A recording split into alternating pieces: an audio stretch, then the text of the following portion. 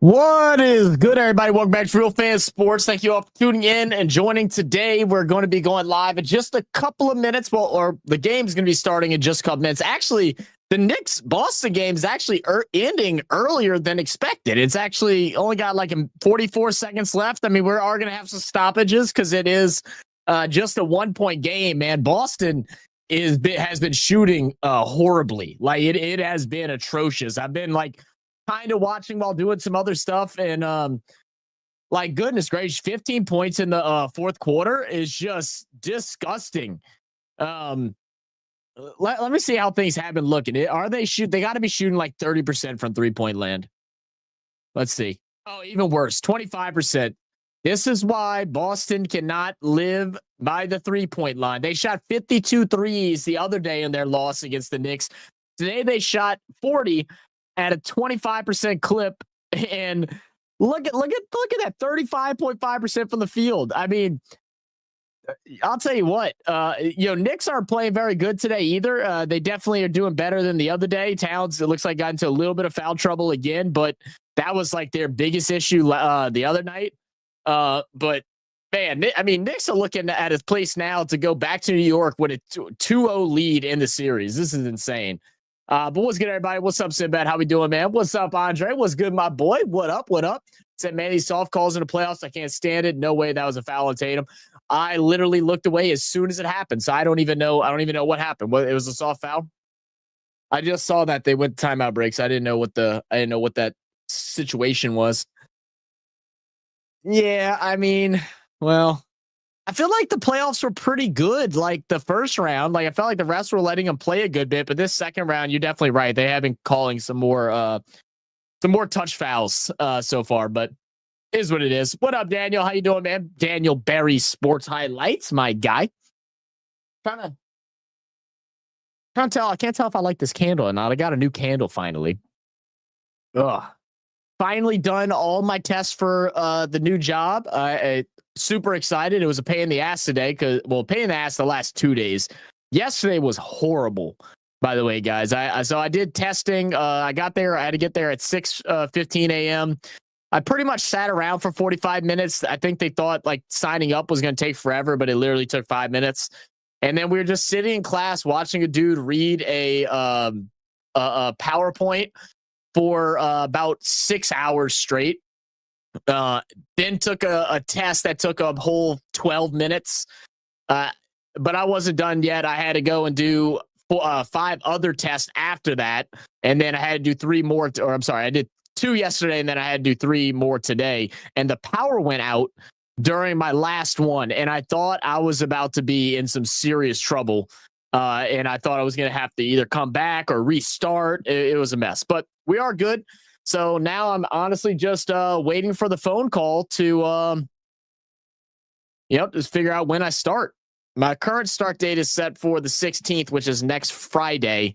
But I'm pretty sure they're going to try and bring me in earlier. I'm hoping it's Monday. I really don't want to start before Monday. It is, Mother's Day on Sunday. So I want to make sure I can spend some time with my mom and stuff like that. Enjoy one last weekend before, the real work starts. But, whatever it may be, I'll be ready for it. We did see Celtics. Tatum did get a dunk. Man, they left him a clear lane to the basket, so they are back up by 1. What's your thoughts on the game so far, Andre? I mean, it's been a lot of upsets, man. Denver got game 1. Indiana has won 2 straight. I heard Cleveland is injured, but I didn't really know anything about it. What are the injuries right now with Cleveland? Are they that banged up? Let me go to scores and stuff. Tomorrow? May 7th, I guess. Yeah, May 7th. And then Golden State got the win, even with Steph getting injured. So that's going to be interesting. He's going to miss at least 1 week. So what's the injuries with Donovan Mitchell? Okay, Donovan Mitchell's there. So who's out on injury right now? Oh, Darius Garland. He's got a sprained toe. They were making it. And Evan Mobley. Oh, wow. Evan Mobley. I don't know much about DeAndre Hunter. But yeah, Mobley and Garland, yeah, that's 2 pretty big. That's 2 pretty big injuries for them. But nonetheless, man, shout out the Pacers, man, doing really good. definitely did not expect the Pacers to be up 2-0, and definitely didn't think the Knicks would be up 2-0. And we'll figure out. It's going to be close. I think Brunson got fouled here, so he's going to shoot 2 from the line. Bad defense decision there from Drew Holiday. Normally a pretty stout defender, but definitely made a big mistake there.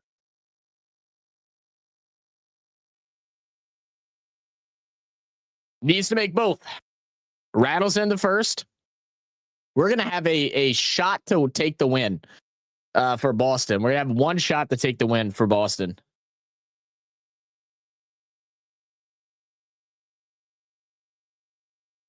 They are going to bring in Robinson, a little bit more of a, not perimeter, but interior defender than Towns. So tied up at 90. Brunson with one more shot to go.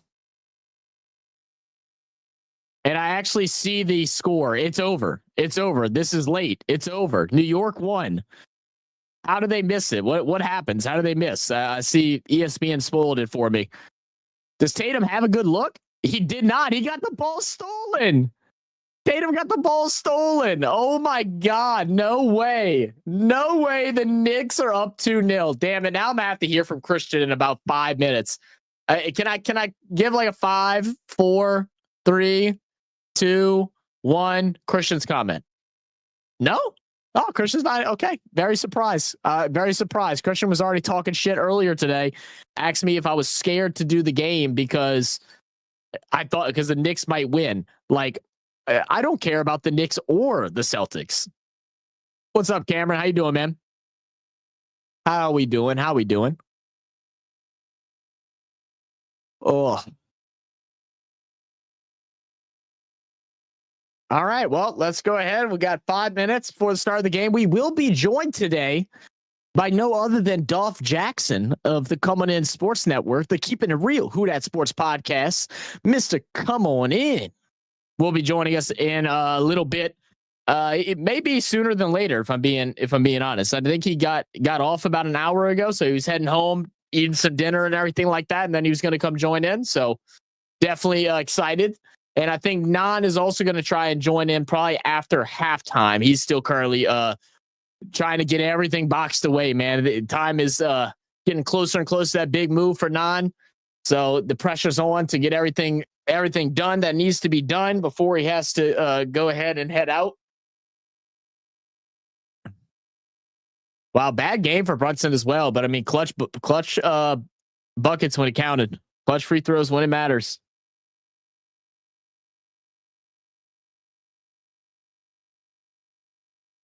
Ooh. How you been enjoying the NHL playoffs, Cam? I know we haven't been able to do it yet. I feel like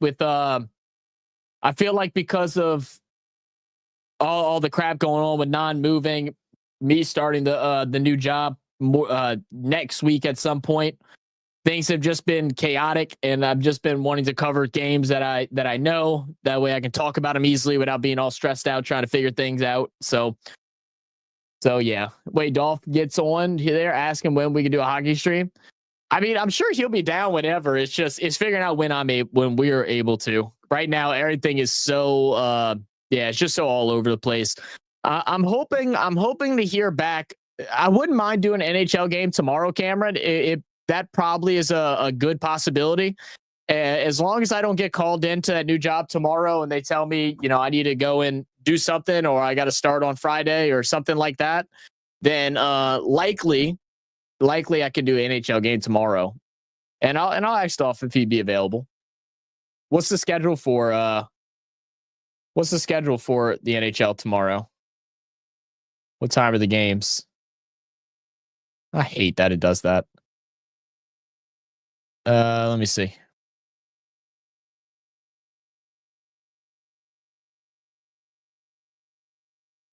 Let's see, what are the games tomorrow? All right, tomorrow we got Hurricanes and Capitals at 6, and then Oilers and Golden Knights at 8:30. What basketball games do we have tomorrow? I wouldn't mind doing the Oilers and Golden Knights.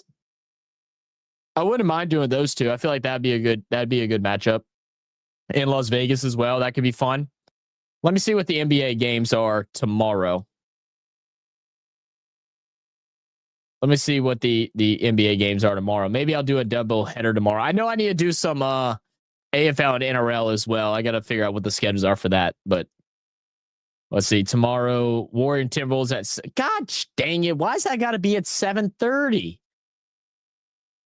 See, I really want to watch that game because I probably won't be able to watch another Warriors Timberwolves series game, especially if I start on Monday. I won't be able to watch another one. That's frustrating. Okay.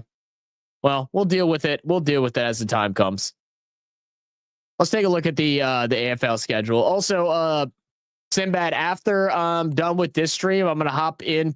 I should be able to hop in the Discord. I do have to go watch my nephew for about an hour, but that's not till about 11:45. So I'll let you know. But I know at some point tonight I'm gonna hop in and set up my team and stuff like that. Let's see. What is the AFL schedule? Why didn't it just show me the schedule like it always does? No, just show me. Why is it doing this? Just show me the schedule through Google. That's so annoying. I say just a hockey game tomorrow night. Well, I mean, I'm not gonna do just one, Cameron. I know you want me to do one, but I have other stuff I gotta do too, man. All right. Let's see. What time's the games? Let's see. They got a Friday Hawks and Melbourne. That's gonna be a shit game. Oh, I probably could do Swans and Essendon tomorrow.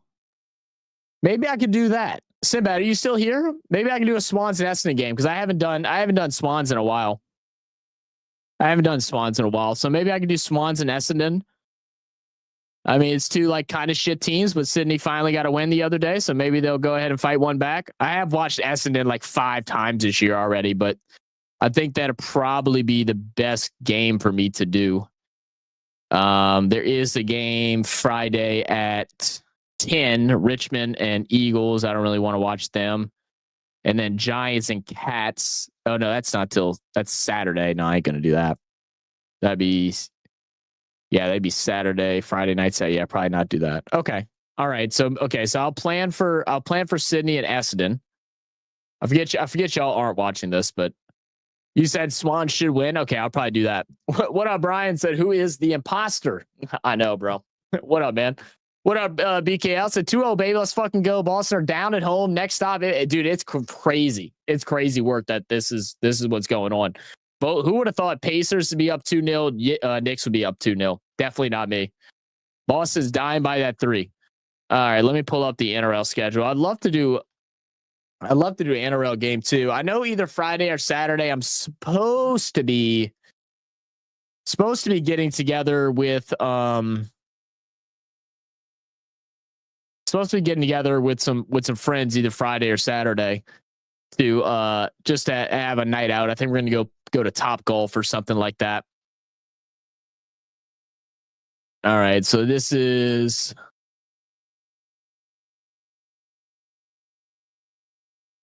I don't know what these time things are. Okay, Thursday at 5 a.m. Okay, that's tonight. Not doing that. God, is there no good times for NRL this week? I could do Raiders and Bulldogs might be a good game, but I might not be home for that. Okay, so if I do an NRL game, it'll probably be that one, which will be at midnight Friday going into Saturday.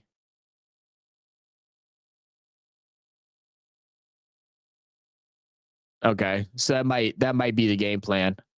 Oh, Saturday night though, my Tigers are playing the Storm. Maybe I could do it Saturday night. Maybe I could do Tigers and Storm. I'd be able to watch them. Okay, that's what I'm gonna plan to. I'm gonna plan to go out with family on Friday, and then do tomorrow night Swans, Essendon, and the hockey game. And then Saturday try to do West Tigers and Storm. I think that sounds like a game plan. I think that sounds really good because Skylar won't even be home. Yeah, Skylar won't even be over at my house that day either. She'll be heading home because it's Mother's Day Sunday. Okay, perfect. I think we got it worked out. We got the schedule worked out. I don't know if y'all were locked into what I was saying, but I was locked in. I got it. Said, what if it was a good finish, man? So I'm not set up for special comments still in Adelaide. For special comments? Okay, fair enough.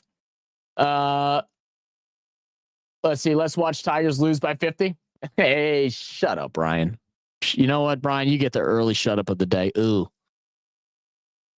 Oh, I finally got some aftershave today, and I used it, and oh my god, my face feels so much better. It has been hurting like since I shaved on Monday or Sunday night. It has been aching.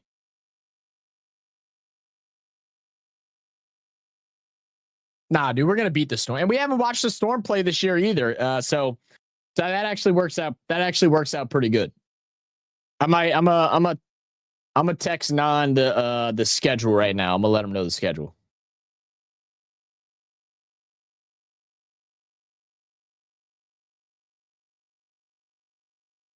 All right, give me 1 second, then I'll be locked into everybody here and getting ready for this game. Okay.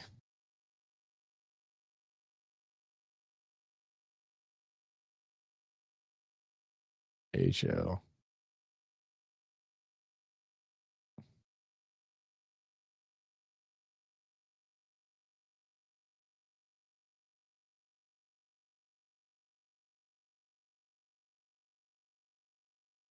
All right. Plans are made. I send it to Non, see what he thinks. There's still a caterpillar under your nose. I know, dude. I like it, bro. I like it, to be honest. At first I really wasn't. But I like it. I think it looks good. To be honest, if I shave the mustache, I mean, I'm really gonna look like a child. Really gonna look like a child.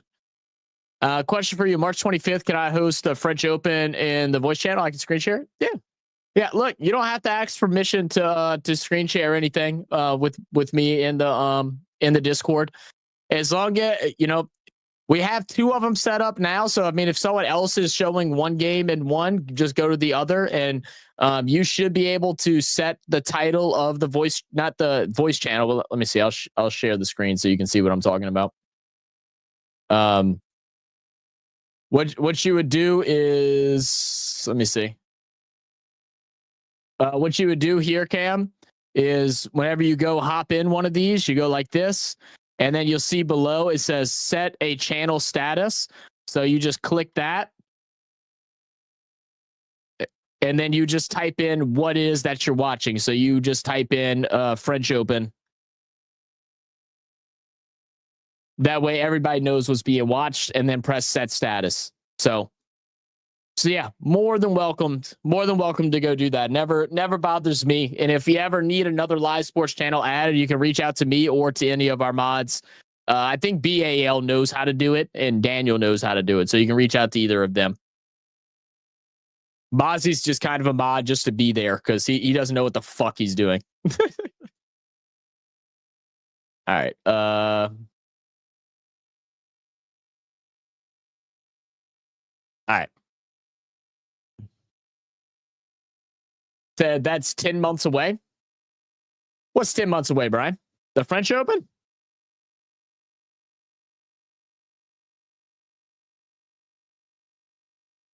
There's a busy schedule, Brian. It's the Roland Garros on the 25th. I mean, that's what you meant. Roland Garros. Yeah. I knew what you meant. I didn't think it was the French Open because I saw it the other day, but I wasn't going to correct you because I don't pay attention to tennis.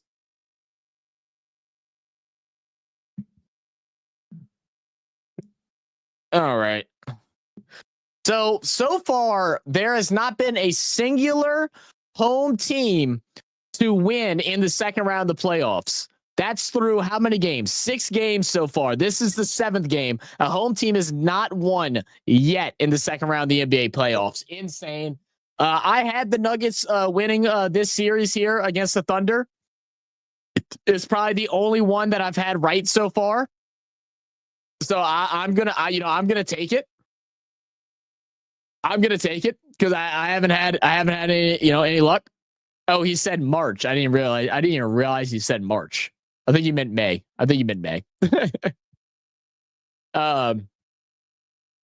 No worries.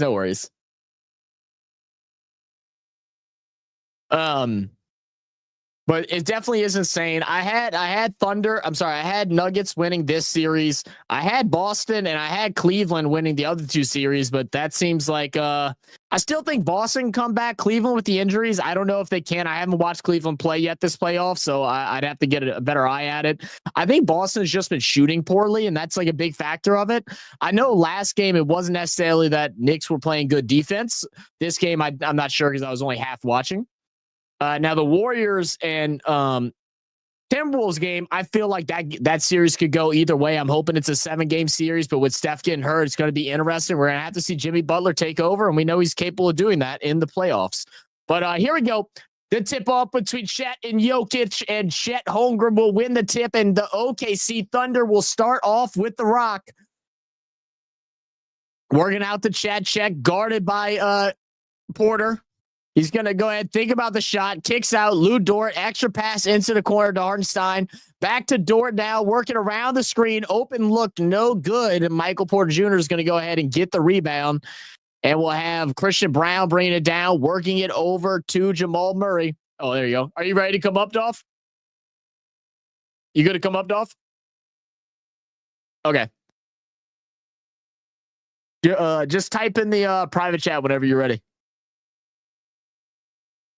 Bad pass by SGA, but still ends up in the hands of Williams. Williams kicks out the Chet. Chet gets picked up by Porter. Could have been a foul there. They're going to let it play. Lou Dort in the corner is going to try another three. This time he'll drop it, and they'll take that lead 3-2. There you go. Love clay court. Me too, Brian. Me too. I think it's the best form, to be honest.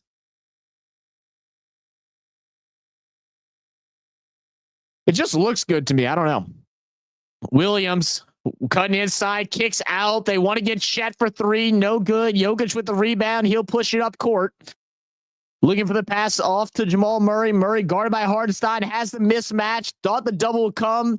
Falls off. He's going to shoot the shot long from mid-range. Now SGA to bring it down. We've yet to see a shot from SGA. It's been Lou Dort and Chet.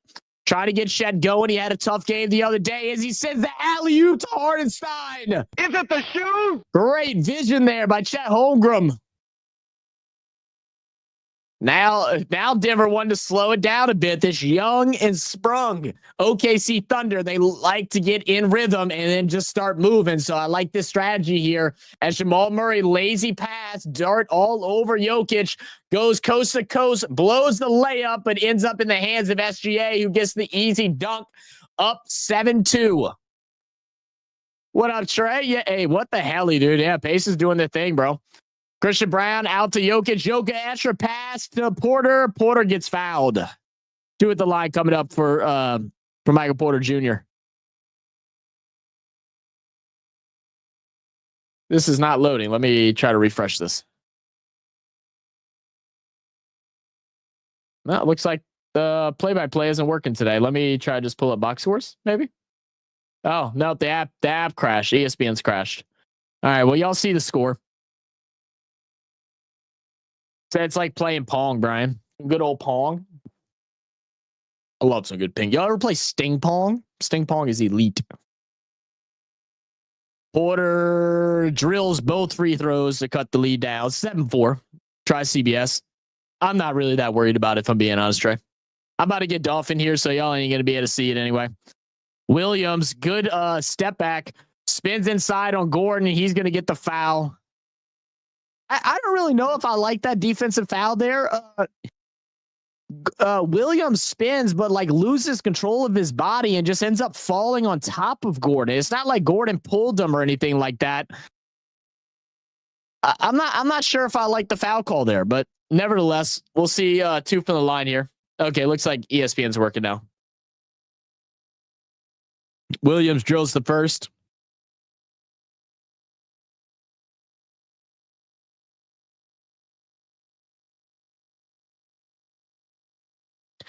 And drills the second. 9-4.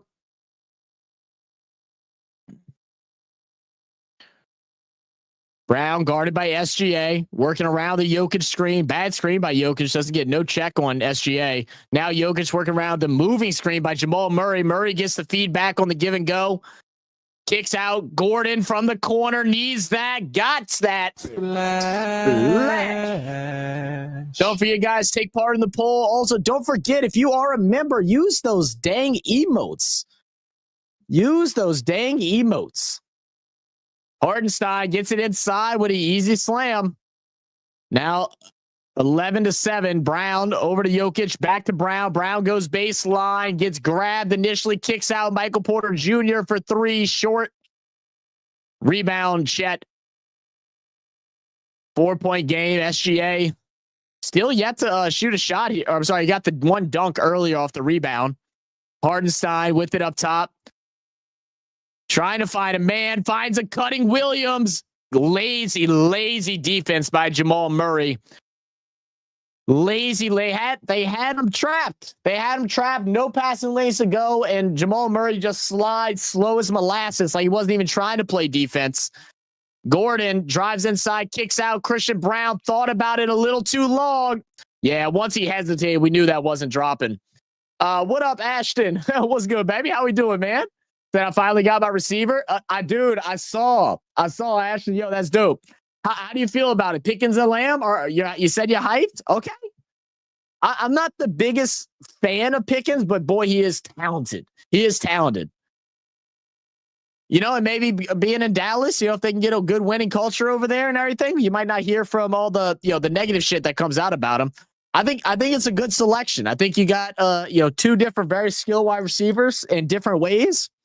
It's a great grab, man. It's a great grab.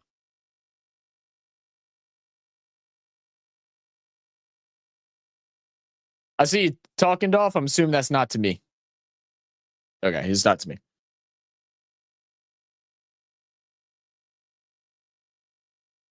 Oh, he's got his headphones now. You good, Dolph? Okay. Just message in the private chat whenever you're ready. I don't know if you saw that. Okay. All right. Thank you. I wonder what Dolph's doing. He was eating some dinner, man. Eating some dinner, talking to his wife and kids. He's doing something. Gordon knocks down a free throw. 9-15. I hate how far behind YouTube TV is.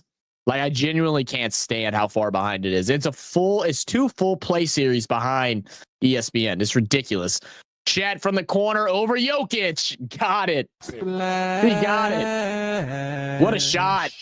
OKC all over him right now. 18-9. Double the score. Timeout Denver.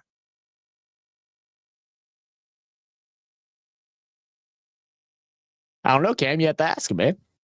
Noah Dolph is probably that Chinese place again, man. He's been obsessed with the damn Chinese food. He's shaking his head. Yeah, I knew it was. I knew it was that damn Chinese food.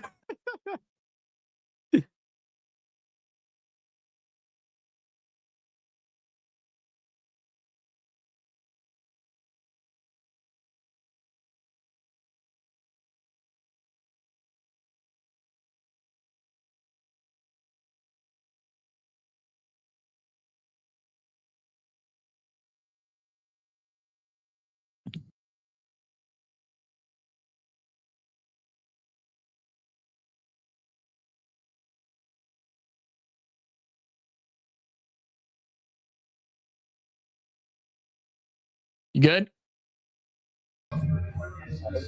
Yeah. What's going on, family? Welcome. What's going on, Zach? Thank you for having me, my brother.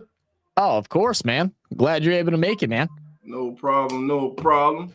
Filling in for the great Nonpfixion. What up, Cheesehead? Yes, sir. Yeah, I think Nod's going to try and join like sometime in the second half, hopefully. Okay. He's going to try to. So cool. We'll have all three of us in here for some fun. Oh, yeah. It's going to be a real fun night. Who was asking what your boy was eating? Cameron. What up, Cameron?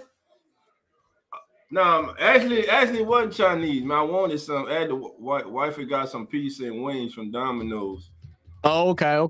Man, it's busting too. I ain't gonna lie. Oh man, it's busting. Man, right look, now. When Domino's is good, it's up good. There, bro. It's just it's just not always good. That's the problem, man. But when it's good, it's good. Yeah, hit and miss. What up, Molly Ma? How we doing, brother? What up, fam?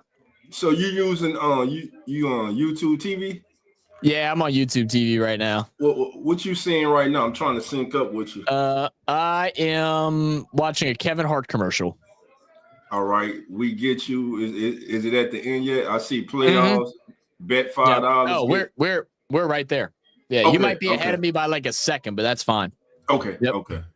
Cool. That's perfect. Cool. How's it going, man? How's everybody week been, man? It's home day. 2 more days, baby. I feel like this week is going by so slow.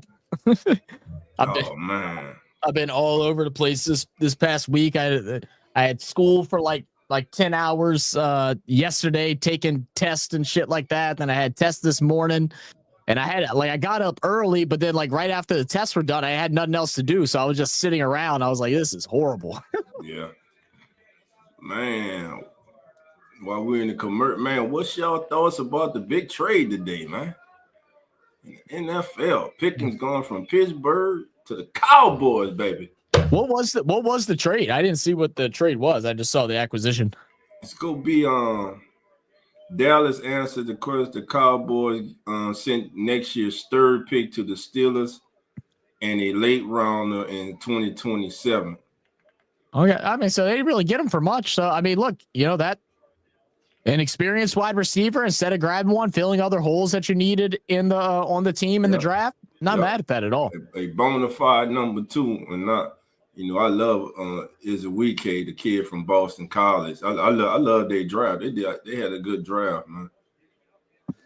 They did, man. Cameron wants to know if you'd be down to join us tomorrow for an NHL stream. I think it starts at 9 or something like that. I'll message you and let you know. Yeah, I think it's at 9. Yeah, of course. Hell yeah. I'd love to. What up, Cheesehead? Said Cowboys wide receiver room finna be nasty. I agree, Cheesehead. I agree, brother. A bona fide number 2. No, I guess you can say a 1A, 1B. Yeah, it's definitely a 1A, 1B situation. I mean, they got exactly what they wanted, man. Big body down the field. Him CD. Now you can let the younger receivers kind of fill in naturally, instead of all that pressure on them. Oh man, that was nice. I love that pick. That's a good. And he's just 24 years old, man. Yeah, very true. Man.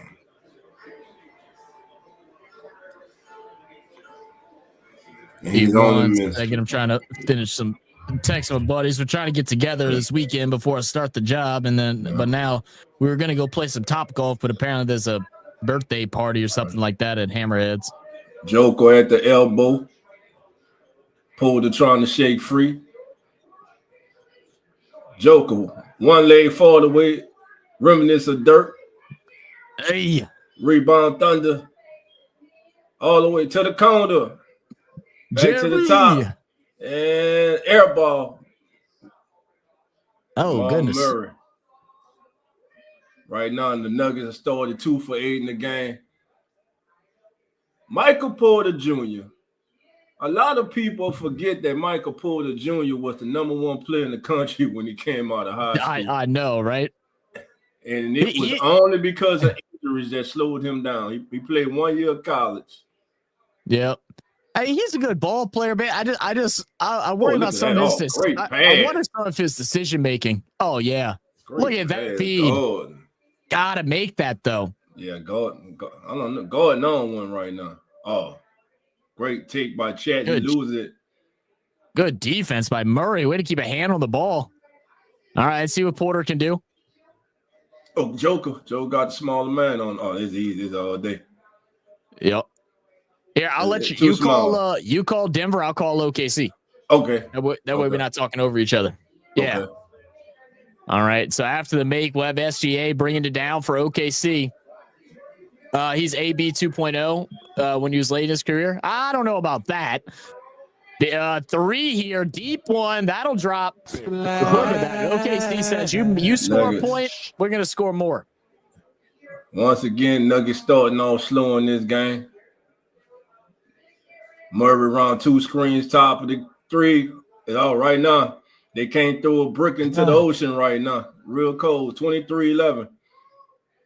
All right, see if SGA can continue to extend this lead. And that's the thing. SGA hasn't really needed to do much so far. He's had a lot of good contributing factors, but this time he's going to get one of his own, little step back jumper.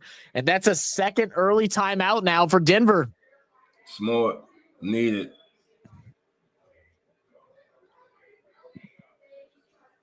What up, Jerry? How you been, man? I don't see them running off, though. Then we're going to make a run. I don't see them running off. I mean, if the trend stays, it's been close games all through round 2 so far, through every series. But man, history has been made. History will definitely be made tonight. Yeah. If OKC can't hold on, it'll be the first time ever every home team has lost the first 2 games in the playoffs. Crazy, no home man. team has won yet. That's crazy. Boston in serious trouble. Nan said, speaking of MPJ, Zach, when we were talking about him, I saw a short and they spoke about that. He had a really bad injury and they are even surprised that he's playing the way oh, really? Wow. I didn't know that. What's the injury? Do you know? Let me see. Let me see if I can find it.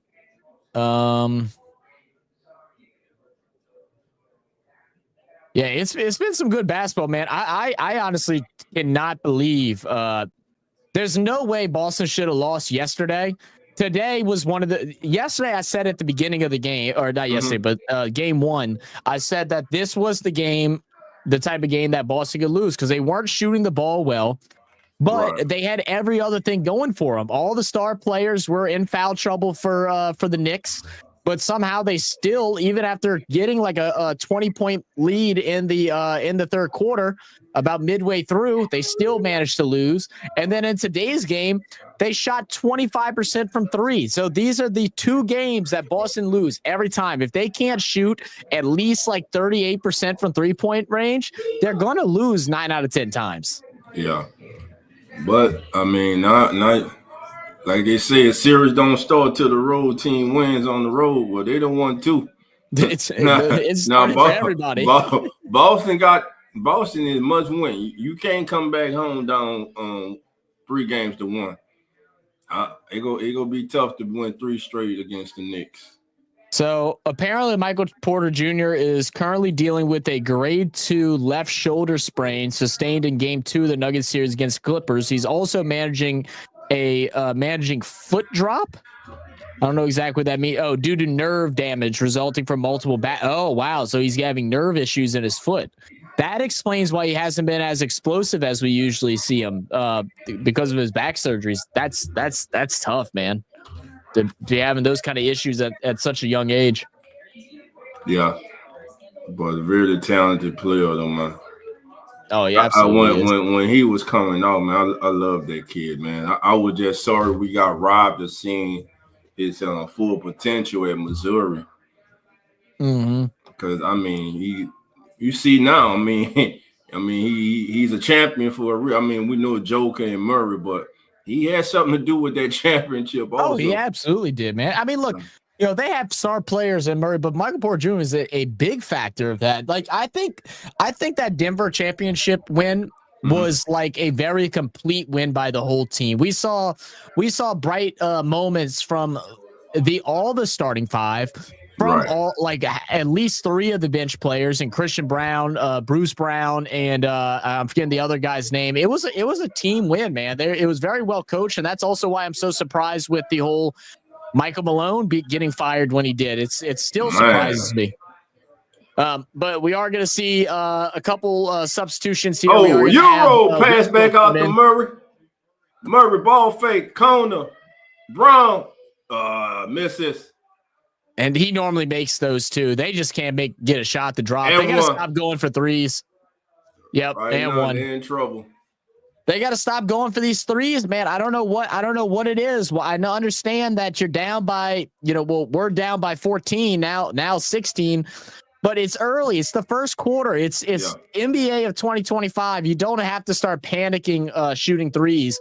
I like Gordon. You get inside, you do a good Euro, you get space, you go up. Maybe you miss. You might be able to get an offensive board, or more than likely, you're going to get fouled. We know how OKC plays defense. They're very physical. They're very handsy. Your chances are you're going to the line. I just don't like that kick out in that situation back out to Murray. Gordon brings it up. Westbrook in the game.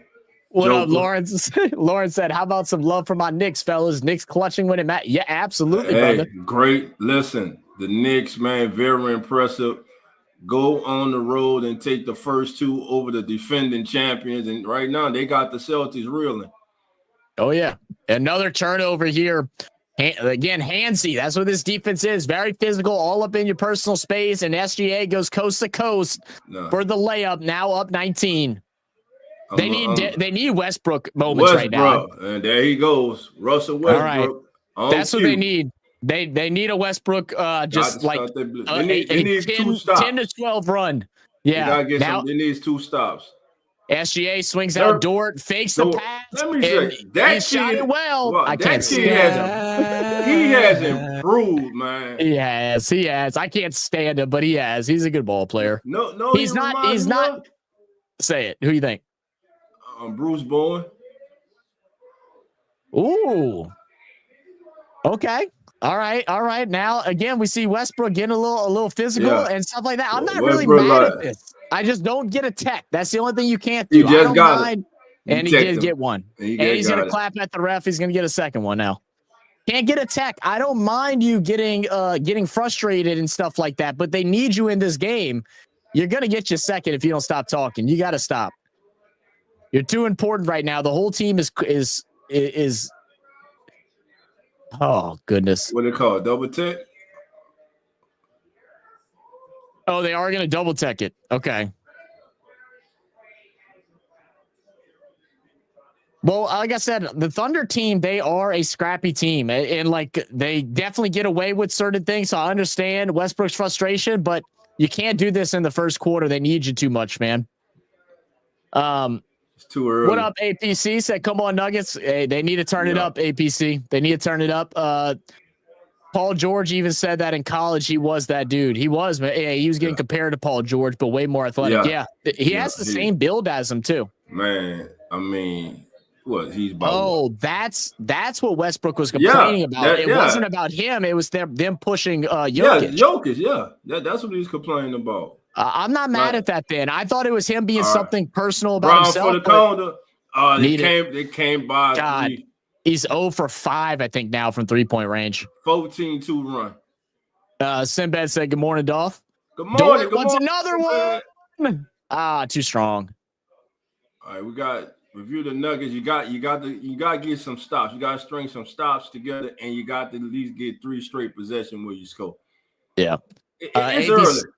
Oh, it's definitely early. APC said I put a cash bet on it. Okay, only $5 to make $7,000. Oh, you got a crazy parlay then. What's your parlay then? And you said I'm from Australia. Well, what up, man? $5 to make 7,000. Shit, I need to get in on that. He on like a 12-leg parlay. Oh, behind the back for SGA, fading off the glass. Got the shot to drop. All right. My! Right now, it's a full blitz. Right now by the Thunder. Nuggets are in trouble. Great pass. Westbrook in the corner. Westbrook is bringing the energy. He's bringing the energy. A quick 5. Quick 5 from Russell. Now it's stopped. They haven't been able to get it, though. What part of Australia are you from, APC? SGA drives inside, dishes low, and they're going to call a foul on Michael Porter Jr. That's a weak call. That's a weak call. I mean, that's not a foul, man. Dort jumps directly up, and Michael Porter Jr. with the outreach arm gets the block. I don't know if there's enough contact to call a foul there, but who am I to say? So you're from Queensland? Okay, I got you. What where did you follow us from one of our like AFL or NRL streams or something like that, or cricket? Or did you just find us for basketball? I'm asking because I know we get a big audience from Australia. I really don't know how Twitch works as far as since we had big streams for the NRL. I don't know if it's now putting our content out to Australia now or what's going on. Trying to figure it out. All right, couple free throws. Westbrook in the backcourt. Russell Westbrook right now. He's the only one playing with the fire and energy right now. Oh, it's a steal. Try to get the Joker. It's stolen. Yogi's just got to pick up the ball, son. Just got to pick up the ball. Oh my God, he traveled. Let me say, they gave him bad. He traveled, man. First of all, I ain't got the dog in this fight, but that's a damn travel. That's what wrong with the NBA. That's a damn travel, man.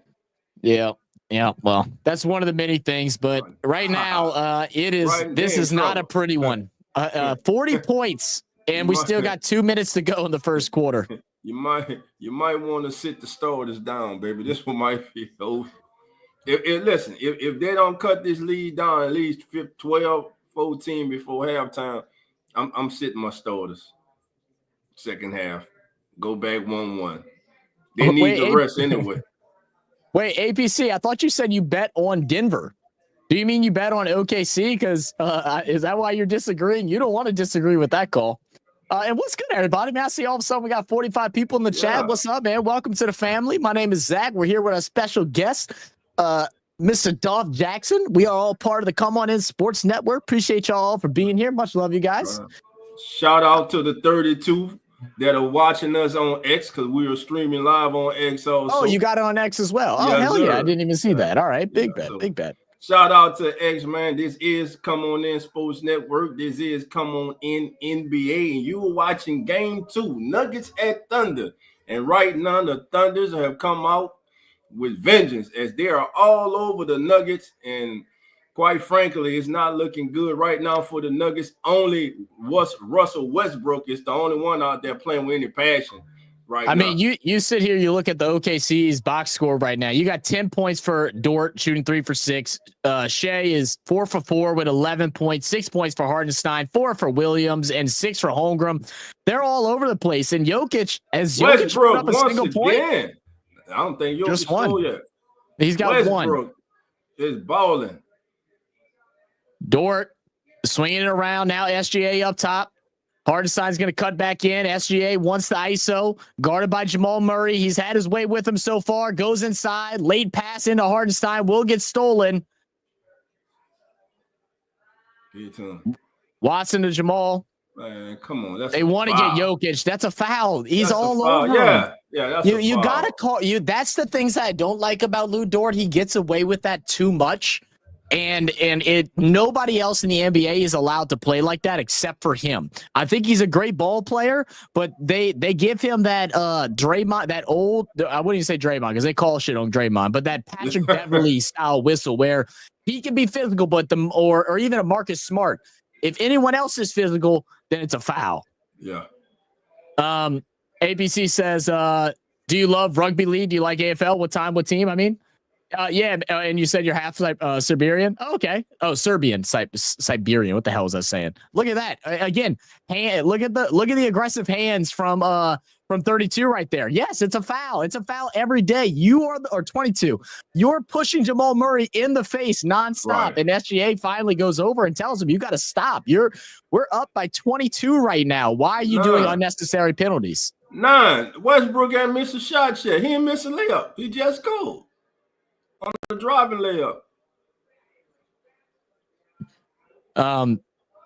Yeah, he's 3 for 3 right now. Yeah, he's 3 for 3. But yeah, APC. Yeah, I follow both the NRL and the AFL. AFL, I'm a Sydney Swans fan. I am going to be doing the Swans game tomorrow versus Essendon. And then for the NRL, I'm a West Tigers fan, and I'll be doing the West Tigers Storm game on Saturday my time, which I think is Sunday for y'all. Cool. So I'm a big Collingwood fan. APC, you're gonna fit right in, brother. You're gonna fit right in. We got our boy Sinbad is a huge Collingwood fan as well. Y'all have been killing it, bro. Y'all have been killing it. So, all right, educate your boy. Collingwood, are they one of the top teams? They are the top team right now. They are the top team right now. They are so good, bro. Well, like what is they like tradition wise? Are they like one of the powers traditionally? They're a team that everybody hates. Okay. They're always pretty consistently good. They are coming off of a couple of bad years, but they're back in full form right now. Okay. And they have a chance against any team any given night, regardless of what the score is at half or third quarter. Don't matter. Yeah, some one game wonders. I think the Tigers are going to get a lesson on the weekend. Okay. They might, Shane. They might, but it'll still be some fun regardless. And I think we had a foul, so we're going to see SGA get a couple field goals. But finally, we get some buckets dropping for for the Nuggets. They are all over Jokic right now. They always got two eyes on him. He managed to get a bucket on that last possession, but they just don't want him getting the ball. That's what their goal is. Don't allow Jokic to touch the rock. So that means we need to see Michael Porter Jr., Jamal Murray, Christian Brown, Westbrook. They got to play their role today. Right. They've got to if they want to have a chance to win. Well, right now, Westbrook playing his role.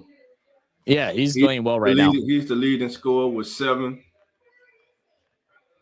Aaron Gordon is next with 5. Joker has 4. Christian Brown, not yet to score. Jamal Murray is only 1 of 4 from the field for 3. So at the end of one, 45-21. But like you said, bro, this ain't the NBA of the early 2000s, 90s, 80s. This 24-point lead means nothing. No, chip away at it. Just chip away at it and beat it in the end. APC said, are you streaming the State of Origin, Queensland? So APC, normally we do stream every NRL matchup, every State of Origin game. We've done at least 2 the last 3 years. 3 years, 4 years, something like that.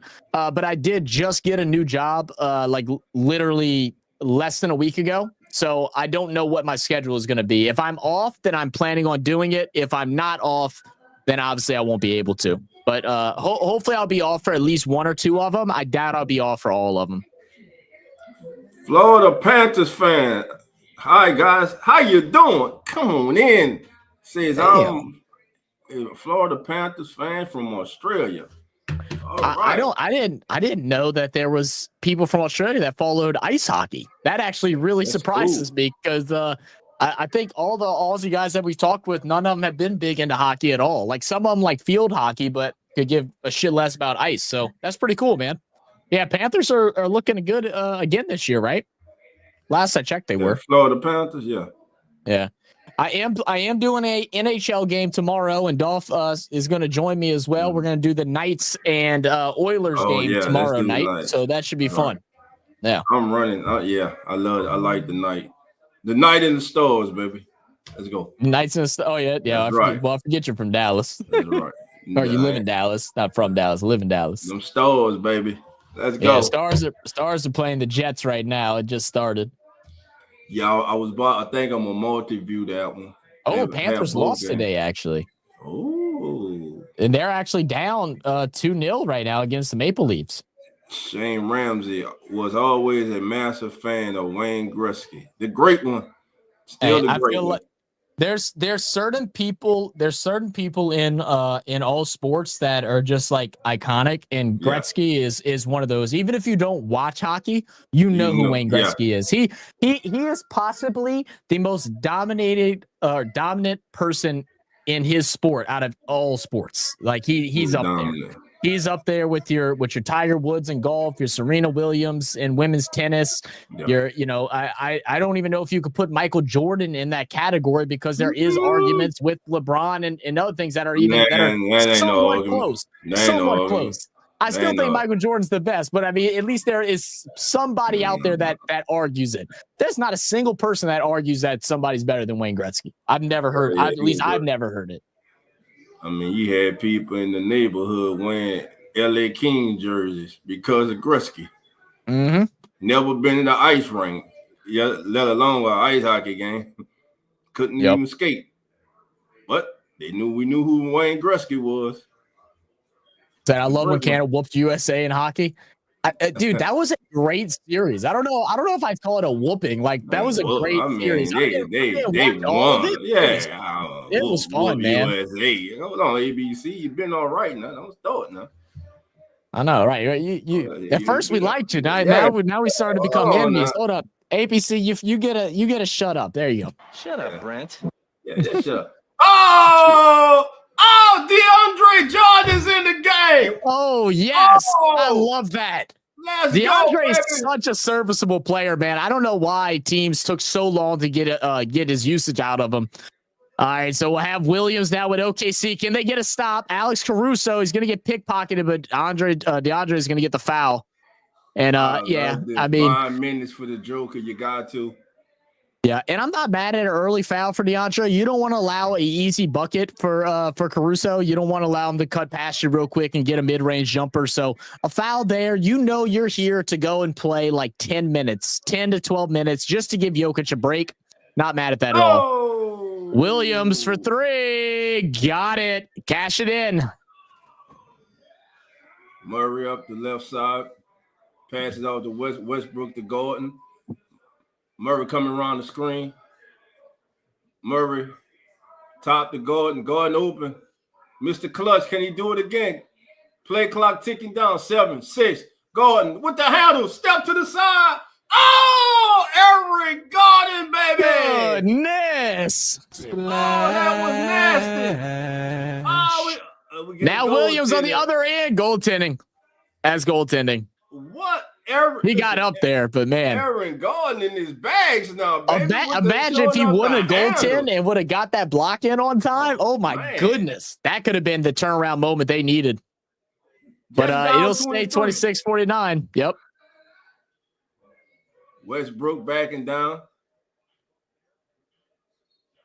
That's a foul. Yep.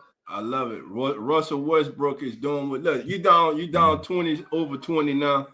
Attack no threes unless it's a wide open 3. Right.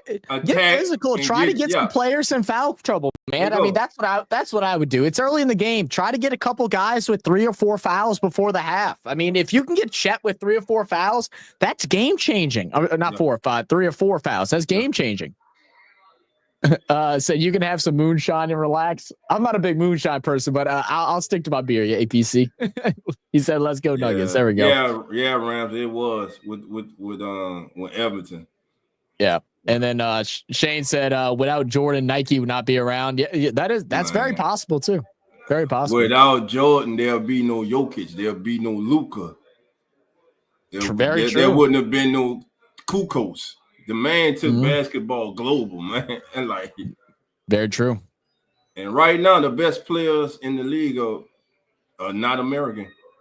Yep. You're not. Very true. Williams. They can't miss. 3-point shotter. Yep, that's going to drop again. They can't miss. They shoot it, man. What is their field goal percentage right now? Crazy. Let me see what they're shooting. They are 60% from 3, 75% from the field, 100% from the line. I mean, that's just winning numbers right there. That's insane numbers right now. Williams drives all the way into the cup, off the glass. A late whistle on the foul. It definitely was. I liked what Christian did there. He tried to take the chair away from Williams as he's driving in. He just keeps backing up. Yeah. He really just needed not to reach in. Yeah. I think if he just doesn't reach in, Williams loses balance and falls over, and it's a turnover. But now we'll get 2 free throws from the line for Williams. Jalen so far, 8 points, 3 for 4 from the field, 1 rebound, 2 assists. Looking to get to double digits. Said to me, Jordan, Matt Johnson, Kobe were the best I have seen. They were special, man. Yeah. So back to a 23-point lead. 1 more free throw to go. SGA getting a cool down over on the bench. And this lead is still extending. Another free throw drops. 24 up. OKC over Denver. This the NBA. What the hell was Russell? Oh, they called charge. Charge? Oh my God. Oh, come on, man. Russell Westbrook. What the hell, Russell? I don't know what that was. Wasn't it? That's not a charge. 1, 2. Is that a charge? He stepped there. He was moving. And he that's not a charge. Challenge that. No, Denver coach. Oh, coach. They're gonna say and 1. Yeah, right now, if you're a Nugget fan, it don't look good. What up, Sid? How we doing, baby? Sydney Cox, Sydney. Oh, Sydney. Hello, Sydney. Every time I hear City, I just think of white men can't jump. Another 3-point shot. I think of Scream. Now Denver. They're my movies. White Man Can't Jump is my favorite all-time sports movie, White and it thing go may be my favorite movie of all time. How about we gather up all these bricks and build a house for the homeless? That way, your mother have somewhere to sleep tonight. Dude, amazing. The 27-point lead, and right now it ain't looking good if you're a Nuggets fan. Right, No, simply put, the Thunder have come out with a sense of urgency. And it looks like, on the other end, it seems as though the Nuggets have gotten complacent since they stole game one. You know, it's almost as if they're fine with going back to Denver, 1-1. With a split. Yeah. Man, you got to make a better showing than this. They did the same thing with the Clippers in Game 6. They had the opportunity to go ahead and close things out, and they just came out really slow. I think my biggest concern today is just the lack of aggressiveness. They're really allowing OKC to just bully them on both sides of the court, and that's just not a good thing. It's one thing to play a little bit slower and to accept, losing by a couple points or whatever, and then, bring energy next week or, next matchup back in Denver. But to just get absolutely bullied, that's not a good look. Right. All right. We 44 strong on X right now. This is Come On In NBA. This is Real Fan Sports. I'm not one of the hosts, but I'm family. Zach, 9 today, baby.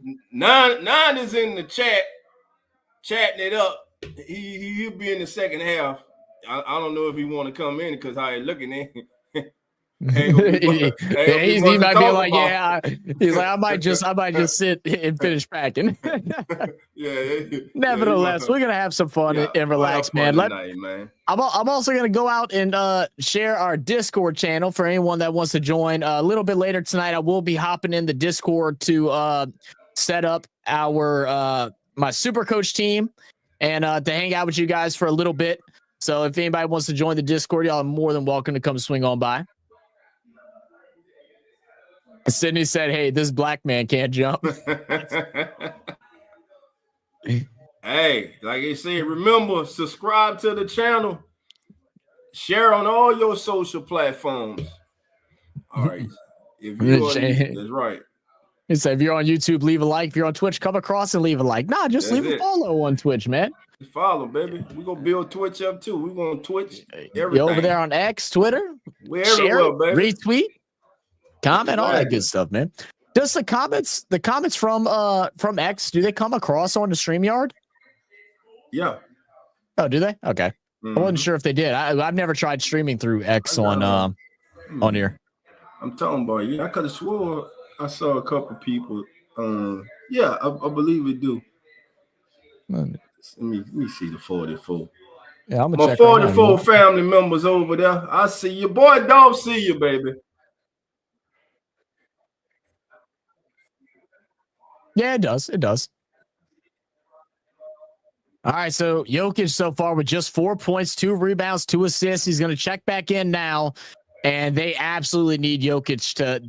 They got to start playing defense. Like, I mean, the points is something to worry about, but if you can't get stops, it doesn't matter. Look at that, 76% from the field, 64% from 3.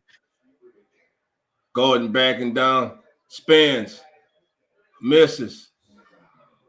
Thunder out and running, open court. It's not a foul there? And one. No foul. Oh. Yeah, Caruso with a great reverse.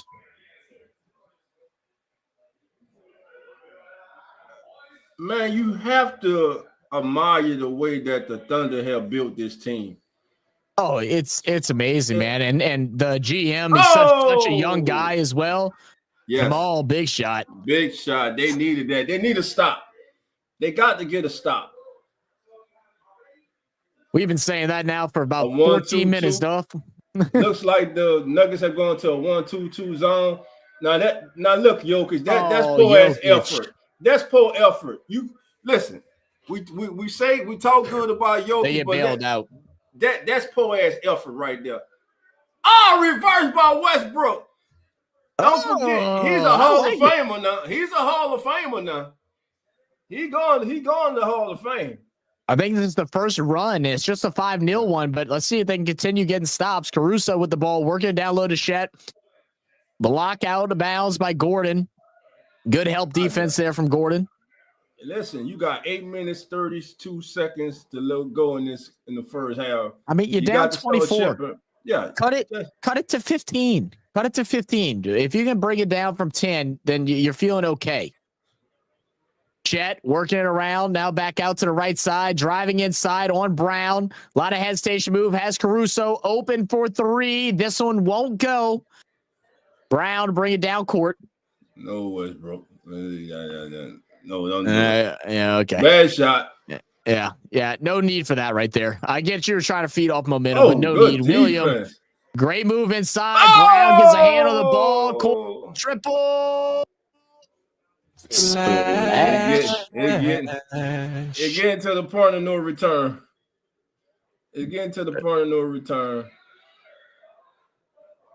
Aaron Gordon pump face to the rim. They didn't call a foul? Oh, no. Okay. Oh, wow. 2 blocks in a row from Holmgren. Now running all the way. And how many times have I said that today, or you said that today? Coast to coast for the Thunder. They're just making it look easy. They are missing. Good feed inside of Brown, but goodness. Got the finish. Caruso! In and out. It's going to be a foul on, what's that? Wallace? Let me see. Good block. Said, NBA would have never gone global, man. Watching the documentary on Dream Team 1 as it was happening when they were trapped before the Olympics was eye-opening how big Jordan really was. Very true, man. Yo, the Nolan Chop podcast. Kai the Great. What up, Kai? Kai! How you doing? Yeah, Kai. They're putting a good old-fashioned whooping on them. I ain't gonna cuss. It's an ass whooping, bro. You can just say it. There you go. They're whooping their ass. We're past the 5 minutes. We're good now. We can let them fly. Jokic inside, a lot of contact, no foul, and I like the no call there. He was standing straight up. Yeah, what's up with Jokic? He's struggling, man. The Jordan impact is like how you see Steph and Clay's impact all over Asia and South America. Very true. Yeah, I mean Jordan. Steph, AI, Kobe. I mean, like those are just 4 so influential guys through the mid 80s, up until now. Jamal Murray. Oh, big 3 by Murray. Needed it. They need something. It's almost a 30-point game. We still got 6 minutes and 34 seconds to go before halftime. It's still time to cut this lead down. They got to do it now because OKC up by 26. They're not right now. They the way that OKC is shooting, they're not gonna continue to shoot like that. They can't. Because right now they're over. What, they still at 70%? Well, I think they're under 70% now. Let's see. They're sitting at probably not much under it. About 68%, 66%. They're at 64 now. They're at 64 now, but they're still over 50. Still over 50 from 3. And something that I saw a big issue with the other day through the couple playoff games that I did. This free throw, man. Teams have not been shooting free throws very well so far through the playoffs. The other day we had 2 teams that were shooting 65 and then like under 60% from the line. They're 100%, man. It's just good, clean basketball. Yeah, you got to like I said, listen, when you're down like this, it's easy to just go out there and jack up threes. You can't get it all back in one possession. You got to chip away at the best way to do it. Attack the rim, put the onus on the officials, make them have to call the foul, get to the free throw line, knock down your free throws, but also stop the clock. So there's a way to do it, and right now the Nuggets, that's how they have to be. Listen, they're a championship pedigree. You'll see no panic, but right now Jokic, I don't know what's going on with him, but he doesn't look like his normal self. And right now, I'm questioning his effort. That's right. I'm questioning his effort. I don't care about him being the MVP, supposedly the best on the planet. damn it, his effort tonight. You're supposed to be a leader right now. Your team is getting spanked. You're getting embarrassed on national TV. This is a disgrace, and you're not showing up. Well, and the one thing is that normally when Jokic gets like doubled and tripled like he is right now, at least he's able to find open guys and stuff. He did a little bit in the first quarter, and shots just weren't dropping. But it seems like far through the second quarter, when he gets the ball, it's almost like panic, and you don't really see that out of Jokic often. But like you said earlier, Zach, Jamal Murray, he has to start coming on. Brown definitely has to start hitting some shots. He's missed point-blank layups. He's missed wide-open threes. I think he's Michael for like Porter 6 Jr. right now. Has to get going. Those three have to get going, and Westbrook has to keep doing what he's doing, attacking. Mm-hmm.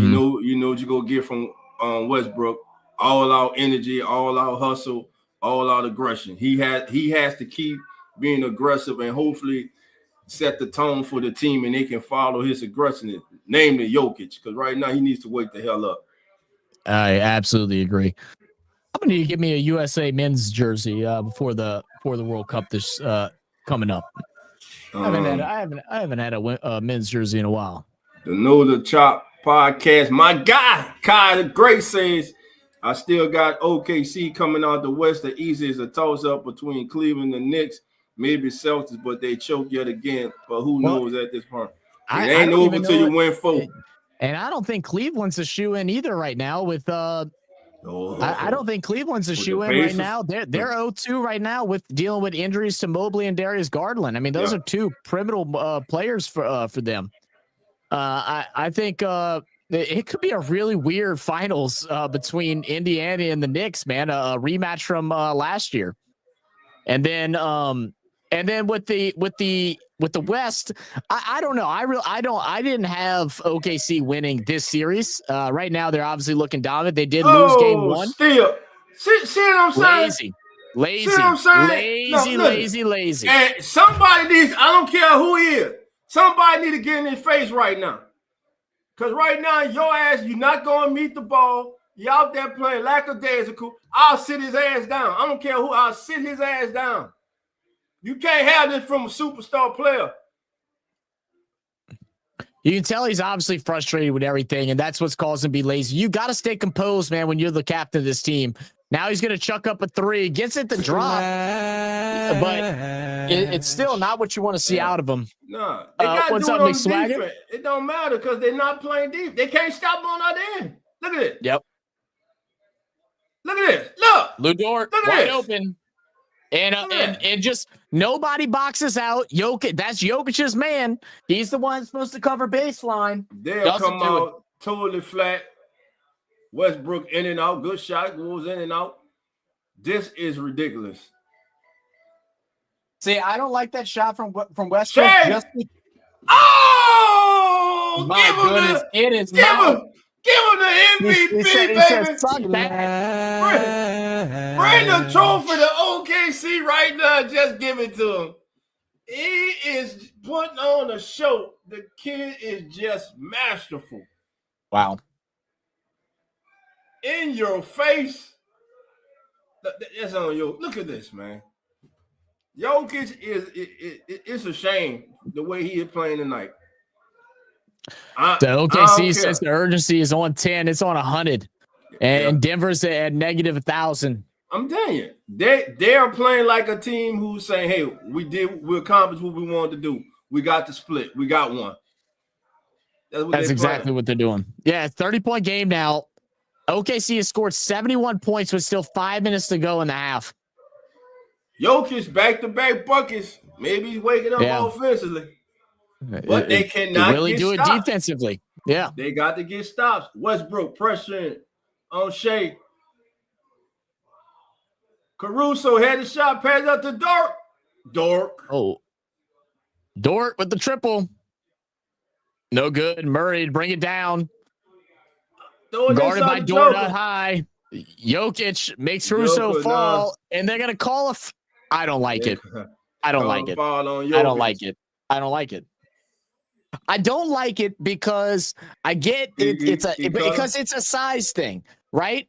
It's a size thing. He's been getting bumped like that all day, but because he's bigger, he's not falling down. But he does the same thing to someone else, and then all of a sudden it's a whistle. I don't like that. I don't like that at one bit.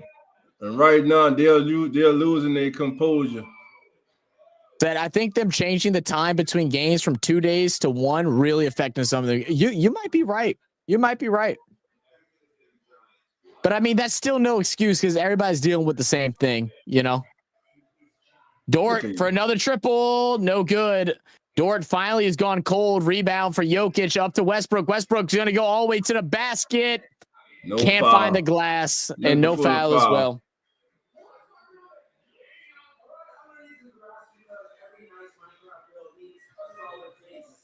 Westbrook back in OKC where it all started. Absolutely. Oh, Wiggins.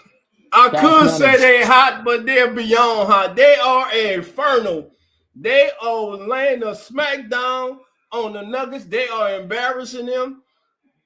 And right now, the Nuggets have no fight. Court violation. Jesus. You got no fight. This is damn right embarrassing. Put in the bench. Put in the bench at this point, man. Put in the bench at this point.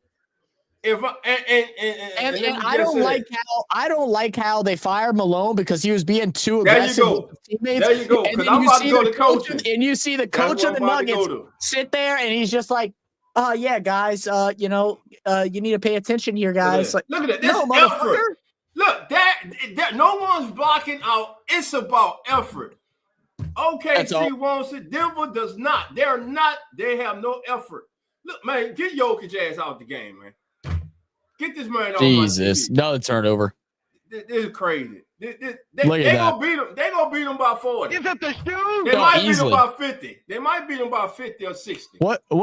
Didn't we just see the biggest win in NBA playoff history between Cleveland and whoever they played in the first round? I think we might see a bigger win here in the second. I know one thing. They better not lose this damn game. Now, if they lose this game, hey, the biggest choke job in the history of the NBA. Nah, they ain't gonna lose this one, man. There ain't no way. Yeah, because right now Denver has absolutely nothing. They are giving you absolutely nothing. Not said the biggest. It was 55 points. They might do that, man. They might do that the way this is looking. They might do 65 tonight now. Because Denver ain't putting up a fight. They deserve to be sprayed for their performances. Sprayed. That's crazy. Sprayed and neutered. Sprayed and neutered ass. Because right now, that's what they get. They're getting their ass. They're getting shellacked. They're getting their ass whooped. It's embarrassing. Mm-hmm. You're supposed to be. I'm taking it back. He ain't the best player on the planet. No. He ain't the best player. He one of the best. He ain't the best player on the planet. Best player on the planet don't let this happen. No, you don't. Everybody has a bad game, but it's like you said, it's the effort plays that really bothers me. And it's not even that other players aren't putting in effort. It's that it's you. It's you. They're attacking you, and you're getting bullied. So we'll see what happens. They keep Jokic in. They do bring in Watson. Watson to Jokic. Jokic up top, guarded by Hardenstein. Wants to keep the ball. Feeds out to Watson. Shot. Corner three. Got it. Yeah, Swagger. That's exactly like I'm saying. That's exactly how they playing. Our mission is accomplished. And look at this. No resistance at all. This is pissing me off. That's what it's doing. And I'm not a fan of neither one. I just like good basketball, and this is embarrassing. I don't like to see Westbrook shoot that. He finally got a rebound. Yeah. He finally got aggressive. On brighter news, the NHL game between Winnipeg Jets and Dallas Stars is close. Well, there you go. Let's see. What still 0-0 through the first? Sitting in Craig Bellamy. What Joanna man? Put Joanna man in, damn it. This is ridiculous.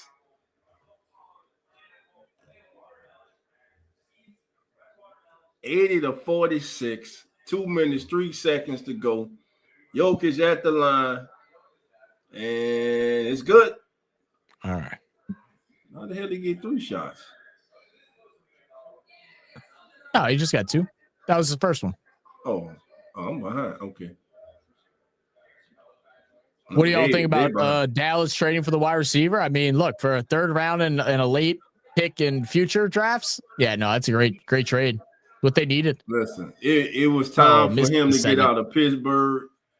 He needed a change of scenery. Dallas needed a bona fide and legit number 2 wide option open at again. wide receiver. And they're just, I mean, they're just killing them, man. Look at what. Say what you want. Oh, that's a foul. He pushed him. That's a foul. He pushed him in the back. He pushed him in the back. Yeah, it's got to be a foul. Yo, you pushed him in the back, Hartenstein. You know what you did. He pushed him in the back. Watch, he just go push him. Now push him.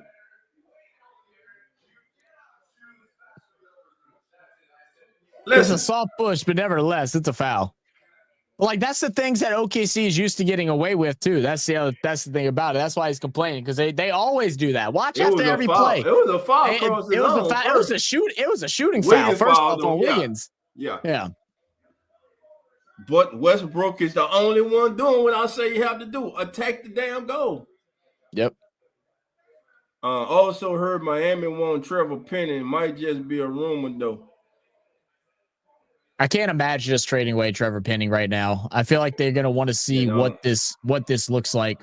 Listen. So they got I'm assuming they called either a technical or a flagrant foul on Hartenstein, and then now we're going to see the shooting foul that was caused by Wiggins. So we'll see Russell at the free throw line. But that's 2 back-to-back free throw misses for Jokic. That's what I'm saying. You need everything right now. What Miami going to give us in return? That's what I'm trying to figure out. I mean, we need line. Like, we're trying to figure out what our line is. If you're pinning, I don't even know if you'd want that trade to happen either, because I mean, you're playing for a contract. This is contract year for him, of whether or not he gets. What if Miami trades for him, though, he starts because Teron retired. Yeah, starts. That's true too. He starts on at the tackle. Yeah, he starts in Miami now. He start right now. He's still the starter here. He's starting New Orleans, but he's going to be a guard. Your tackles get paid more. That's true. I don't think they're going to switch him to guard. You don't personally think? I'll leave him as my swing tackle. So wait, you don't think Calvin Bank goes to left tackle? Fuagi goes to his right tackle. Yep. Where you going to go? You don't put him at left guard. Let Cesar Ruiz go right guard and then center McCoy. He's my swing tackle. He's my backup tackle, left and right tackle. He plays Zach Streif role. Okay. That's what now it depends on now. Miami give you a 3, which I'll be surprised if they do. Now maybe they won't give you a full 2 fours. I mean. But right now, what is the option after Penny? I mean, there is none now, but we didn't have options after him or before him until this year. So I hope nobody ain't saying Landon Young. Yeah, no, definitely not. I don't know why. I mean, Will Clapp, but Will Clapp's not a natural tackle. He's a center and guard. That's the main reason he came back. And look, right now, Will Clapp and Radens, is that the correct name? I got to learn the kid's name. Radens, that we got from the Titans, him and Will Clapp. Maybe. I mean, you can see him starting in because Nick saw the problem with him is he needs the reps, but he can't stay healthy. Free throw is up and good. 33-point game. A 33-point game. Who would have thought it, family? I am so interested what they're going to Chuck and them are going to say at halftime. Because I wonder if they it's just effort to me, man. Look at this. It's like SGA working on Brown, step back. No travel there? Thought he picked up the pivot. Williams goes inside, pass inside to Wiggins. Man. Wiggins turnaround jumper, no good. Westbrook down. Michael. Gotta make He it. got to make the tip. Gotta Got make missed it. the three. This is pathetic. Now Williams pass back to SGA. They're going to slow it down here. Less than a minute, 45 seconds to go in the half.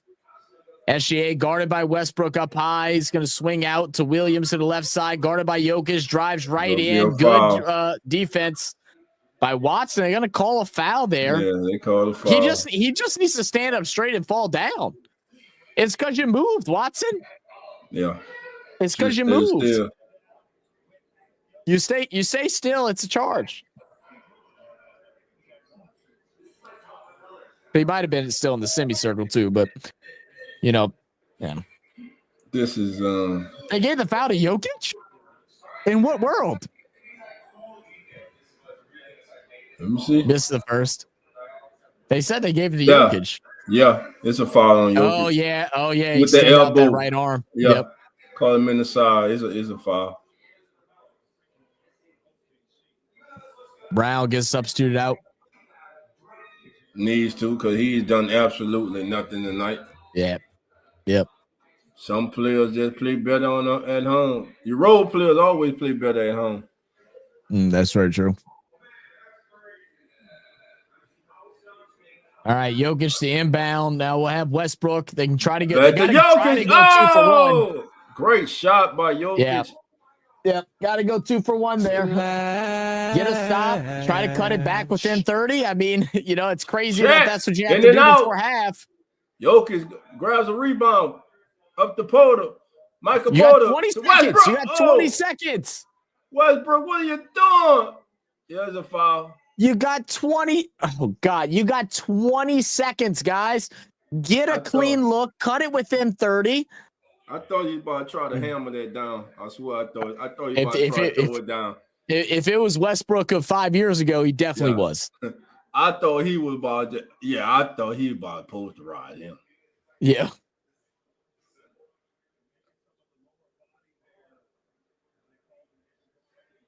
Are they challenging now?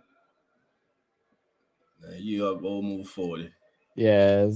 I mean, they could challenge just to challenge it, but. All right, 2 free throws. Try to cut it within 30. All right. Let me say, people can say what they want about Westbrook, but since that man does not cheat. Look at that. 4 of 9, 5 of 5 from the free throw, 14 points. He done came to play. Mm-hmm. He's attacking. He's going at him. Agree 100%. That whatever he had, it needs to be rubbed off on the rest of the team at halftime. You are not lying, man. He is in straight attack mode. That's what you got to do. Like I said earlier, this is how you get back in games. But they gonna need Porter. They gonna need Murray. They gonna need Brown. They gonna need Joker to wake the hell up. And Aaron Gordon. Because he's been quiet since the beginning of the game. Trap up top on Gildas. It's gonna be a foul. It's halftime. They didn't call a foul before half? Yeah. Yeah, they are. They Goodness. called a foul before half. Let me see. Yeah, I agree. Hand pulled the ball. Let me see.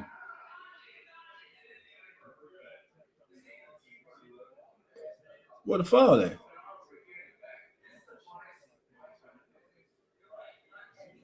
They get him on the elbow? I'm trying to see. What a foul at? Looks like he got him on the arm.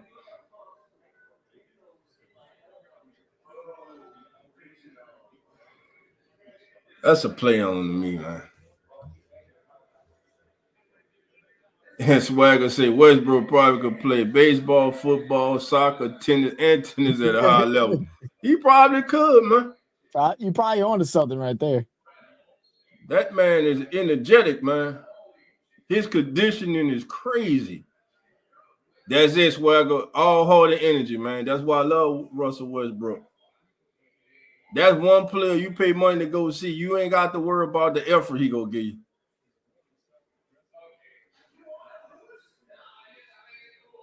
$86-56, 30-point lead. Who saw this coming? This is the most points in any half in a postseason game since 2017 NBA Finals Game 4. Wow. And a 30-point gap, man.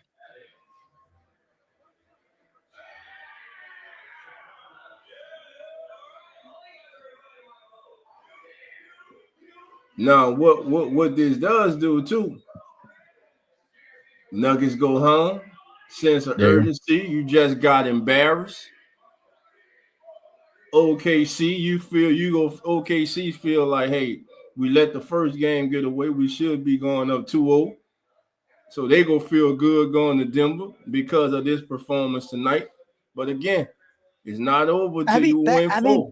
The thing is like, Denver, because they have the experience to win a championship, dropping one game doesn't affect you as much mentally. Right. But what it does is it gives a big boost to this team that in OKC who feels like even though they're the number 1 seed, a lot of people still doubt them. I mean, I'm one of them. And, so they're hungry. So they go out and you get a big win like this. It brings a different type of energy whenever it comes to game 3. You want to keep this thing close. You want to keep it within 15 points. Allowing them to go out there and just dominate to this fashion is it's a bit ridiculous, man. It's a bit ridiculous. It's a crazy. Listen, the man got 18. Luke Dort tonight, family. When Luke Dort is making threes, you're in trouble. You're in trouble. Man. I mean, you just got to look at each other and be like, man, we know he can't shoot like this. I mean, it's just one of them nights. He just started to struggle, but he made them whenever it mattered, man. He was 2 of 7 at one point. Yeah. He was 3 of 3 at one point. He's missed the last whatever that is, the last 6.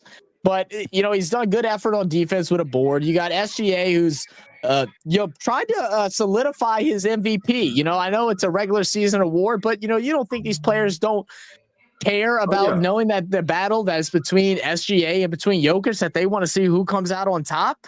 That way, even if for some reason Jokic gets it, which I don't think so. I think SGA is going to get it this year. It's like just tell them like, well, F you, man. I won when it mattered. So screw your MVP. That's the things that they're thinking about. You have all 5 starters in double digits, and then you also have Aaron Wiggins off the bench with double digits, and Cason Wallace just off it by 2 at 8 points.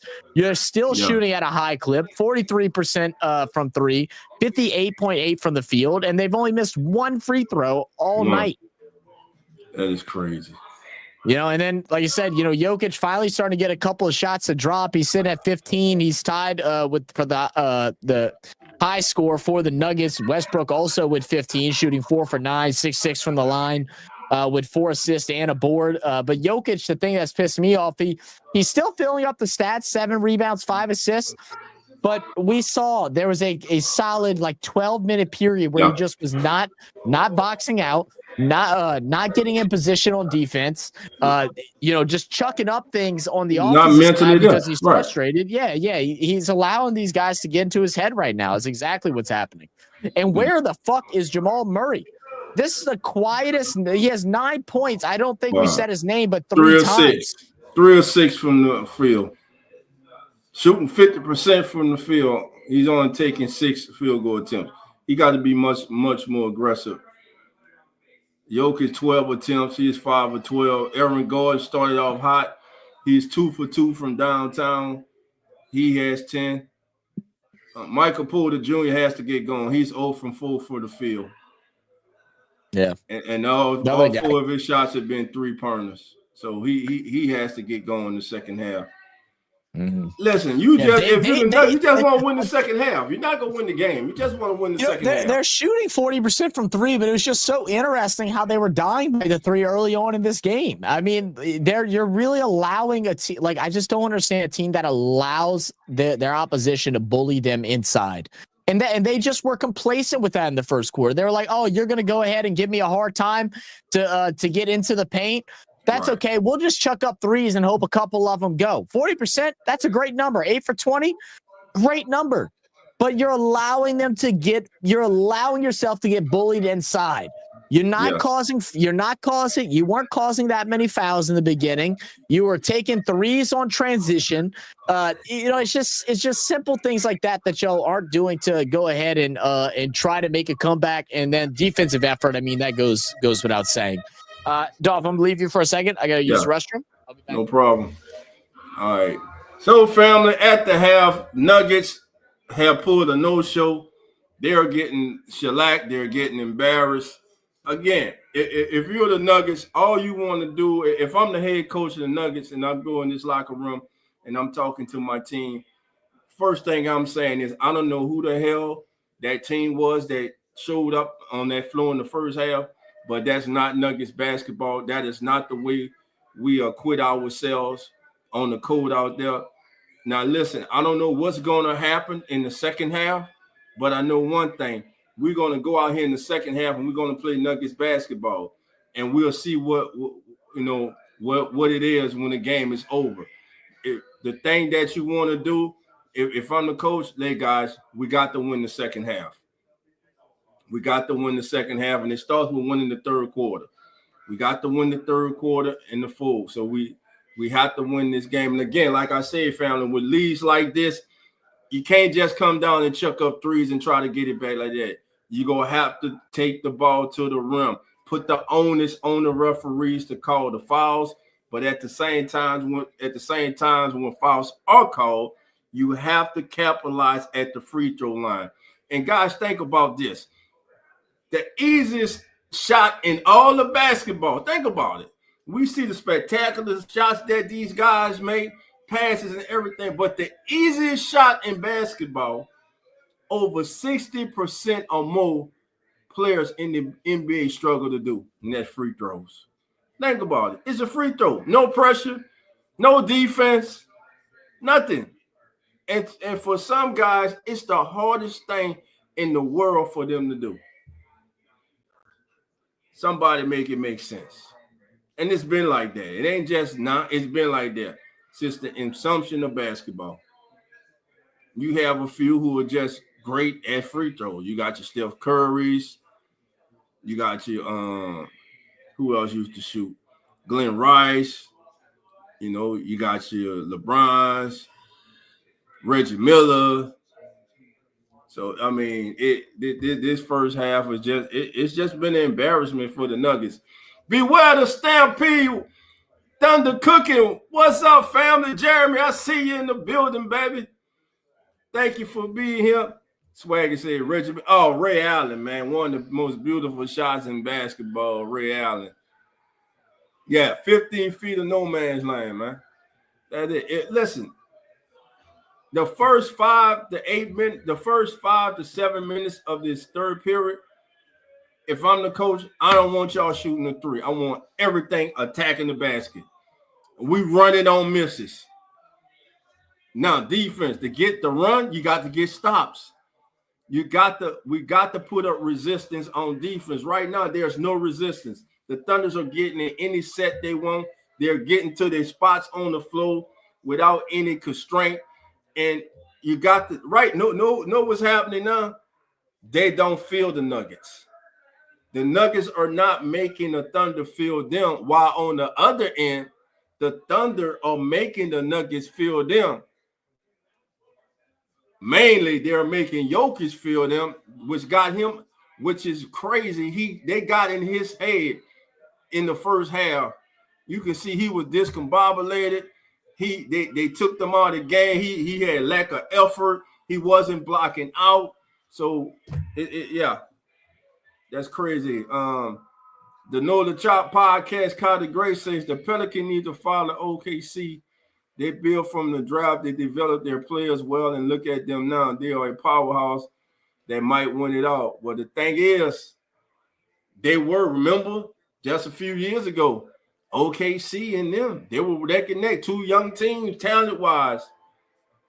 But one team was handled badly. The other team was handled the right way. Management. They got the clown out there, the one with the sustainable future and all that BS he used to say. Another person that just likes to hear himself talk. you know. But we'll see, man. We'll see. And I ain't gonna lie to y'all. They turned me off from Pelican basketball. I couldn't even stand to watch them. And every time they got on national TV, shit like things like this happened to them. Remember the playing tournament? They got the champ, and what the Lakers did them, embarrassed them. Every big national televised game, they get embarrassed, just like the niggas get embarrassed tonight. Now, if I'm the Nuggets, you're the Nuggets. Okay, you know what they gonna say. Hey, we accomplished what we want. We didn't play like up to our capabilities tonight, but hey, we got the split that we wanted. But damn it, it's the way that you got the split. First of all, you got bailed out with a late heroic shot by Aaron Gordon to steal game one. And then you come back here tonight and you have not been close in this game since the ball was tipped. The closest they've been in this contest was right before the ball was tipped. Since then, OKC has been the most composed team. They have executed better. They're playing with more passion, more aggression. They want it more. You see it. So right now, everybody in that locker room for them Nuggets, they got to do some soul searching. And I know what Russell Westbrook, he's probably in there cussing them all out. Jokic and everybody. You ain't lying about that. I'm out here buzzing out ass. Remember, they were getting pushed around. Westbrook comes on. What? Jokic gets pushed. Westbrook gets a tech. Nah, you ain't gonna be doing. Don't do that. Don't do that BS. You know. But nobody else. They're not following them, man. Jokic. I mean, you know how we talk about at the end of football games, garbage yards. Jokic got a garbage 15 tonight. That's a garbage 15. And whatever the final ends up being, it's a garbage that too. That's it. Whatever. It's garbage. That's all it is. Yeah. Completely agreed. Straight trash. That's right. I said it. And listen, if you're a Nugget fan, you can't disagree with me tonight. You can't I know diehard Nugget fans are sitting down once. Some of them might have broke their TV right now, watching this shit. Like, sick to their fucking stomach. Well, we had a couple Nugget, well, at least one guy, my guy Marshall, man, and he hasn't even came in today. He's already sick to his stomach. He didn't even bother. He's like, I ain't even coming to the live stream. What up, Dr. Rick? Doctor in the house. What up, Rick? Man, is that a picture of Larry from the Three Stooges? Dr. Rick got up there. Is that what that's who it looked like? That might be lit, bro. I used to wake up I love before school to watch the Three Stooges when I was younger. Three Stooges in the damn Long Range. I used to watch it in the morning with my grandmother. Three Stooges Long Range. Oh man. Yo, Silver. Have you seen this? Oh look, he said it is. Oh yeah, R.I.P. Larry, man. Yeah. Man, I was watching this show on Netflix. My sister got me watching it. It's called Love on the Spectrum. It is it's basically a reality show of them people that are on the spectrum. They have them go on dates and stuff like that and try to find love and all this. And they had this one guy, and the girl he's with is trying to sleep with them, and he just starts quoting the Three Stooges, and it was so funny, bro. I was laughing my ass off. He's like, what's that, Mo? Oh no, Mo, get out of here, Mo. What's good, brother? Brother Nine is in the house. What's up, man? What's going on, my brother? Shit, you know. What up, Brendan? Dr. Rick? Can you hear me okay? Yeah, you sound good, man. Coming through clear, man. All right, cool. Man, the fact you sounding like JT with them Boston acoustics over there, man. That's funny. How's packing going, bro? We didn't think you were gonna come in because of how bad this game is. I was coming earlier, but I need to go check the all of our mail and shit. I hadn't checked in a couple of days. Okay, I don't know about Zach. I'm gonna give you my file right now. Chris Paul. Oh, here we go. Baron Davis, Jamal Mashburn, Anthony Davis, and David West. That's my 5 right there. 5. Yeah, Chris Paul, David West, absolutely got to be there. Even though he wasn't with us for a long time, Drew.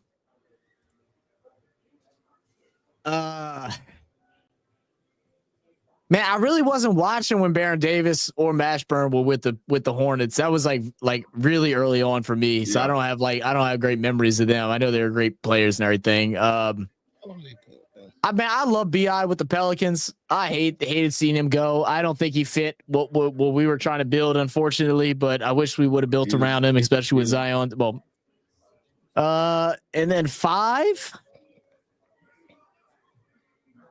Oh, you know what, dude? I mean, look, to be honest, I could almost name the whole starting 5 of the 2008 Hornets because, like, I'm gonna go Peja, Stoiaka, Swish, Trajan.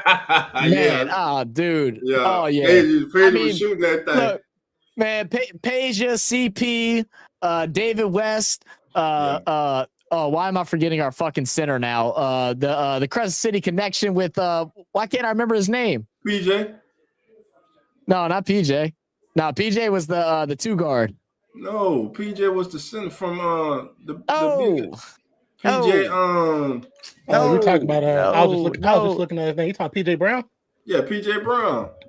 That's not who I'm thinking of. I thought you were talking about not PJ Brown. Morris, PJ Morris. He was I think it was PJ, right? Morris. Yeah, he was our.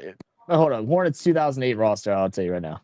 Tyson Chandler. Yeah, Tyson Chandler.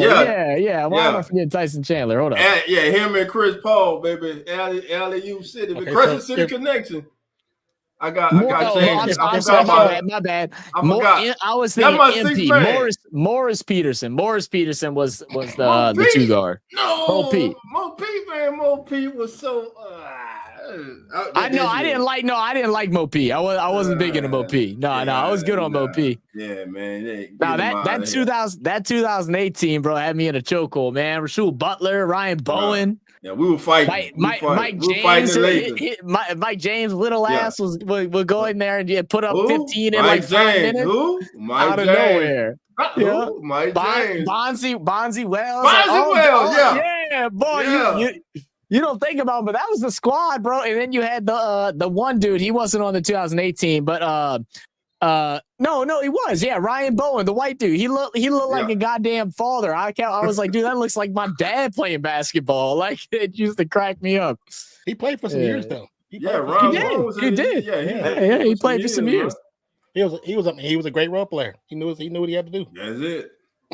But he wore the New Balance or the Nike Monarchs. Shoot that, man.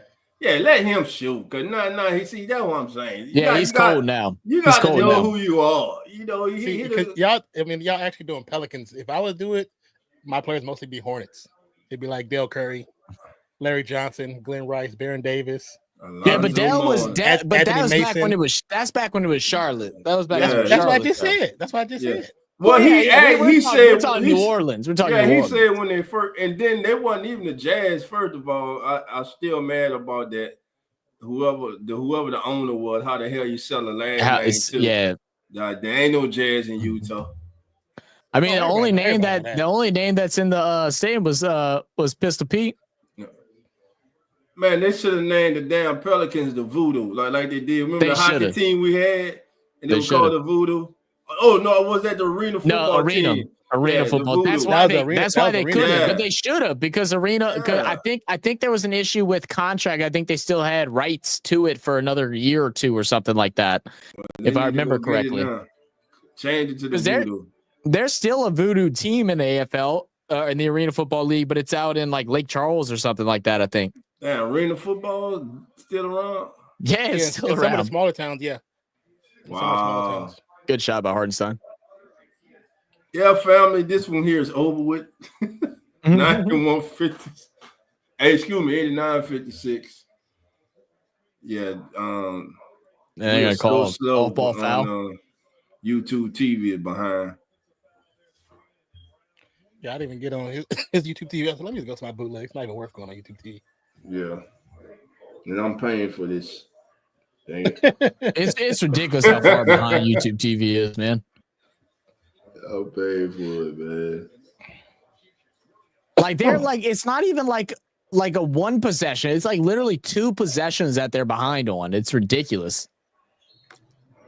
What time is on the clock? Your clock, Dolph? 10 minutes and 28 seconds. Okay. And what He's about about yours? 2 seconds.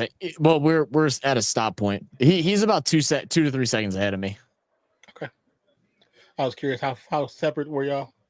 Yeah, like just 2 seconds. That's it. I know the bootleg is always behind like 30 seconds. Oh, yeah, Yogish exactly, elbows. Mick. Exactly, Mick. Yep. What chat you looking at, Dolph? Huh? What chat are you looking at? Yo. Our chat? Yeah, y'all see Mick? He said Jazz in Utah like saying New Orleans Blizzards. I'm looking on the YouTube. It must be on the thing. Oh yeah, it's on StreamYard. Oh, okay. Oh, all right. I got what you're saying. It should. It's not showing up. They're gonna check for a flagrant. It's through your YouTube channel. Yeah. Oh, okay. Yeah, it's through the Keep It Real. Okay, I forgot I went live. I'm live there too. Okay. All right, huh? Shout out to my 2 watchers. Yeah, that's not a flagrant. He didn't even touch him in the face. Look at him. What's he grabbing his jaw for? He didn't even get touched in the jaw. Look at him spitting up nothing. Can we get Can we get our first rule of flopping? Can we get it? Can we finally get it? No, we ain't gonna get that. Man, y'all in the last Warriors Rockets game, Dylan Brooks was trying to flop on the screen by Draymond. This dude went flying through the air, tumbling. It was so bad. Even the announcer was like, "Dude, you gotta stop." Yeah. Was it worse than the Kyle Lowry one 2 years ago? No, you remember the one where he was tripping all the way down the court, bro? That shit had me joke the fuck out. Him and Marcus Smart, bro. They killed me with that, bro. It was not that bad. I just can't stand Dylan Brooks, bro. You know what makes me mad about Dylan Brooks too is that he's a good basketball player. He actually can play. Bro spit out Gatorade. He did. The funny thing about it is, I don't know if anybody got a chance to really watch him in the Olympics. He could actually play. The dude can actually play basketball. It's like when you do all these antics, nobody respects you for that. No one wants to see that shit. He ran into Draymond and then threw himself and literally tumbled in the air behind Steph. And he was like, "Where's the call?" The ref was just looking at him like, "Are you serious?" Everybody saw what you just did, bro.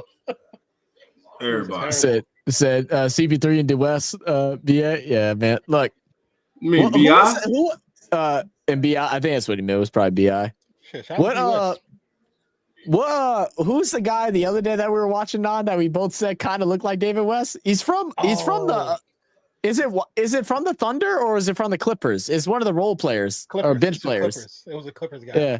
He looked like exactly like a young David West. He had the little flavor saver right underneath his lip and the little goatee. The little chin strap, little bumpy bald head. Yeah. Hey, David West used to kill you with that 17-foot jobber, baby. Oh, man. It was butter. Everybody talks about Sean Livingston when they talk about that mid-range shot, but David West needs his respect in that. I still think Livingston might have the number over him, but David West was automatic from there. He'd get the ball, and I just knew it was scoring. I just knew it was 2 points. That's why the Warriors brought him over for that year. They said, "Hey, we'll guarantee you a title. Just come. Give us one year." I'm so happy he got one, man. So happy he got it. He's such a good dude, man. I thought he was such a good dude. Okay, Kyle. I like Tyson, Pager, BI, West, and CP3. Yeah. That's a hell of a five right there. That's a good five right there. Cause Tyson Chandler, he gonna run rim to rim. Yep. I've talked about it on our channel before. I don't know if I talked about everybody, but like the one thing that got me into sports, like analysts and or analysis and sports commentating and stuff like that, was watching the New Orleans Hornets from 2005 till about 2012. Me and one of my friends, we used to get on We used to get on our Xbox Live parties, and back then you get it on the TV because you had to connect the red, the yellow, and the white cord. And we'd get in a party and we would talk and we'd watch the games on mute, and me and him would just talk about the game, and we would be analyzing it and commentating it. And I would so I did that for like 3 or 4 years. And then I used to go into these different chat rooms. So the Hornets back then, they used to have the same website that we have now for the Pelicans. It used to be a lot different back then. This is back when it was dial-up and everything still. So you get on their website and they had a forum. So similar to how streaming is now, it used to be a forum. So everybody would be in this forum while the games are playing and talking and conversating about the games. And they would have professional analysts that worked for the Hornets in there to give out information and answer questions and stuff about the game, and if there's an injury or anything like that, because we didn't get all that immediately back then. You had to wait till the newspaper came out the next morning. Or 2 days later. So we would be in there and I would answer people's questions. And one of the analysts that worked for the Hornets was like, damn, Zach, they're like, what do you do? They're like, you know a lot about the team and a lot about basketball and stuff. They're like, what do you do? I said, well, I'm currently in the 5th grade and I pick my boogers and, shit like that. And they were like, wait, what? They're like, you're in the 5th grade?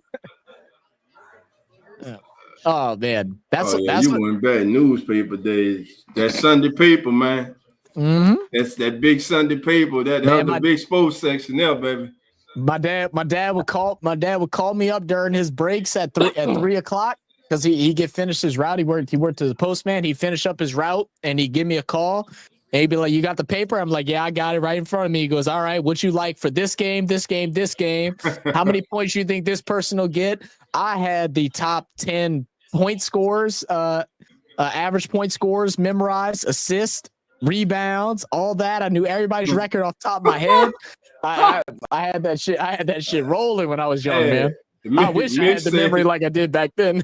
Zach, Mick said you was what he said? You was a credible soul, still asking for lunch money. Nice. Thanks, bro. Oh man. You ain't lying, Smith. It's tough, man. No, so what I used to do, bro, I used to get the Sunday paper and I cut out all the pictures of the Saints, Ricky Jackson, and all them. And what I do, I because I wasn't thinking, I get some glue and I glue the damn pictures to my wall in my room. Some of them pictures still in my room, my mama room. They faded as hell. They still on the wall, man. That's funny. That's hella cool. That's funny. Yeah, bro, man. When I say, man, I used to love to get the. I used to just cut it out. My mom, she already knew. That go to the sports section. Here you go. I just go cut it out, read and stuff. Then I go. Then when I hang out with my friends and stuff, they'll just, hey, dog, what about this? What about that? What about the guy from Maryland? Well, he did, because I've been read all that. Man, just ask Dolph, man. Yeah. That's a good question, Dr. Rick. Dr. Rick says, name 5 former players that you think deserve a ring but never got one. Charles Barkley. I was like Charles Barkley. Karl Malone. Patrick Ewing. Reggie Miller. Reggie Miller deserved Reggie, one. yeah. Reggie, he should have got one. The year he had like O'Neal. He had Jermaine. Like that year, they should have won. Jackson. They had a hell of a squad. It was him and a bunch of young bucks that didn't give a damn. He had a hell of a squad with him. Yeah, he had them young riders with him. He had the YNs. Yeah. But I do agree. Allen Iverson. Rick, that's my favorite player of all time, right there. And I wish Carmelo could have got one. I think he deserved one. I like Carmelo, man. And I also think I'm very biased in this one, but I also think Carmelo should have got Rookie of the Year. Yeah, he could. He should. Because numbers-wise, he was better than LeBron. But it was LeBron. What Iverson did with Philly? Yeah, he'd be back. What Iverson did with Philly, taking them to the finals, him and Mutombo. Yeah. With the second best score being, man, all respect to the man from the city of Brother Love, Aaron McKee. But come on, man. Yeah. You know what I'm saying? And what was the in the guard? Not and Snow. Oh, Eric Snow. Eric Snow Nice and Dikembe. They fought, man. Them Elgin Bailey, that's a throwback right there. Oh, you went, Dr. Rick, you talking fall bomb, Elgin Bailey. That's funny. Dr. Rick, how old you is?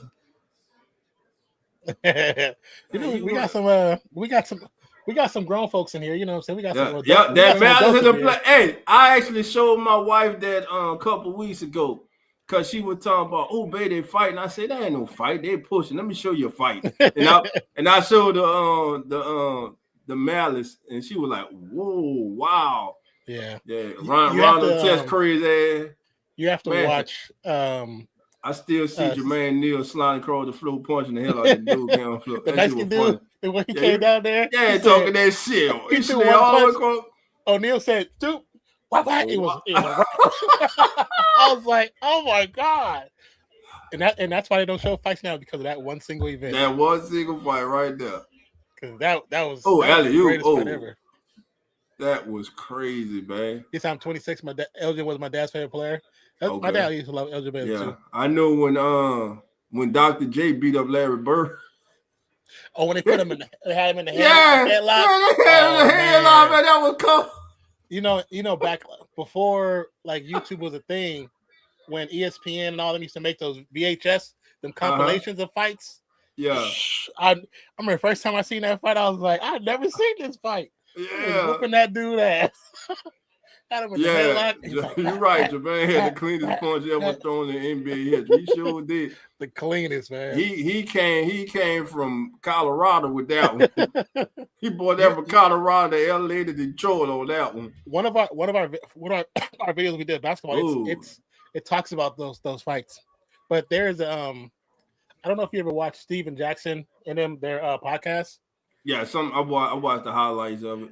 They talk about the Malice when they're interviewing Reggie Miller, and they actually get real deep, because Jermaine was like, I'm not Jermaine, but Steve Jackson was like, I never apologized to you because of that, because he said, because we was on a different course, and when that all happened, we messed up what could have been, because that was the year they could have won a title. That team was good. It was. They were.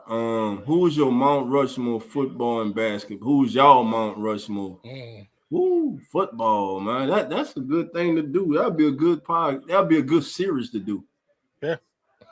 You know what I'm saying? So what we could do is do a series of like our top quarterbacks, our top running backs, yes, our top receivers, our top tight ends, and then take one from each to make our Mount Rushmore. Okay. Our top DB. So we'll go top 10 all the time. Behind the scenes, we'll talk about see if it's top 10, if it's a worthy top 10. Right. If not, then we do top 5, and then for that top 5, we pick a 1 to be the quarterback, the running back. You know what I'm saying? Oh, and also because that's like easily 5 or 6 videos. Then also, I was thinking about this. Everybody in the chat, let us know. I'm thinking about we doing our own 2025 top 100 players. Why not?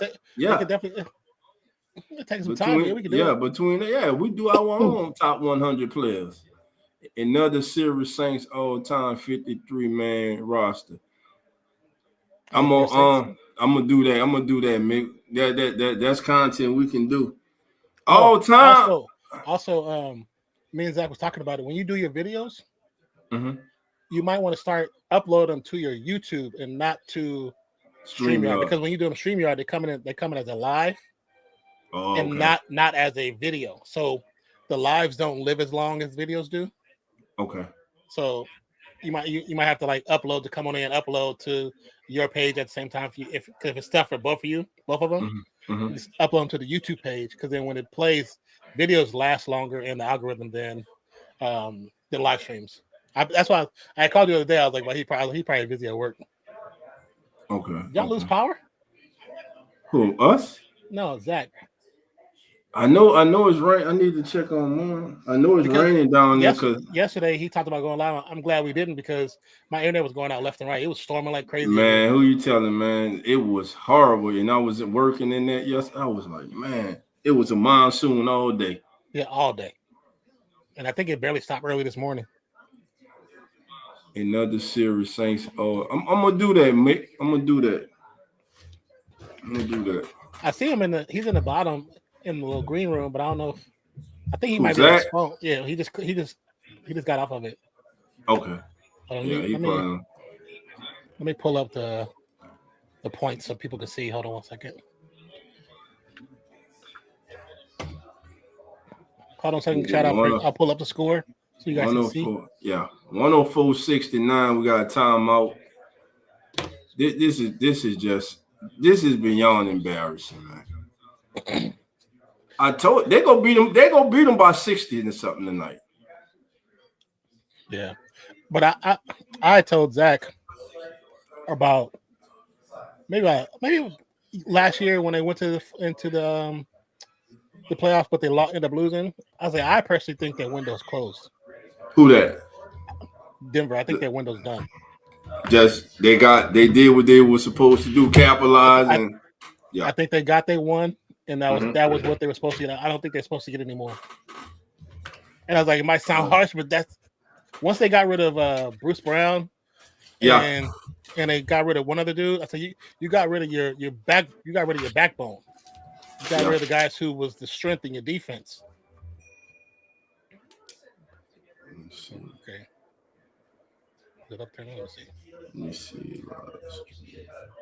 Okay.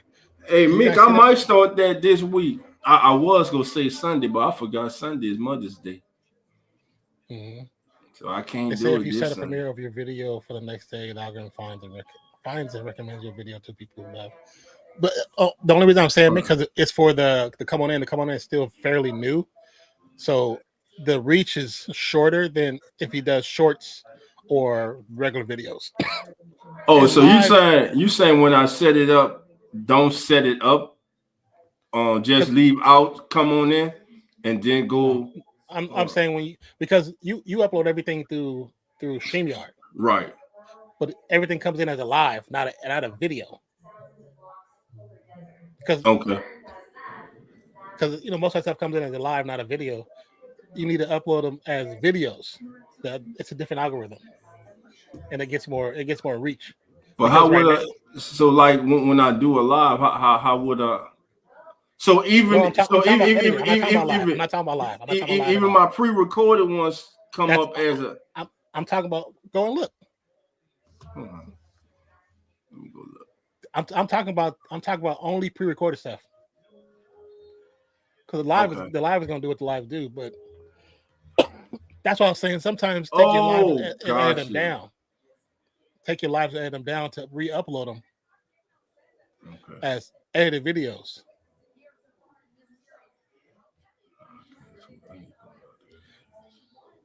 I love Boy's thumbnails. I don't know if he does them when somebody does them for him. They're really good. Cowboy? Pandemic? Yeah, Cowboy. Yeah, Cowboy. Yeah. Oh man, awesome. He does them. That's really good. That was random as fuck. Can you hear me? Yeah, we can hear you. What happened? You lost power? Internet just went out. No, it's not even raining. Like it just went out. Wow. Okay. I thought maybe someone hit a pole or something, but I didn't hear a pop. I didn't hear nothing. But yeah, the power went out. Okay, yeah. All right. So I'm back now.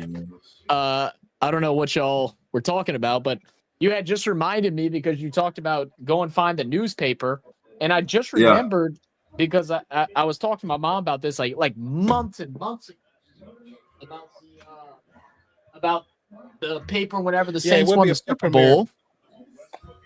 But they're only the stuff he's putting on there is only showing up as lives. So I'm on there now. Let me go. You see how like you look at the live section, like the video that you did for your reaction to the Charles one probably should have been a video. Oh my God, we actually have it. Huh? So I was talking to my mom about this like literally probably over a year ago, and I always forgot to go check. My mom has a bucket of like memorable things and stuff like that. And like for me and my sister and different things like that. This big crate that I got in my hands. And she told me like a year ago that we actually had the Saints Super Bowl poster newspaper, and I didn't think we did, but we do. Oh yeah. And I just remembered because you mentioned collecting newspapers and taping the things, but I actually have the newspaper from the Super Bowl. That's super, baby. I have it. I have it. The Super Bowl one, and the kick that sent us to the Super Bowl. Gary Hartman.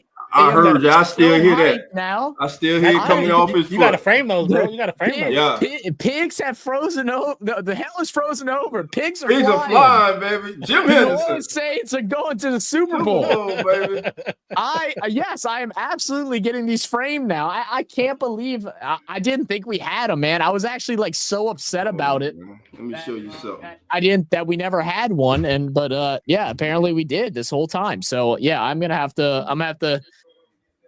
Once I get a little money saved up, I'm gonna get that bitch framed and possibly get some like collectibles and stuff put inside of it too. If you have a Hobby Lobby near you, you can get it done. You can do it yourself really cheap. So this is in my office. I'm sure. I'm not creative. I probably can get Skylar to do it. Yeah, let me see. Authentic picture, Super Bowl, baby. There you go. Oh yeah. Yeah. Oh yeah. Authentic, baby. A little Drew Brees action. Yeah, in the Super Bowl against the Colts, baby. I'll never forget, man. It's like hanging in I was what 12 years old, I think. I think I was 12 or 13 years old whenever it was 2000. Let's see. How old was I? Was I 14? I might have been. No, I was 14. Whole year now, Zach. Whole year now. I am 29. I'm 29. So I was 14. There you go. But I just remember. I remember That's a flop. I remember watching that game, dude. And it's still like, dude, it's every single moment of the game is like just. Man, that's a flop. That's a flop, man. That's a flop and a half. Yeah. It's cemented in my brain, man. Every single play. I'm sitting inches away from the television. Oh man, what a day that was. It was, man. 2000. I'm glad I got to witness it. No. Somebody told me, hey, dog, won't you do that picture to do a raffle for one of your subscribers? I say, hell no. I love y'all. I love y'all. Yeah, but not that man. If you find another one, yeah, but not that one. Nah, man, my stepfather gave this to me, man. Yeah, you can't do that, bro. He got me, and he has newspapers. He still has newspapers, Zach. Them same newspapers your mom had, he has those too, man. I wonder what's all in here. I haven't looked through here probably since I was like probably 13, 14 years old. Yeah. What used to be Who That Nation? Because damn it, we suck right now. Let's not talk about that, bro. I'm just being honest. We suck. Suck ass. But apparently I won a free throw contest in 2010. Man. I don't remember doing that, man. But apparently I did. Yeah, they're getting all the calls, man. SGA get calls like crazy. He gets the most calls. Oh, easy flush, baby. They are partying in OKC tonight, baby. They're gonna be some little children's born tonight.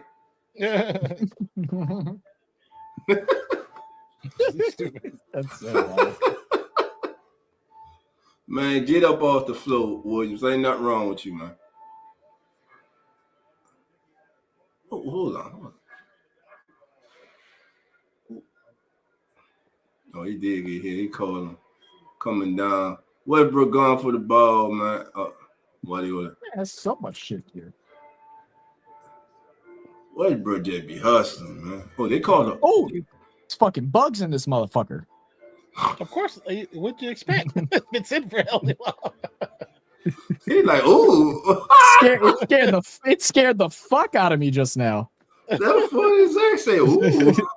That's a fucking bug, bro. What up, Cheesehead? How you Oh doing, man, man? look, Bug down. next time that somebody in Yeah, our channel she's here. They getting calls their me ass whooped. next time someone in our channel calls me stupid, I'm gonna show them my me being in the all scholar Okay, hold on. the all scholar yearbook for Louisiana. So All American scholar. Yeah.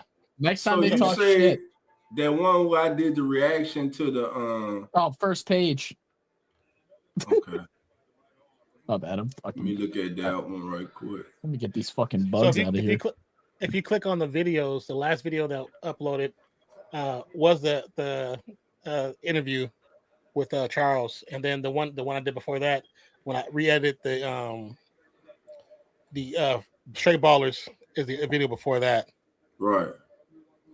But everything else is just like the one quick video with Chris Richardson from Sacramento State, and then the one kid from TCU, or the wide receiver.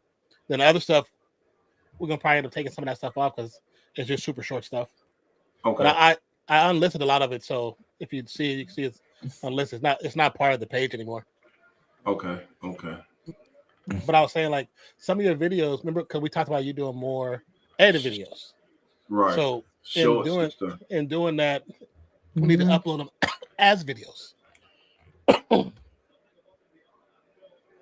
We'll talk afterwards. I got a question. Yeah. We'll talk afterwards. Yeah, it's something to do. It's with StreamYard. StreamYard doesn't let, even though it's easier to post them onto all your channels through StreamYard, they post them as live streams. They don't post them as edited content. You actually have to go to YouTube and upload them to YouTube individually, so it'll be edited content instead of live streams.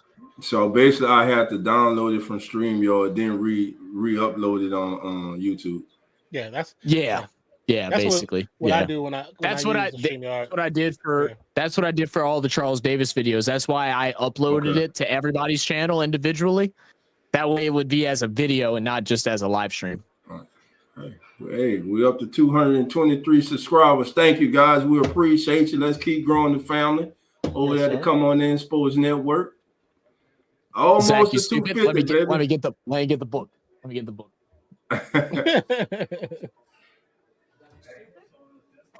That's too funny. Right there, all scholar, all American scholar. Look, I'm not going to show you the picture because that yeah, boy, goodness gracious, your boy looked like an all scholar. That's for sure. I mean, you just showing the cover of the book. I'm gonna say it's your sisters. Your boy looked like an all scholar. Look at them glasses, boy. I can't. Boy, look, he looked like an all scholar. Oh, Home Alone, look at that. Hey, he look like the kid Home Alone, look at that. Trying to think, who's he look like? Here's the kid. Your ass ever comes around, I'm putting marbles down the floor by the floor. God damn it, Home Alone, look at that. Badass kid. No, that picture looks like a kid from a movie. I'm trying to remember what the fuck that was. Home Alone. That one popped in my head. No, you're either thinking you might be thinking of Dr. Doolittle. Thinking of Dr. Doolittle. No, Little John. Little fucking Giants. Little John. Yes. Hold on. Little Giants. That's who it is. That's who it is. Not it's the Little John. He said his play was called the annexation of Puerto Rico. Yeah. Yes. No. Wait, you telling me this kid right here? Hold up. Yes. The annexation of Puerto Rico. Yes. You're telling me this kid right here? Little John. Yeah, that's who it is. Yo. Why you put it up? Put it up. Put them side by side. No, I used to get the kid from Stuart Little a lot too, but his hair wasn't long. He just had the short hair. I used to get the little kid from Stuart Little too. It's the annexation of Puerto Rico, bro. It's annexation of Puerto Rico. That's who. That's. I was like, I know there's a kid I've seen. And what you put the picture up now? You shared it? That's crazy, bro. That put it up. Can you see it? Nah, we ain't got nothing on the screen. And it should be on the screen. Yeah, I ain't got nothing. Wow, it's actually not on the screen. Yeah, it's not on the screen. Here, I'm gonna pull. Let's see. Let me move mine. Stop screen sharing. That's weird because it's there. I know it's there, but it's not showing up on. I see it there too. It's not showing up on YouTube. No, it's not showing on the phone. No, I don't see it on. Yeah. It's not on YouTube. I'm on the computer and the phone. Yeah, I'm looking at the computer. It's not on the computer. It's not on X. Let me stop sharing and reshare it. I don't know. Yeah. What up, Samuel? What about now? Is it there now? Here, let me see. Let me refresh my phone. Yeah, there you go. There you go. There you go. Yeah. That's what it look like. That's what it look like. Yeah. He get poked, baby. He get poked. Good job. Look like NASA recruited him. Science project. Oh man, Zach, hey, look, you was on the debate team. Look, yeah, no, we didn't have a debate team. I was on the beta club though. All right. I was on the beta club. We did a performance. We came second place in the state. All right. The performance was called "Be a Clown," and we had to sing a song. Be a clown. Actually, I would not show that. I'm so glad I don't have a CD-ROM adapter or whatever, because I actually found the video of us doing the performance at state, and I'm not showing that. Wow. I swear to God, I'm not showing that. I mean, if you really need one, we can get you one. But look, to be fair, the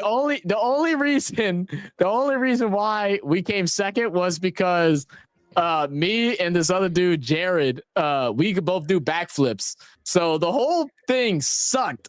But Jared would do a backflip, and then I'd run, and he'd put his hands out, and he'd flip me higher, and I would do a backflip, and the whole crowd would go crazy. But the rest, and then we'd start singing "Be a Clown." It was the worst, embarrassing thing in my life.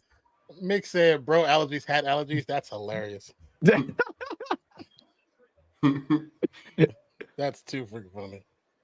Yeah, I know that was it. Cause when I saw it, I was like, "That's what he looked like."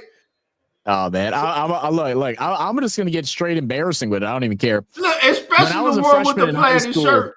When Zach, he did that. When I'm telling you, when I was in, oh man, you gotta stop, bro. Nah. I don't know what you're talking about. I don't know what you're talking about, bro. Let me see. Look, that's what happens when you let your mom cut your hair. All right, look, parents, do not cut your kids' hair if you are not a hairstylist or barber. Jokic fouled out in the third period. Man, come on. Now this is where the conspiracy theories. This is where they prove their point at. This shit is set up, man. Come on, man. 117 and we still in the third. This is crazy. Jokic done fouled out the game. Come on, man. And that was a flop too. That was a flop by Dort too. And that was a travel on the pass. Man, I'm looking at the foul right now. That was Dort jumped. He jumps when he contacts Jokic. Yeah, that's all a flop, bro. Yeah, I am.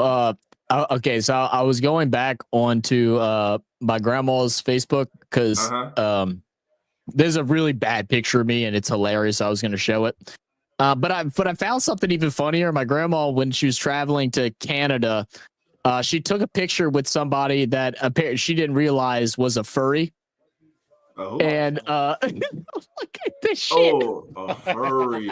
Wow. I ain't seen one of them. A real life furry, bro. What the fuck was my grandma doing? Oh my God. He was probably at a con in Canada too. Oh, for sure he was.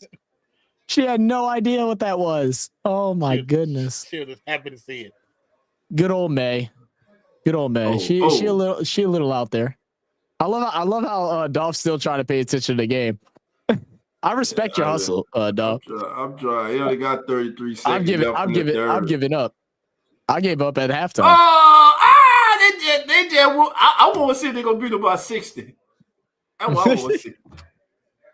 122 to 76. They're crazy. They need what is the record? What the record? 55? Yeah. So they need what's that? Shoot, let's see, 124. Yeah, they're close right now. They need 7 more points. And we just after this third. bucket. 7 more points after this bucket. I didn't realize it's just the third. I thought the game was almost over. No, it's just the end of the third. That's what I'm saying. Jokic done fouled out in the third. Come on, man. Make it make sense. I want to see what kind of spirit the Nuggets got, because I remember when the Warriors was playing Memphis. And Memphis in game 2 or 3 beat us by 50.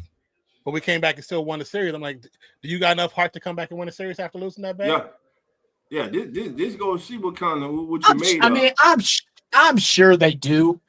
I mean, but like, you know, it's just the momentum now that OKC has. You know, the one thing it's the telltale story of all this stuff, where I don't think Denver's going to be worried about this game come game 3. I don't think it's going to bother them. It's whether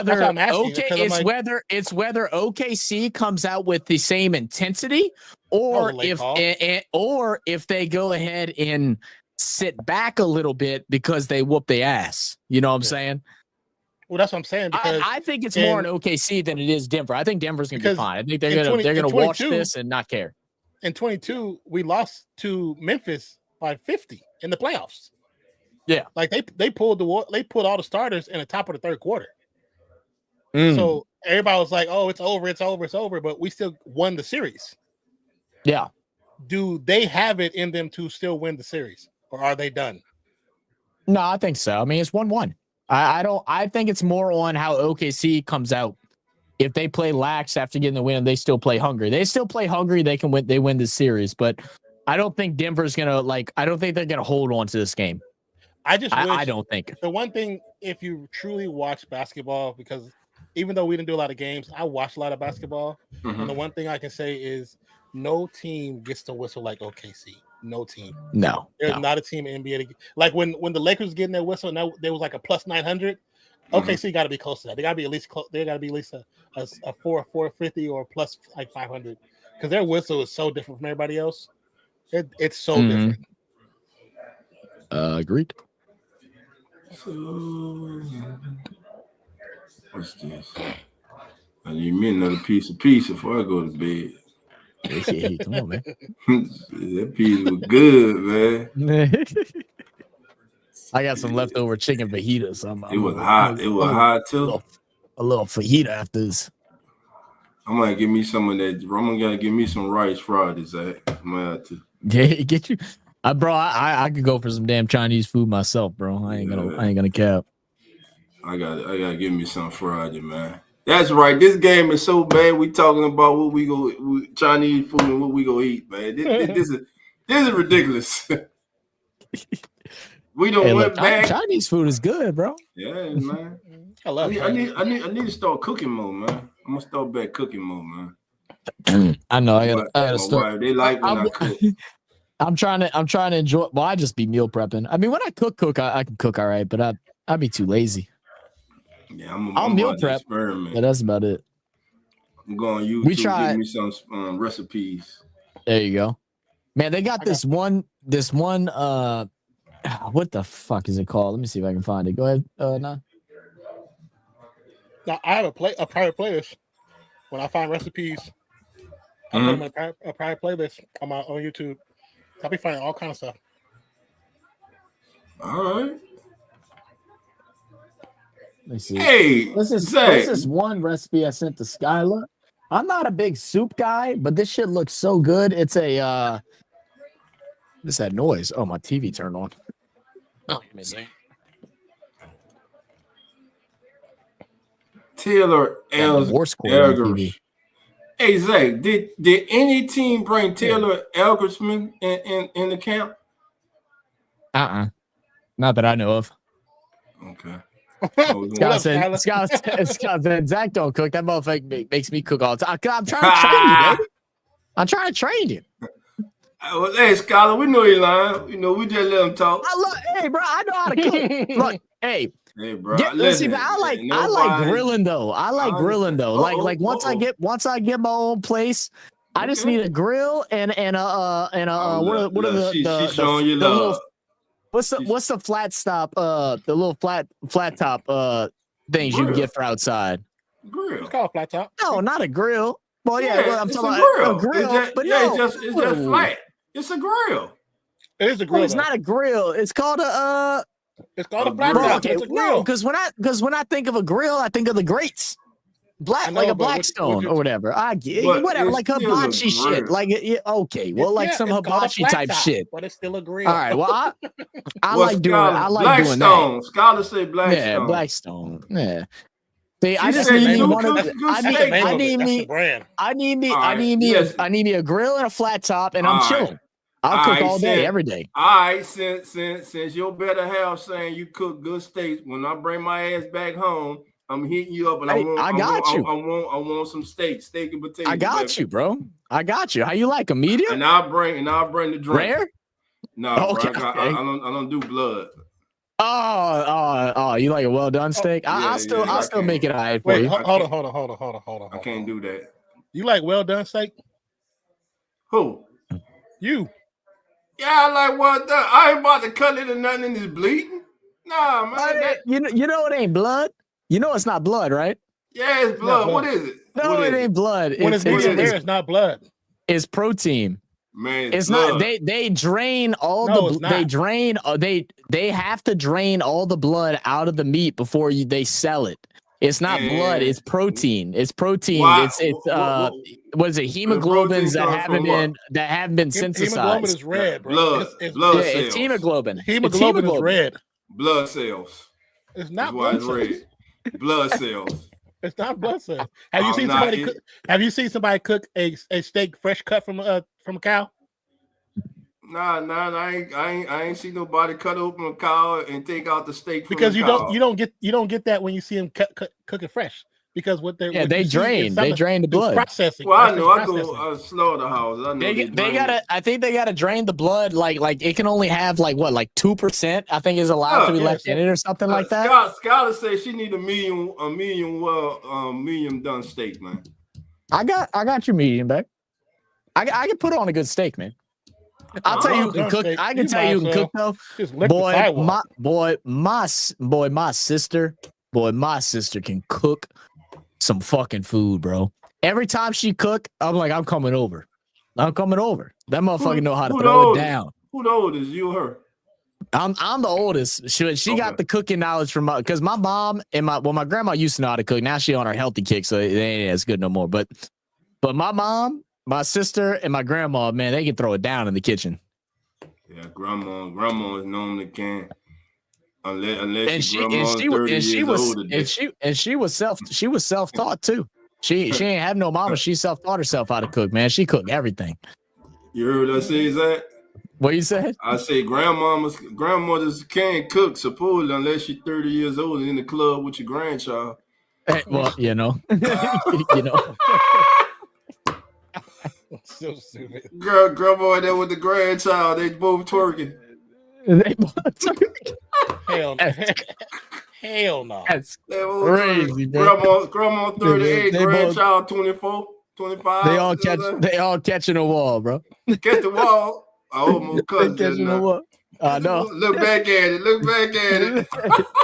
Something's so wrong with you. Now you know how I used to be on campus. Now I used to be catch the wall. Hey, bro. Oh yeah, but not no damn grandmas. I don't know what you're talking about. See, it got some fine ass. You tell me you ain't never had a grandma catch the wall for you? Not damn, bro. You weren't living. Nah, you got the over the hill grandma. You know who think they're still in high school. If I just show you what girls look like at my college, we don't need the grandmas. Trust me. How many years ago? I'm saying since last you saw them, we talking about not. I'm telling you, when I say grandmas, it got some. Put it like this. They 40 years old. All right, yeah. The classic back it up. Juvenile them song, right? Cash Money song, right? I knew a lot of females who was in that. I knew a couple that was in that video. Let me just say they ain't that no more. Of course not. That's 20 years. Now in their head they is. But now that ship done sold a long time ago. We went to New Orleans like what was it 2 years ago for one of the red dress runs, and we were in oh man, I can't remember what bar it was. In Bourbon. We were at some bar in Bourbon, and man, we first walk in, and all we hear from the lady that's like hosting whatever's going on, she like, She's like, all right, we got the oldest stripper in New Orleans in the building, and she about to show everybody her tatas. This lady was 97 years old, was on the stage throwing them things out. I was like, only in New Orleans, bro. Only in New Orleans. Boy, the cops are all standing next to it, just laughing their ass off. Oh, yeah. Enough what to up, make you throw up. Yeah, it sounds like it. Look, look. She had implants. She had implants. No. Hey, Skylar was there. Skylar, they weren't bad for her age. They weren't bad. They weren't bad, bro. Just Blaze. Said, wait, I swear one of my patients might be the freakiest I've ever met. She comes in every day saying she hurting because her old man and her trying something new. Oh my God. Yeah, that's smart. That's smart, man. I mean, hey, keep it alive. Hey, keep love alive, man. You know what I'm saying, that sounds like a happily married couple right there. Yeah.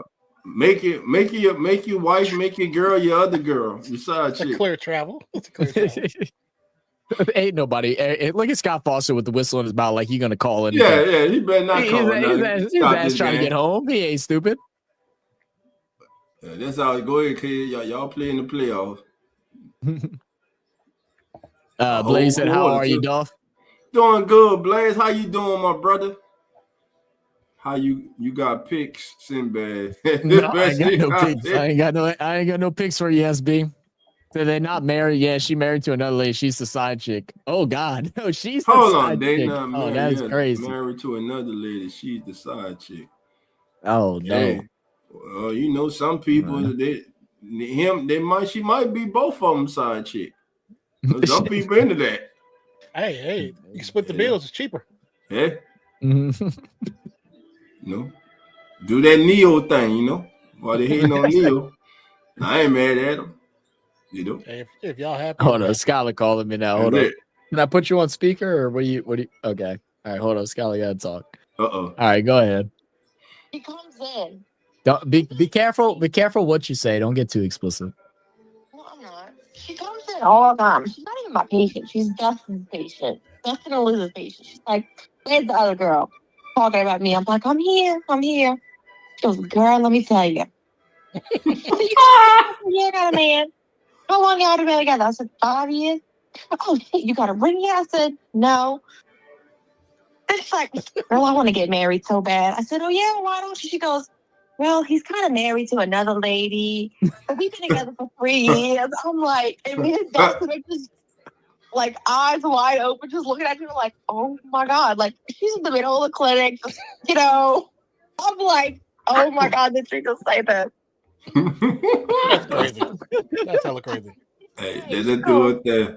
Girl, my knees are all messed up. I said, well, what did you do now? She goes, girl, I got carpet burn. I was like, oh my God. I'm hanging up on you. This is getting inappropriate. I love you. Hey. It's 133 to 90. What else are we gonna talk about? I don't know. I'm saying hey, look, welcome to Real Fan Sports. Welcome to Come On In Sports Network. I mean, look, when the games get bad, we just be bullshit. You know what I'm saying? We just chopping it up, baby. We chopping it up. That's all.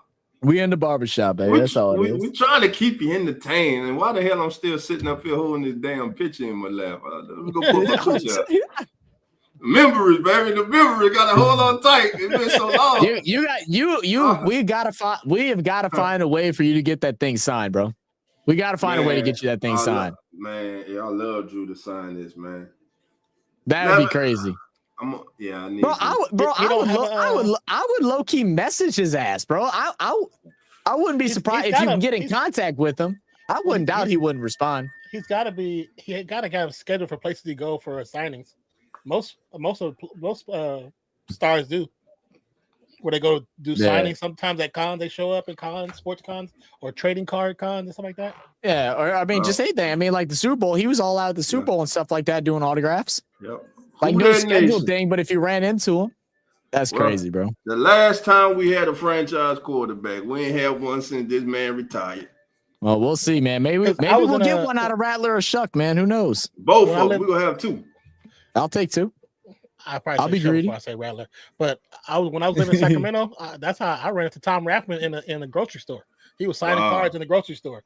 I walked in, I was like, Why is Tom players don't do that as much anymore? But that's also because like people be losing their minds nowadays, man. Because like like you said, you didn't know it was going on, so it was only a certain amount of people. Nowadays you let that shit out, you can have thousands of people pull up and everything, and you can't. It was weird because I know he's a Niners player, and it was something that they did with Safeway. Safeway is the grocery store. Yeah, and it was Safeway, and then it's whatever little bank was inside there, but he's like sponsored by them, so he was going to random places, but he just happened to be in Sacramento that day. I went there to go to the credit union, walked in, and he was right there. I was like, oh, that's cool. It's like Tom Brady, I ain't seen you in hella years. What could have been, Zach? What could have been? Hey, hold up, dog. What could have been, baby? What could have been? The angelic 3, baby. What could have been that damn Derek Carr? Now you can take him back. Hey, Duff, you saw they brought him in or they talked to him, huh? Yeah, he out, man. I saw a report. They talking about releasing his ass. No, I'm talking about I'm talking about MT. What MT? Michael Thomas. Kellen Moore reached out to him, or somebody reached out to him recently. Where the fuck is my shirt at? Man, get the hell out of here, man. No, I swear, bro. I swear somebody did it. Where the fuck is my shirt? Oh, yeah, Zach, you do got one. Everybody. I know. I lost it. I lost it, bro. I don't know where the fuck it's at. It might be in my dad's. Find the damn shirt, man. I was just looking all through my closet. Hey, I'm trying to see who else I can put. I ain't putting Brandon Cooks on one this year. Fuck no. Fuck Brandon Cooks, bro. I don't even want him back at the Saints, bro. I ain't even gonna lie. He's a changed man. I mean, I hope so, but man, still, man, I don't respect nobody that leave and then just instantly start talking mad shit. Like, man, fuck you, bro. You over here come collect a check. Nobody else was signed your ass, so now you want to come back. Good. Let's see. Blaze said, doing all right, getting ready to bring Miracle League of Acadiana kids with disability baseball. Oh, sweet, man. Good job, man. Good thing, man. That's awesome, bro. Yeah. So I'm talking about. Hell, what we talking about? That's cool, Blaze. That's really cool, man. Keep up the good work, my brother. That's what it's all about, man. I'm still so upset I never got the opportunity. Because I think I've told you this, Dolph, but I was supposed to work with the Special Olympics back in 2018. No, you didn't tell me this one. Yeah, I was supposed to. We were. This is before the owners that at the gym that I worked at, before they sold the company. We had things set up, and I was gonna work and train all the Special Olympic athletes that were coming out of Louisiana, getting in preparation for the Special Olympics. Mm-hmm. And then we switched ownership, and then the new owners were like, "Yeah, we're not doing that because they aren't paying." Wow. And and they're like, we're not going to pay you. Like, I wasn't even asked for any extra money. Like, it was just, and like, they didn't even give me a chance to be like, I'll just do it for free.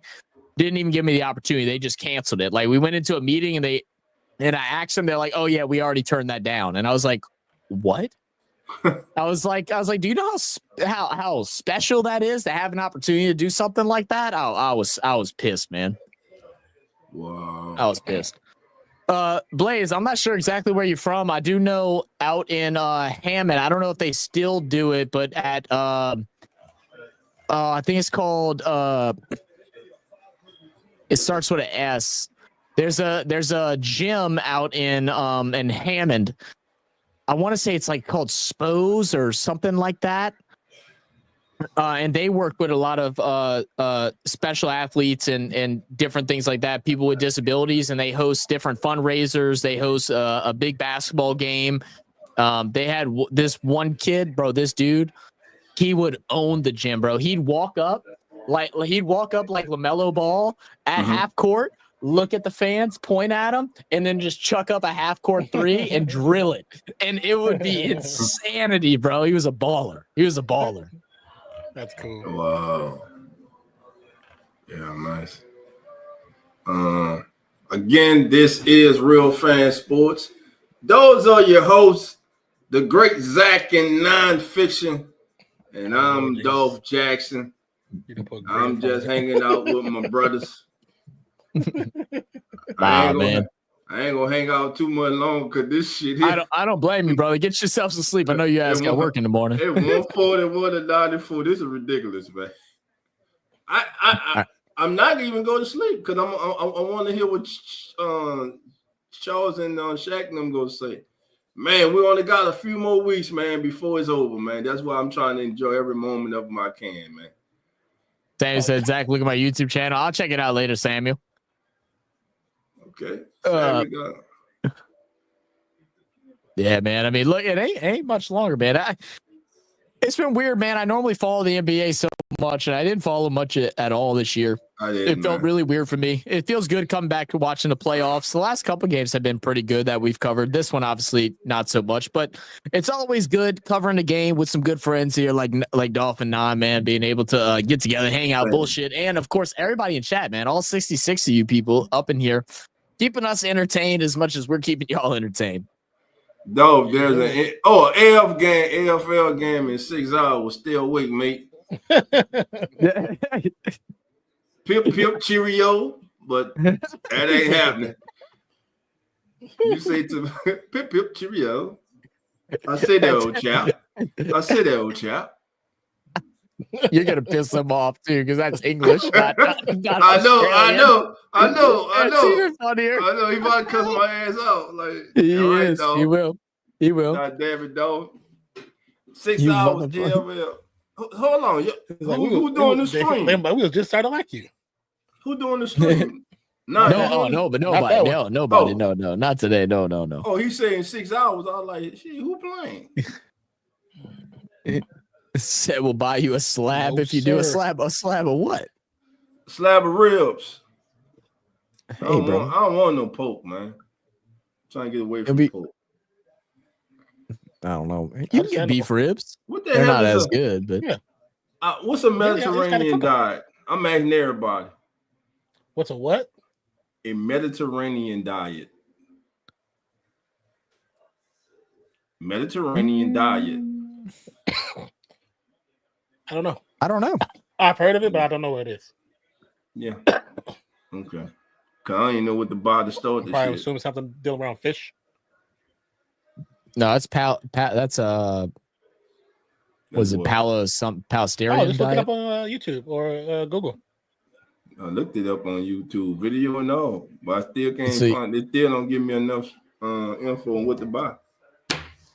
All right, a Mediterranean diet is a way of eating based on traditional food patterns in countries bordering the Mediterranean Sea, emphasizing plant-based foods and healthy fats. It focuses on whole, minimally processed foods like fruits, vegetables, whole grains, legumes, nuts, seeds, and olive oil. Only moderate amounts of dairy, poultry, eggs, and fish with limited red meat. So it's mainly, it's just you're just taking red meats and carbs out your diet. Basically, all this. You're eating a traditional, true villager's diet. That's basically what it is. So fruits, vegetables. Hey, what else is that? What? Fruits, vegetables, nuts, and then staying away from red meats and low carbs. Damn, you're basically the only way you're getting your carbs from like whole grains, nuts, and legumes. That's what you're getting your carbs from. I mean, and it said like little red meat, so you just can't be dependent on it. Yeah, I'm trying to change my eating habits, man. Yeah, I minimized. I talked to Zach about it. I minimized pork a long time ago. It's just, get it out of your diet totally is what it is. Yeah, I'm trying. Yeah, I really don't eat pork like that, man. Yeah, I rarely do now. My thing is, in the morning, I'll be trying to find something good to eat in the morning.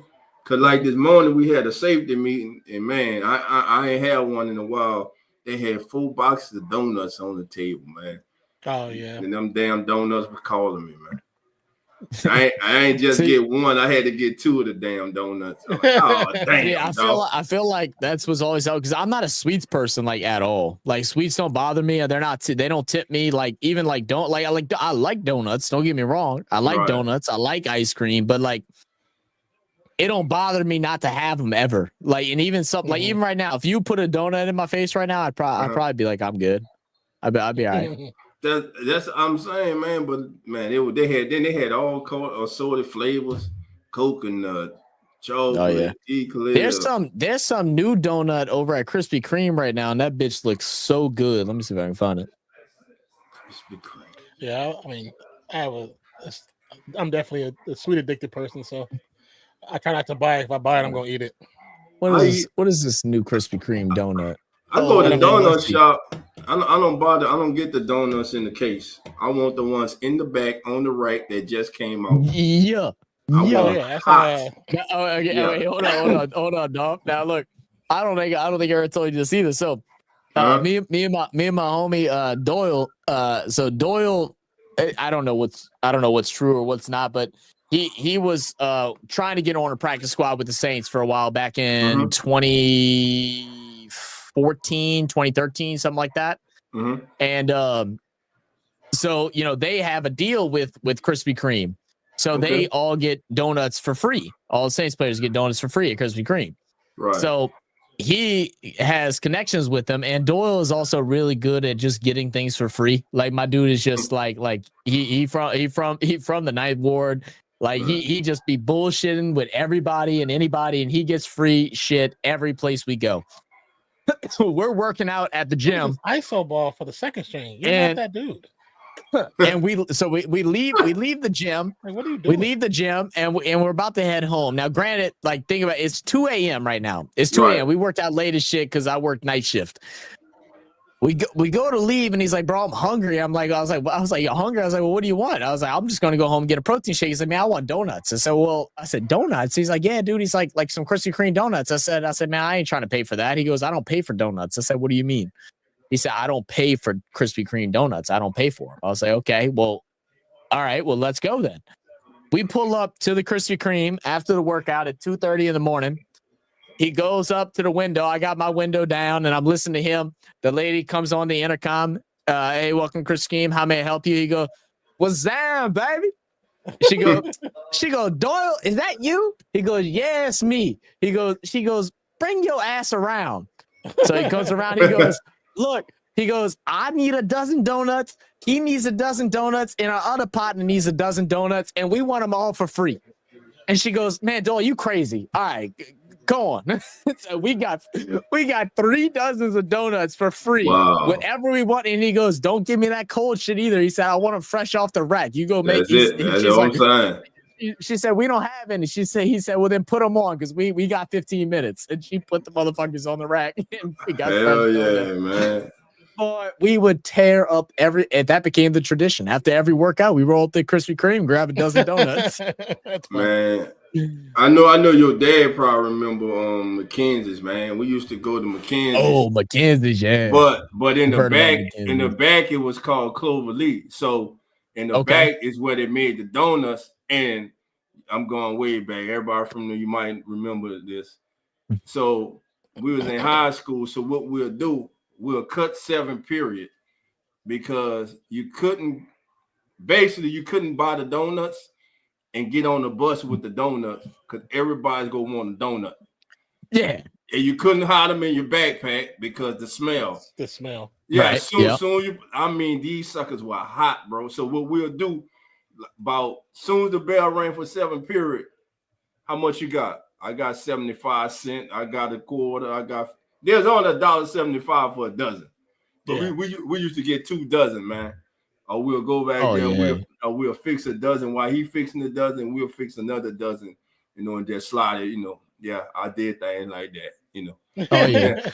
Doyle used to always tell me about Antoine's. Is that the name, Antoine's? Oh no.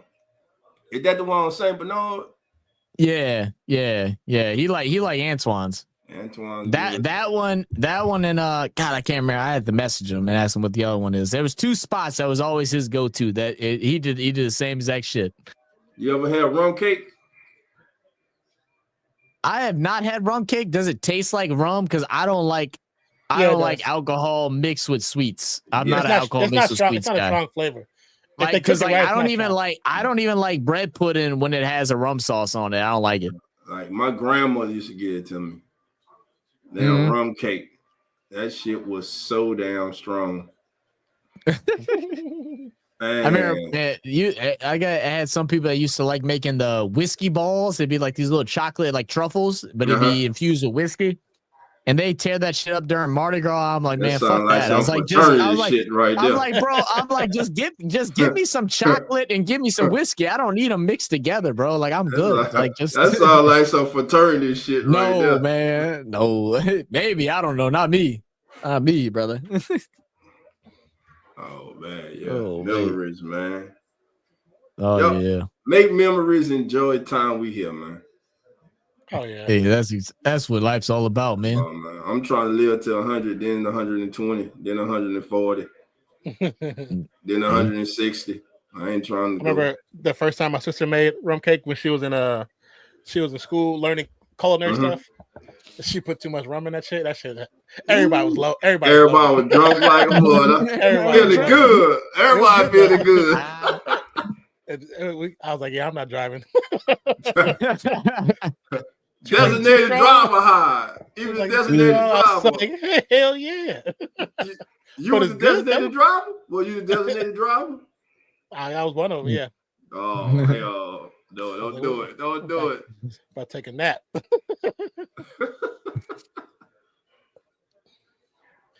Hey, what's that trash? What's that comedy skit? It's the fat dude that passed away. That's really funny. I can't remember his damn name. He was a comedian. Oh man, hold up. Harris, black, white, because a couple of white, big dudes, white. The Scream. Ralphie May. Ralphie May. Oh, if you've seen Ralphie May videos, you. Oh yeah, I'll show a picture. Hold up, Ralphie right here. Oh, you talking about what's his name? Oh yeah, I see this him, dude right here. Yeah, Ralphie May. I never knew his name. He had one thing. He goes. He was saying the difference between white people and black people. He said white people, they have designated drivers. That means you do not drink. He said black people, designated driver is whoever has the car. And I was pretty much. Pretty much. They just drunk the least. Yeah, whoever drunk the least. That's it. Whoever don't have their head out the window throwing up. Man, I got drunk. Ralphie's so funny, bad man. One time, that was funny. When I was young, man, I got drunk so bad. My mom didn't open the door, so I sat on the porch and I fell off the porch until the lawn. Now, my mom comes out the house every morning to go to work. At 4:30, I woke up, the sun was shining. She came home, I said, "You didn't see me laying out there last night?" She said, "No." I said, "You had to walk by me." She said, then basically she came in later and said, "Yeah, I saw you. I left your drunk ass right there." I said, "That's cold. That's cold, man." The worst I've ever been drunk was on my cousin's bachelor party. We had been drinking pretty much all day. We caught a not crazy drinking, during the day, but we go out to the casino, we grab an Uber. This nice lady, we're having conversation with her, and we're like, we're trying to, sweet talk the Uber, because you make friends with the Uber, you get their phone number, and then you just pay them a cheaper price to bring you home instead of paying the Uber charges, right? Mm-hmm. So that's what we're trying to do. So we're sweet talking to her, and we're like, yeah, man, I'm like, we're like, yeah, you probably deal with a lot of bachelor parties and stuff out here. Like, you ever have anybody like, throw up in your car or do anything like that? And she's like, "Oh no, I've been lucky, never had that issue." We're like, "Oh wow, that's really good." So we exchanged numbers or whatever. She's like, "Yeah, we're like, you mind if we call you whenever we're ready to go home?" We said probably won't be too late, around 2 a.m., 3 a.m. And she's like, "Yeah, that's not a problem." We're like, "Okay, cool." So we go out, and my cousin, we gave him a task list that was part of like his bachelor thing. Like, he had to do certain tasks, and it was just like a fun thing. And one of them was he had a fanny pack with items that he had to give out to people. And it would be like a condom, it was a unicorn fanny pack. So it was like a condom, a birth, pregnancy test, just random shit.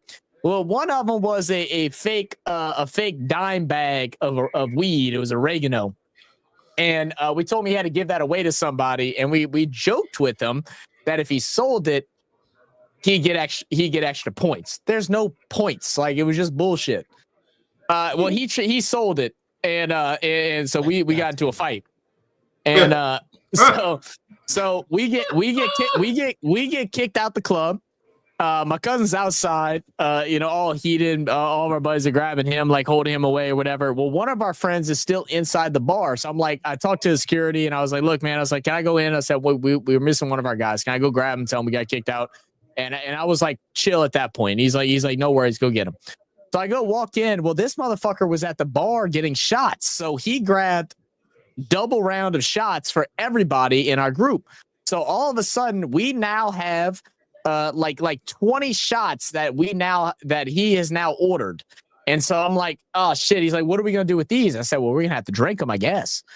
So took back 10 shots of Fireball. We leave. We go somewhere else. Long story short, I ended up having to take another 4 shots of Fireball for my cousin because of another task thing that he had to do.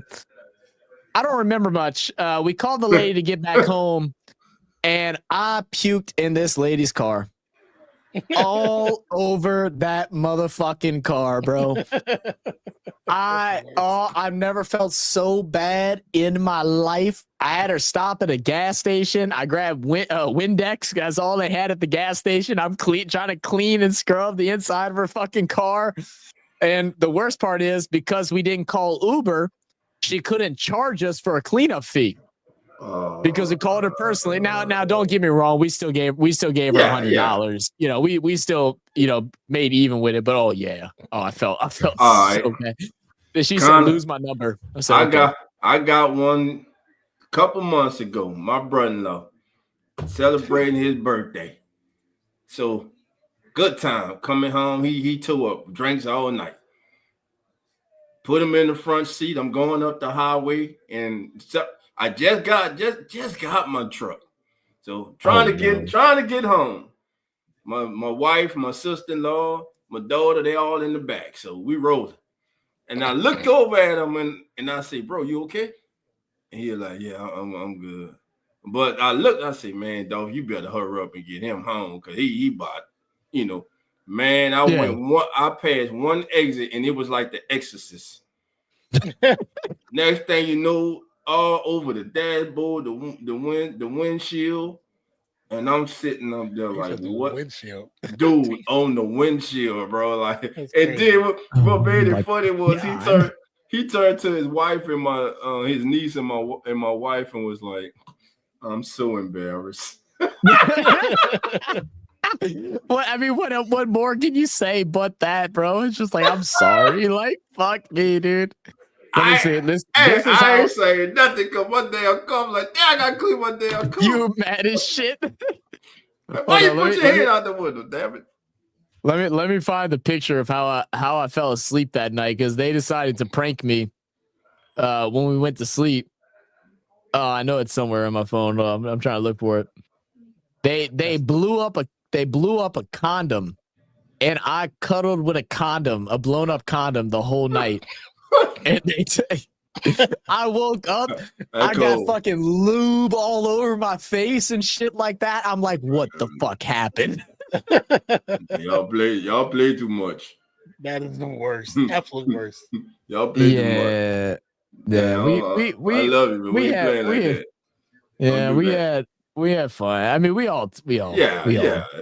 I'm just fine. I was probably the right person to do it too, because I always like a good laugh, so it didn't bother me none. But if we would have done it to my cousin that night after he was so mad, wanting to fight everybody in the club, oh yeah, no, he's been pissed. He would have fucking lost. Been some furniture moving. Yeah. Oh man, for my other buddy's bachelor party. So my other buddy, he don't drink. Hey, before you finish your story, brother, I love you. I gotta get out of here. Yeah, get out of here, dog. Look, to everybody, man. What time we doing the hockey game tomorrow? I think it's at 9. At 9? Let me check. I'll definitely be on. Yeah, I think it's at 9. Who is it? Winnipeg? It's Winnipeg lost. They out. Yeah, It's Oilers and against the Knights. Vegas. The Vegas Knights. Yeah, I'm trying to get the time now. Yeah, it's 8:30. So yeah, just whenever you get home, man, eat your food, do whatever you gotta do. I'll be on. Okay. And the only way I'm not gonna be on is if my job calls me and tells me they want me starting Friday. But I'll let you know if anything changes. Okay. Great show, guys. Brother. All right, man. Yes, I'll see y'all out, man. Yes, sir. Have a good night, Duff. Good night, fellas. Good night, family. Yes, sir. Always. Oh man. What a day. What a horrible basketball game. just what a horrible basketball game. But I like these streams sometimes more than I like a competitive game because I just love the bullshit and the fun that we have whenever the game goes south and we're just able to just kind of kick back and hang out with everybody. Yeah. Just that I'm out too. Good night, Samuel. Have a good one, brother. But yeah, look, this is just an old-fashioned ass whooping. We didn't get to see a record. I was really hoping they'd win by 60, but they did win by what's that? 43. Yeah, 43. Yeah, go ahead. No, just saying for the playoffs, I don't want to see the 50s and 60s, especially in the first round. Okay, I don't care about that. But second round, third round, finals, I don't want to see those type of scores, man. We should never see those type of scores. I'm not going to complain because it really hasn't been like that so far through the playoffs for the most part. Yeah. It has been more of an anomaly, like one game every round, maybe 2 games every round. That's like a really bad blowout like this. But I'm just glad it wasn't like last year. It just sucked that this was the game that we streamed, because last year it was like 30-point win one way, 30-point win the other way. And it was like, It's like, man, does anybody play defense? Does anybody give a fuck anymore? Like, that pissed me off last year. And I'll tell you what, if we would have consistent games like how this is, I low-key wouldn't even do any more basketball. Like, it frustrates me, like how it aggravates you. It's just, it's not basketball. It's not what we grew up watching, man. You fought, right? You went down 20 early. You fought your ass back. You didn't start getting all flustered and just chucking up threes to try and come back and just not boxing out. It's like act like you want to win the game, man. Play with a little bit of respect, a little bit of pride. And that's the thing. So many teams. Yeah. Well, that's what I'm saying. The game is not called like. It's not called the same way for both teams, which the one thing I hate now is not even now. It's been around since the beginning, but I hate season whistle and I hate playoff whistle and I hate finals whistle. My thing is, if it's not the same from beginning to end, then it should be. If I, as SGA, I know I get a certain whistle for the 82 games. I know I get that, and I take advantage of that. That's not, to me, people are like, oh, that's gamesmanship, like with James Harden. No, you're taking advantage of something nobody else gets. It'd be different if every star got that whistle and they all took advantage of it. But when it's 1 or 2, that's an unfair advantage. And the only reason why you're getting 40-point games because you're getting to the line 11 times.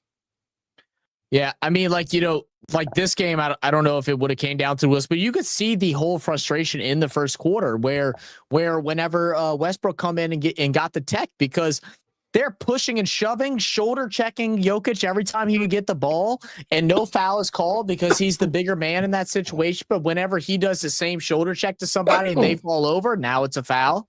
It's like what is a foul? Are we going to allow them to play physical or are we not? I prefer them to allow it unless it's like a situation where it's a slap on the arm, slap on the wrist on a shot, or if it's a shoulder charge. Like if you come in and you lean, right? You lean, that's a foul. Now if I'm just shifting over and I bump you standing straight up and you fall over, well then that's on you. You need to get your weight up, son. Yeah. But it's like, the fact that players that are smaller, like your Dorts and whatnot, that are able to go up to Jokic and go like this to him and be like, oh, it's no big deal because he didn't fall over. Yeah. All you're telling Jokic, who wouldn't do this, but this again also goes into like the whole LeBron flopping thing. But if Jokic would to go like this and because it would be a flop because he's not going to fall down for that. But if he would flop, he'd get the foul. Yeah. Jokic would be the one shooting 20 free throws. In the Warriors last series, they interviewed Dylan Brooks, and because fans were saying it before, but in Game 3, announcers started saying it. Dylan Brooks was purposely going for Steph's sore thumb. Yeah, and he actually came out and said that, if I had a hurt ankle or whatever, I would have expected him to go at. No, bro, there was one shot. I'm sorry, I cut you off like 3 times. How you know I haven't had a beer in a while. But Steph shot a shot. He went up to block it, missed the block. Steph's hand came down, and Brooks didn't just follow through like this once. He came back again and hit it. He did it 2 more times. He did 2 times in that same. I remember that. That's when the announcer was like, "Why are you trying to purposely hurt this man?" And then I'm seeing Stephen A. All these guys like, "Oh, that's part of the game." No, it's not part of the game. No, just admit to me that you're not good enough. Just admit to me that you're not good enough. I mean, the thing is, like, playing against somebody's injury is part of the game to an extent, right? Like, you're gonna play a little harder. You may play a little, but not a double and a triple trying to hurt. Yeah, exactly. Trying to hurt them, trying to re-injure something. Yeah. Because then you guys say, if Draymond does something like that, oh, that's a dirty play. Oh yeah. Now it's get him out the league. He's the dirtiest player in the NBA. But then when Dylan Brooks has something, even though they're on the same level technically, I think Dylan Brooks has gotten a lot worse lately.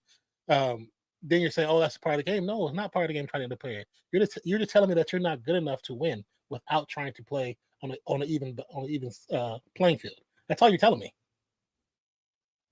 And I was like, I wish a mug would, man. I would tell Steve, look, I got 6 fouls. Put me in. I mean, this thing.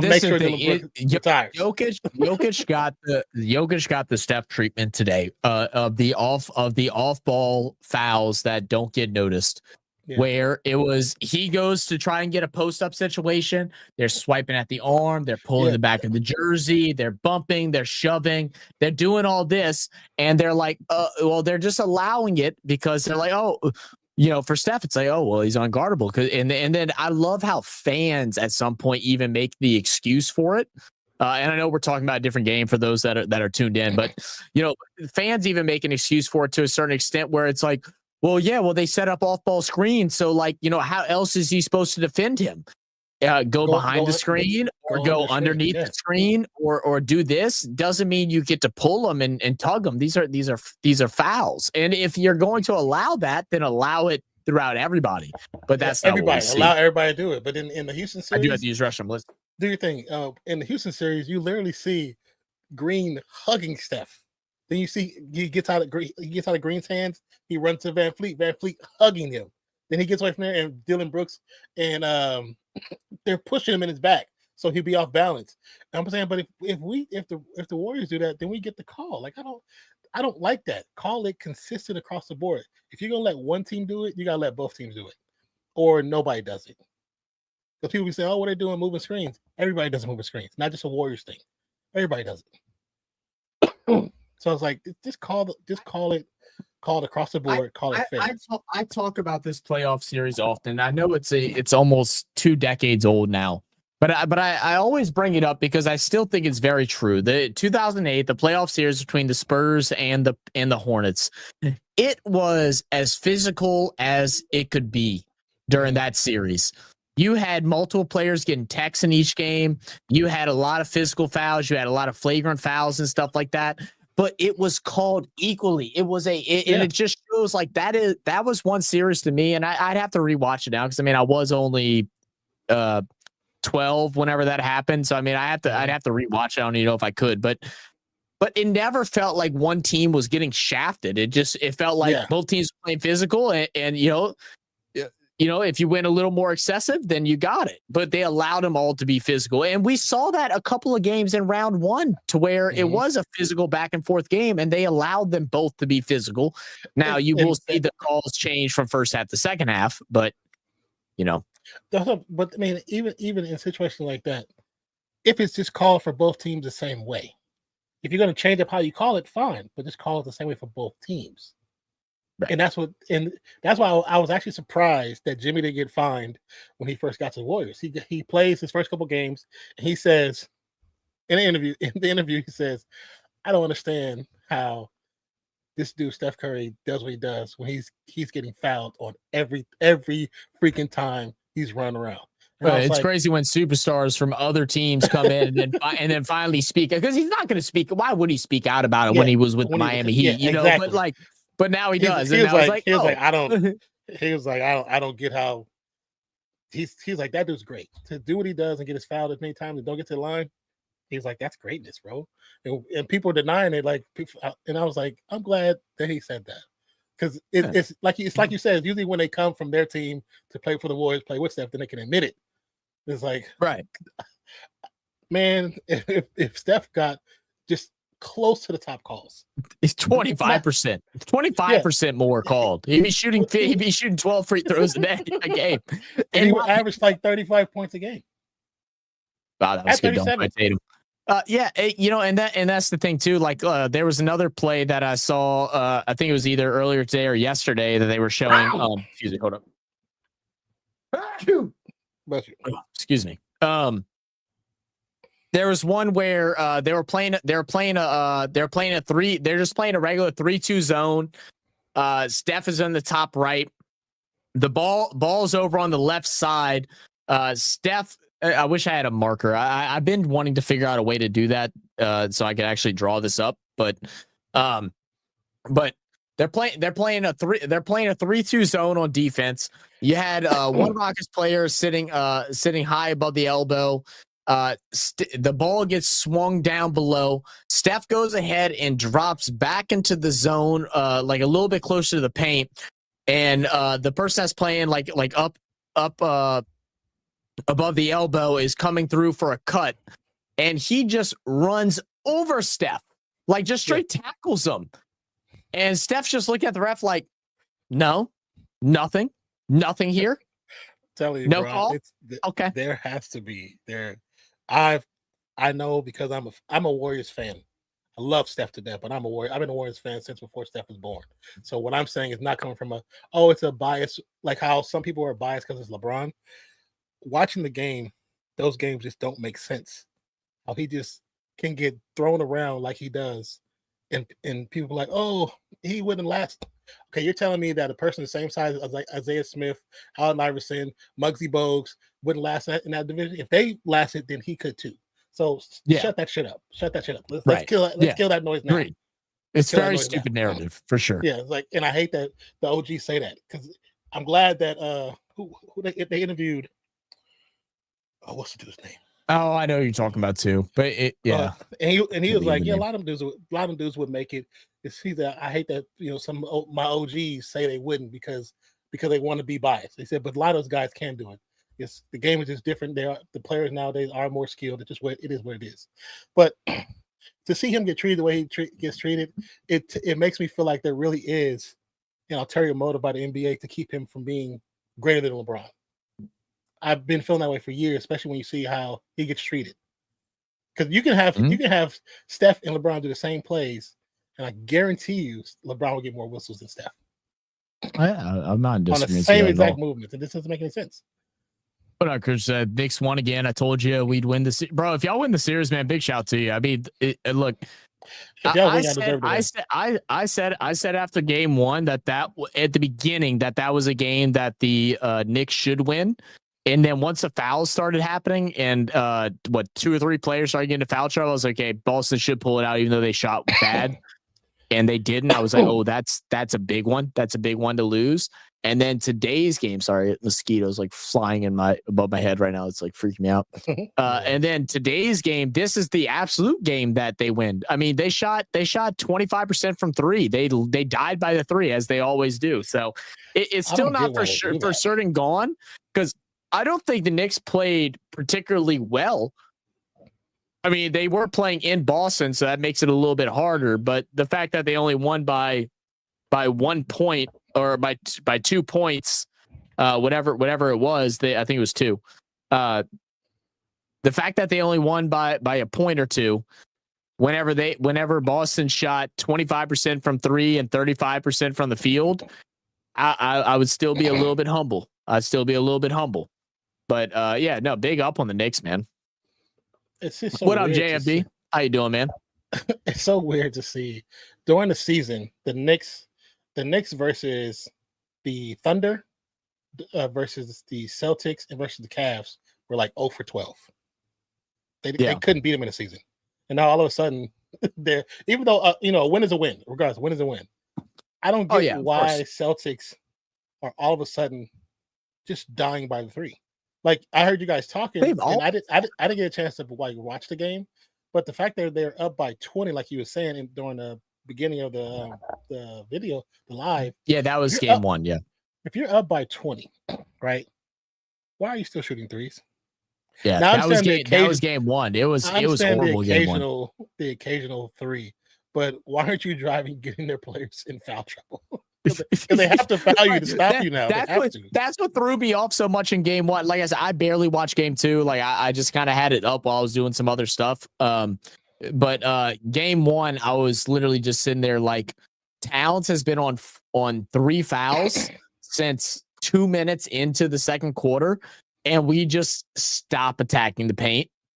Whenever Towns is in, they have a positive differential. So it's like, he's obviously the reason.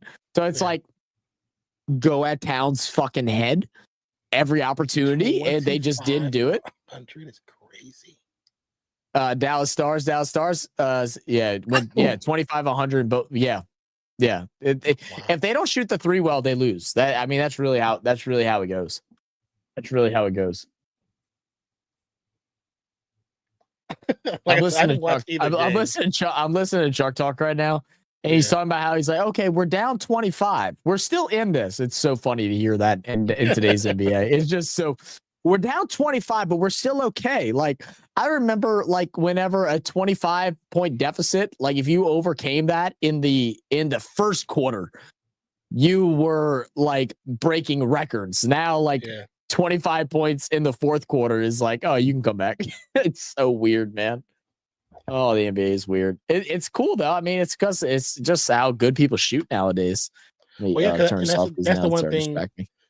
That's the one thing. Like when that interview with LeBron and JJ Redick, that's what he said about Steph. He's like, Steph was the one that showed the NBA that no lead was safe, which was true because when he got in, he started proving at a young age. But to see, you're up by 20 and you lost. It's like it shouldn't have been that close. Wow, JP, I didn't realize they were up by 20 in today's game either. They blew 2 20-point leads. Yeah, that's horrible. But like that's what the Knicks have been doing all playoffs, right? Because they shouldn't even have got out of game 5. I think there was only one game up until game 6 that the I think it was game 6 that the Knicks actually like won, right? Like they actually went out there and like dominated the Pistons. The Pistons were up in every situation, but the Knicks have always came into the clutch in those late quarters and turned it up. I really thought the Pistons were going to actually win that series. I had them winning the series. I thought they would too. They played a damn good series. In the first series of playoffs, I got everybody right but one. Fucking Clippers. You picked Nolan and the Lakers? You did. That's right. I knew Lakers wasn't winning because they had no defense. No defense. There's no defense. They had no big man. Oh boy, even though he's a big man, they don't trust him.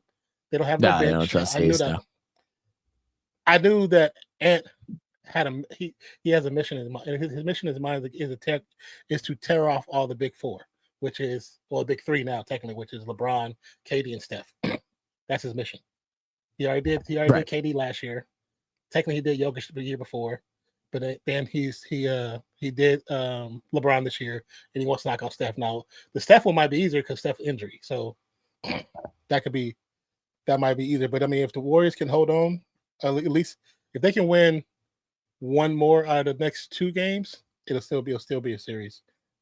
What is your thoughts on the Warriors game the other day? I didn't watch the game, but obviously they got the win. Let me pull up the back to the screen.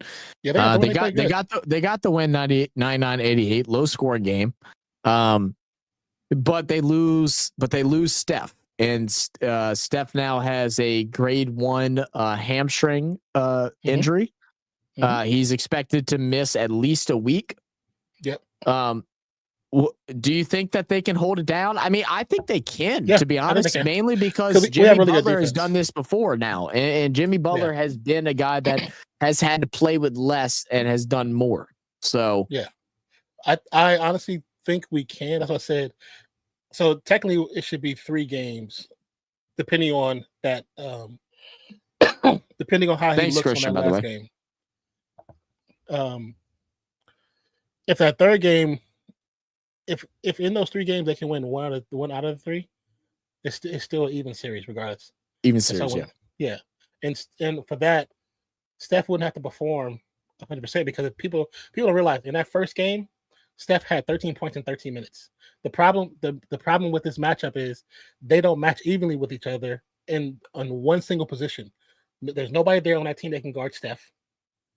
And there's 2 people that can technically guard AE, but they just have to stay with him.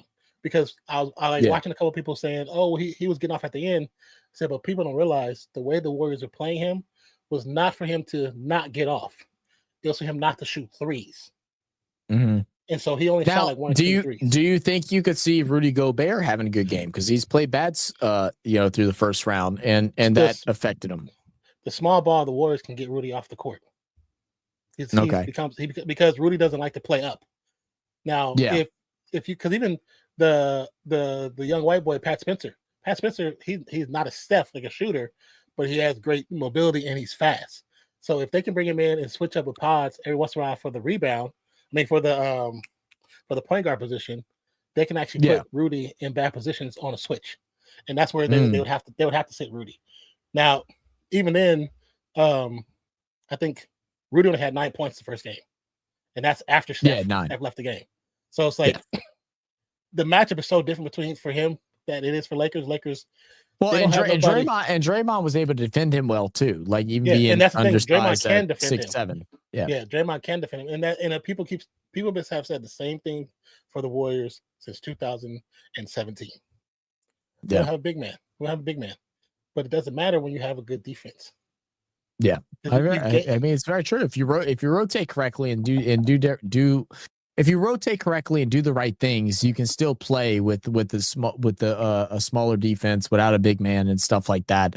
And then, I mean, you still have Looney, who, I mean, I know he hasn't been a focal point or anything like that. Yeah, but those 14 minutes getting 6 boards and a block and 2 steals. I mean, that's all you can ask from him. Yeah, and the 1-2 combination with him and Draymond, what happens is when you put Looney on Rudy, Looney is able to box out Rudy, and that's all you need. Just box him out. That's all you need. Because if you take away the rebounds, Rudy doesn't have a purpose. Yeah, and another big thing with that game too, or even just with in the playoffs so far, man. I wonder if a lot of people are finally shutting up a little bit when it comes to Buddy Hield. They probably shouldn't interview him again after the game, but I mean, he didn't shoot great. Yeah, the other day, I mean, he shot 7 for 19, but I mean, still 24 points. The game before in the closeout game, he had 34, 36. Yeah, 33. 33. That's what it was. Yeah. And he was 1 3-pointer short of setting the record. Yeah.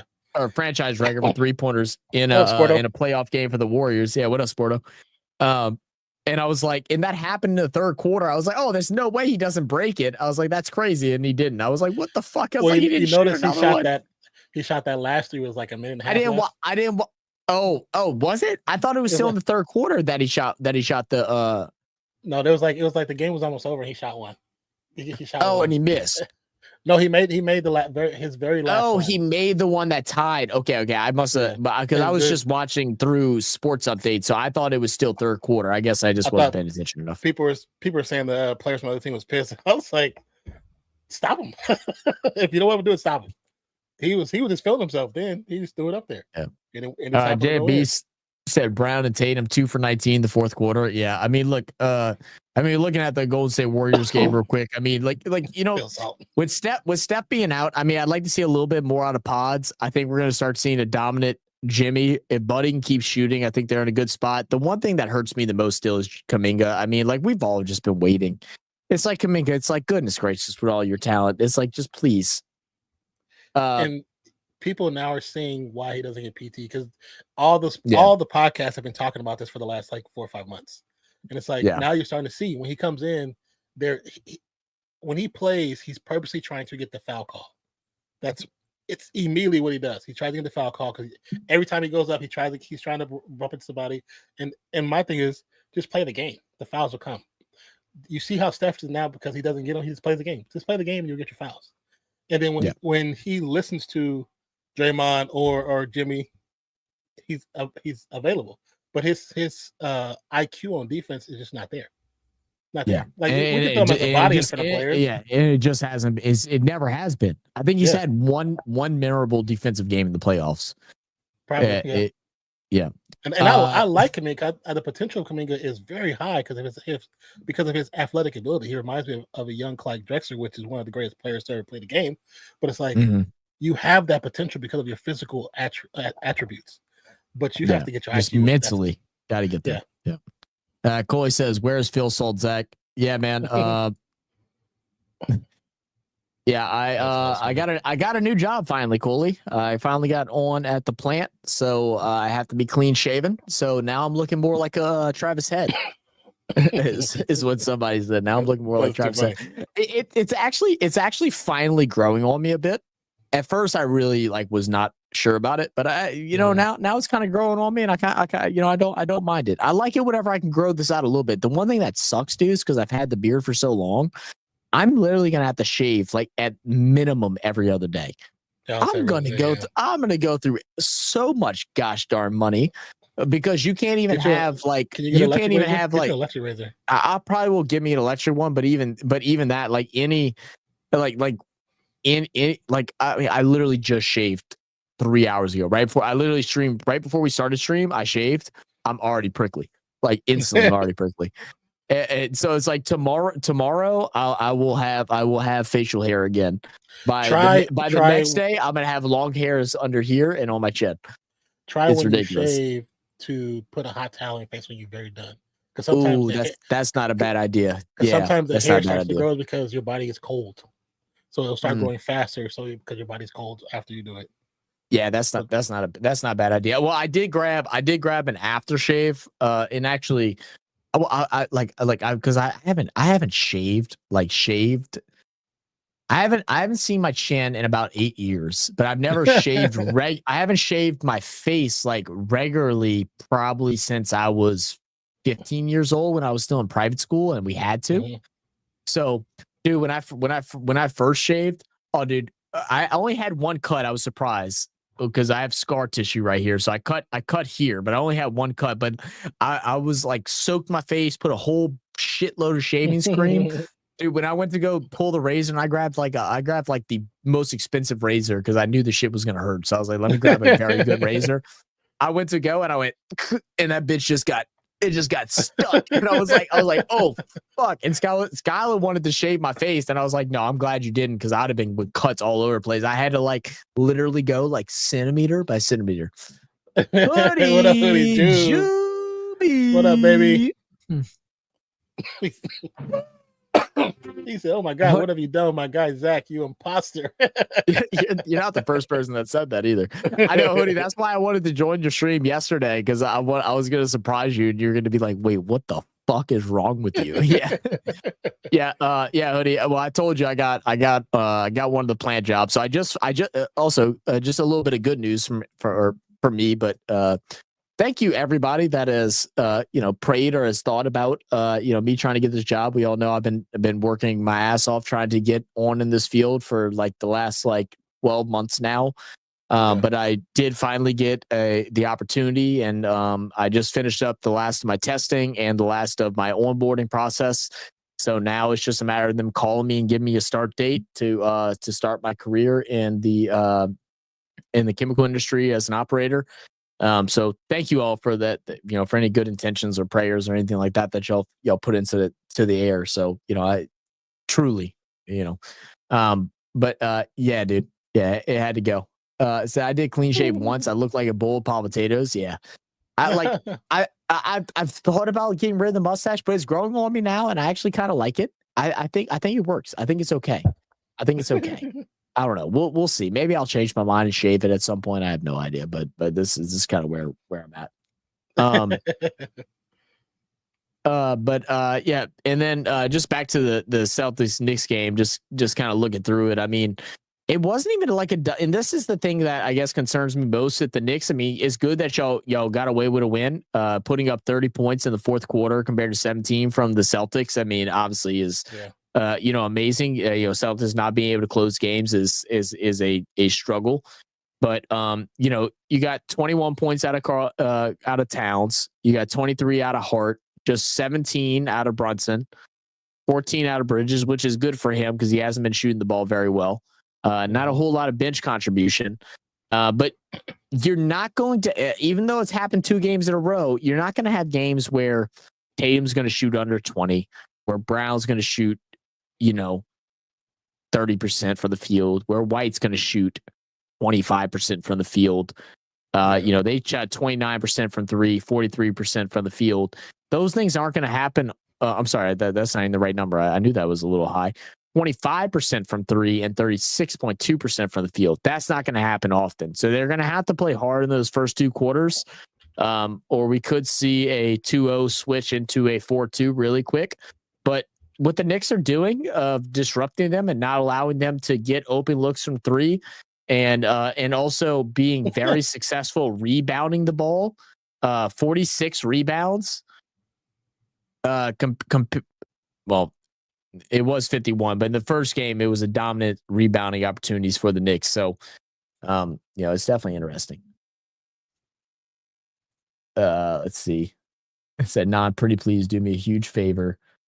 Non, show everyone a picture of WWE Dexter Loomis. That who Zach looks like now. Please share a photo. Dexter Loomis.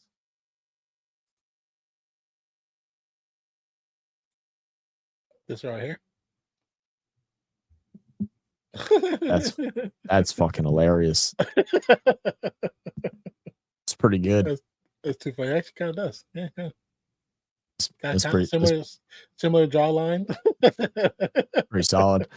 You know what? Like I was telling my family, like the funniest thing about it all was, last time. So since I was like 17, I always had like the chin strap. So I always had, chin strap through here. I never really had the mustache. I didn't start doing the full beard until 2019, something like that, is once I started fully growing out a beard, a mustache and everything. Yeah. But I haven't seen my chin since I was like, or even just like my facial bone structure since I was like heavy in the gym. Oh, so really? Whenever I used to work out like crazy, because I mean I was like at most like 10-11% body fat, but most of the time I sat around 7% body fat. I had a chiseled jawline, and so now it's like I actually not. I mean, like I'm not saying like a double chin, but like I actually have a little meat down here, and my face is not as sharp, and the beard, because my beard by my chin grew down, so it made my face look pointier, and now it looks rounder. And now it looks a little bit rounder, and I'm like, oh shit! And now that I've gotten a little bit more weight in my face, obviously I'm still a skinny prick, but I always make fun of my sister because she has the butt chin. She gets it from my dad. Yeah. My dad has the little butt chin. You can't really see it. I don't even know if I put myself full screen. Yeah, you can't really see it, but I have a bit of a butt chin right here. You can barely see it, but there's a hole. Like when I touch it, I feel it. I never had one before, so it threw me the fuck off when I was shaving and like feeling my face. And because when I had the beard, I always did this. Like that was like my little like tick thing where I'd always just grab my face. And I was grabbing it. I was like, oh, there's a hole fucking here. I was like, oh shit, I have a butt chin too. It's like, damn it, I made fun of my sister for being a ginger. Now I shave my face. I'm no longer a ginger because my mustache is blonde, my head is blonde. I'm no longer a ginger. But I also made fun of my sister for having a butt chin. And now if I put on like 15 pounds, I'm gonna have a fucking butt chin. I'm like, I'm gonna have a fucking butt chin. I'm like, dude, fuck me. That's hella funny. What up, ECG?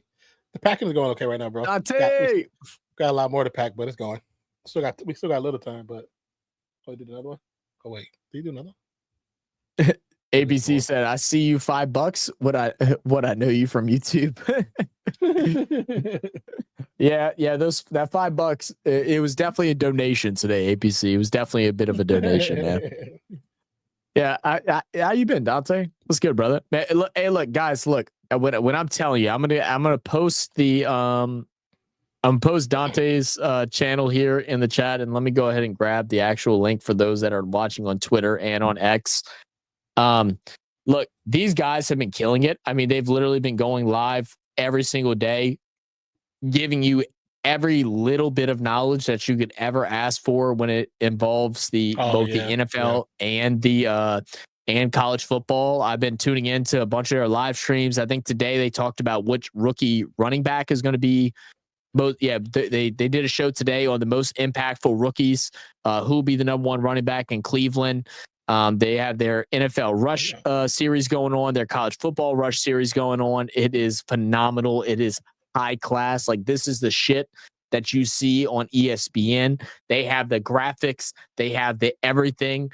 This channel is at 4.86 subscribers. And I'm telling you, if they don't get to 20,000 by next year, I think I'm just gonna I don't know what I'm gonna do. I'm gonna sue YouTube. I'm suing them. I'm suing them. No, can I do that? Great information. And the people that's on the channel are actually pretty cool and laid back, and they're funny as shit when they clown each other, clowning in different situations. But if you're looking for real information, not like Stephen A. Smith where they're gonna tell half the story then bring in some bullshit to be controversial. No, they're telling number facts. Keep it simple, keep it short to the point, but factual. ECG is the way to go, brother. Seriously, Dante, I gotta do a. I don't even know what we could do a stream for. It might just have to be like a watch along or something like that. But I have got to get Sora and my buddy Brad to meet each other, because Sora and you've seen how Sora talks, and you've seen how Brad talks with the couple of streams that he came in. Tell me they don't sound like the exact same person.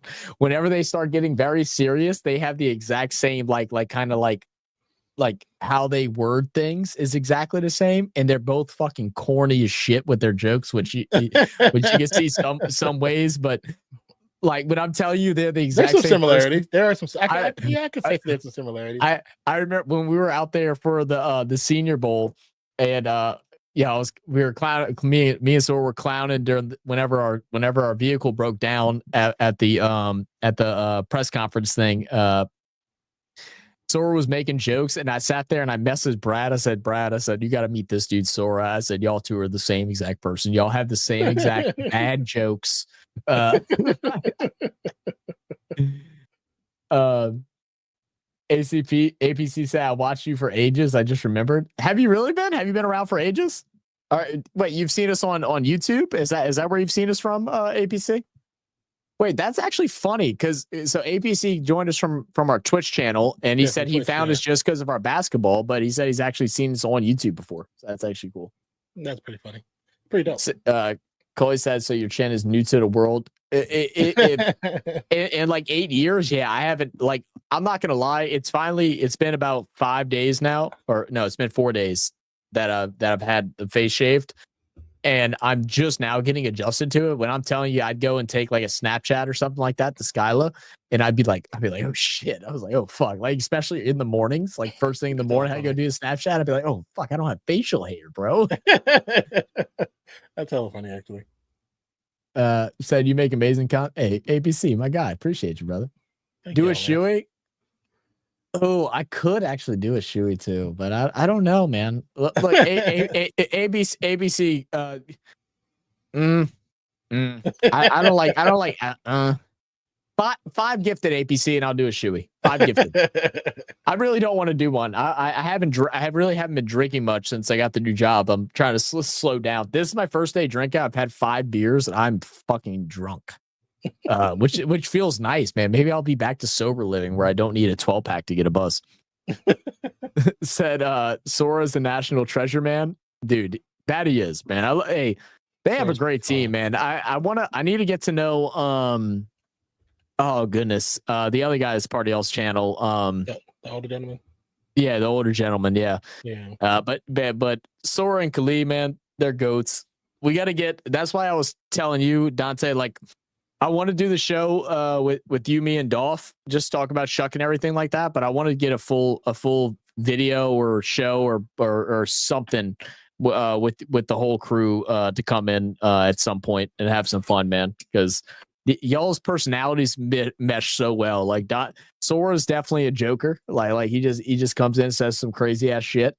Dante's a good like in between person. Khalid is like for the most part like he's like very business, but it's like kind of like quirky as well with his business stuff, which I love. But every time he talks and when he gets into it, it's like holy fuck, this dude knows his fucking shit. And then the other guy, he just knows everything. Yeah, Don. And Don is just he just knows the trade, bro. ABC said you look younger now than YouTube. You look older. Damn, bro. Well, that's got to shave my face. I shaved my face, so I look a little bit younger. Yeah, that's probably what. That's probably why. Said you're only 22, mate. You're only 22. Hey, 22 is a great age, bro.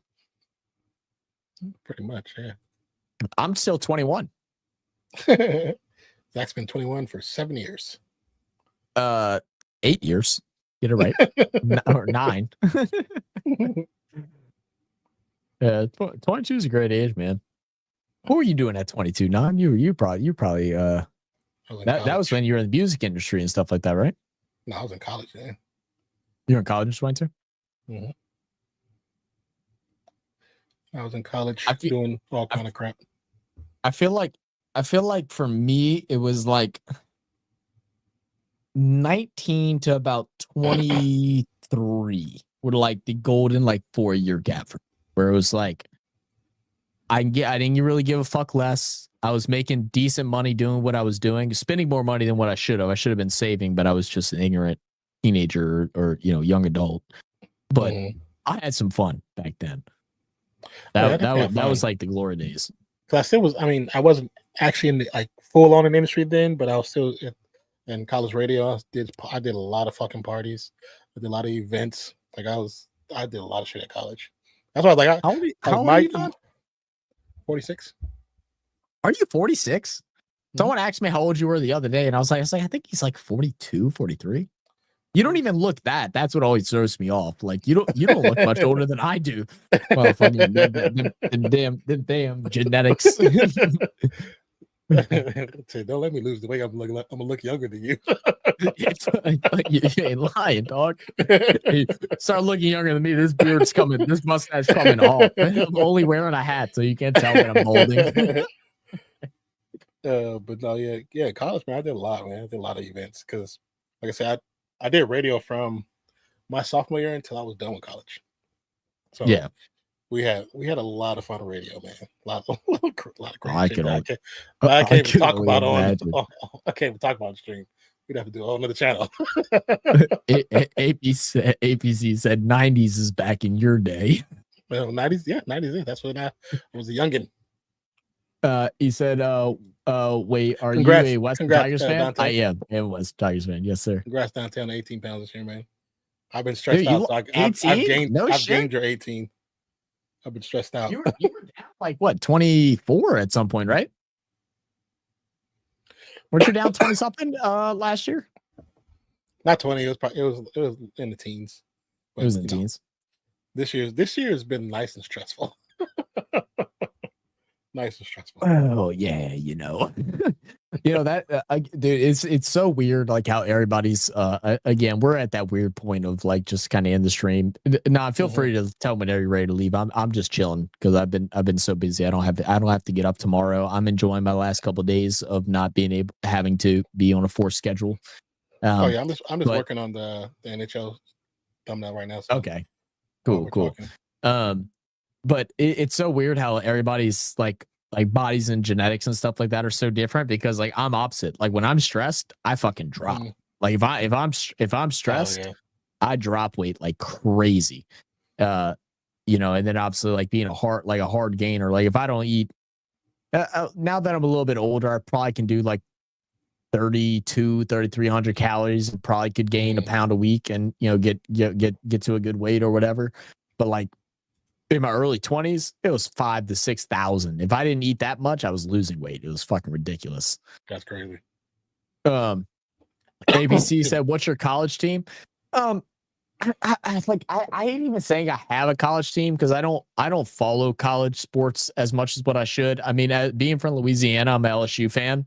But I wouldn't say like I'm a diehard of a team. It's like, if they go to a championship or they do good things, like I'm cheering for them when they're playing. I'm obviously cheering for them, but I'm not like losing my mind if they're losing either.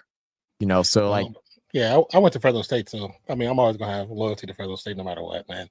Like I cannot watch it for years, but I could go across the game. I'll sit there and watch it. This no matter what the sport is. So I'm always Fresno State. That'll never change.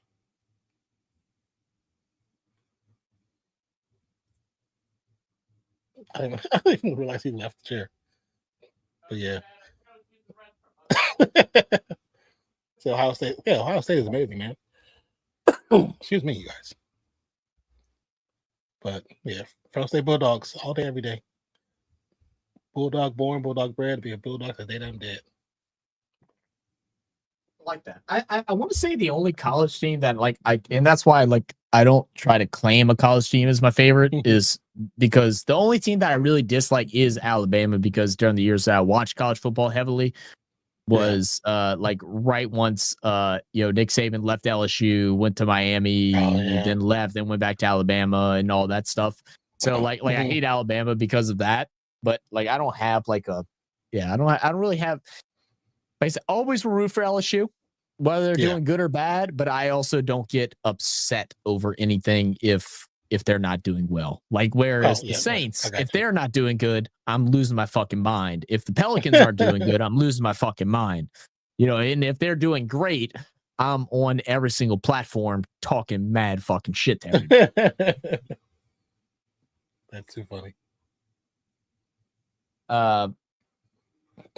Ohio and Michigan's a big route. I would love to go to an Ohio State Michigan game.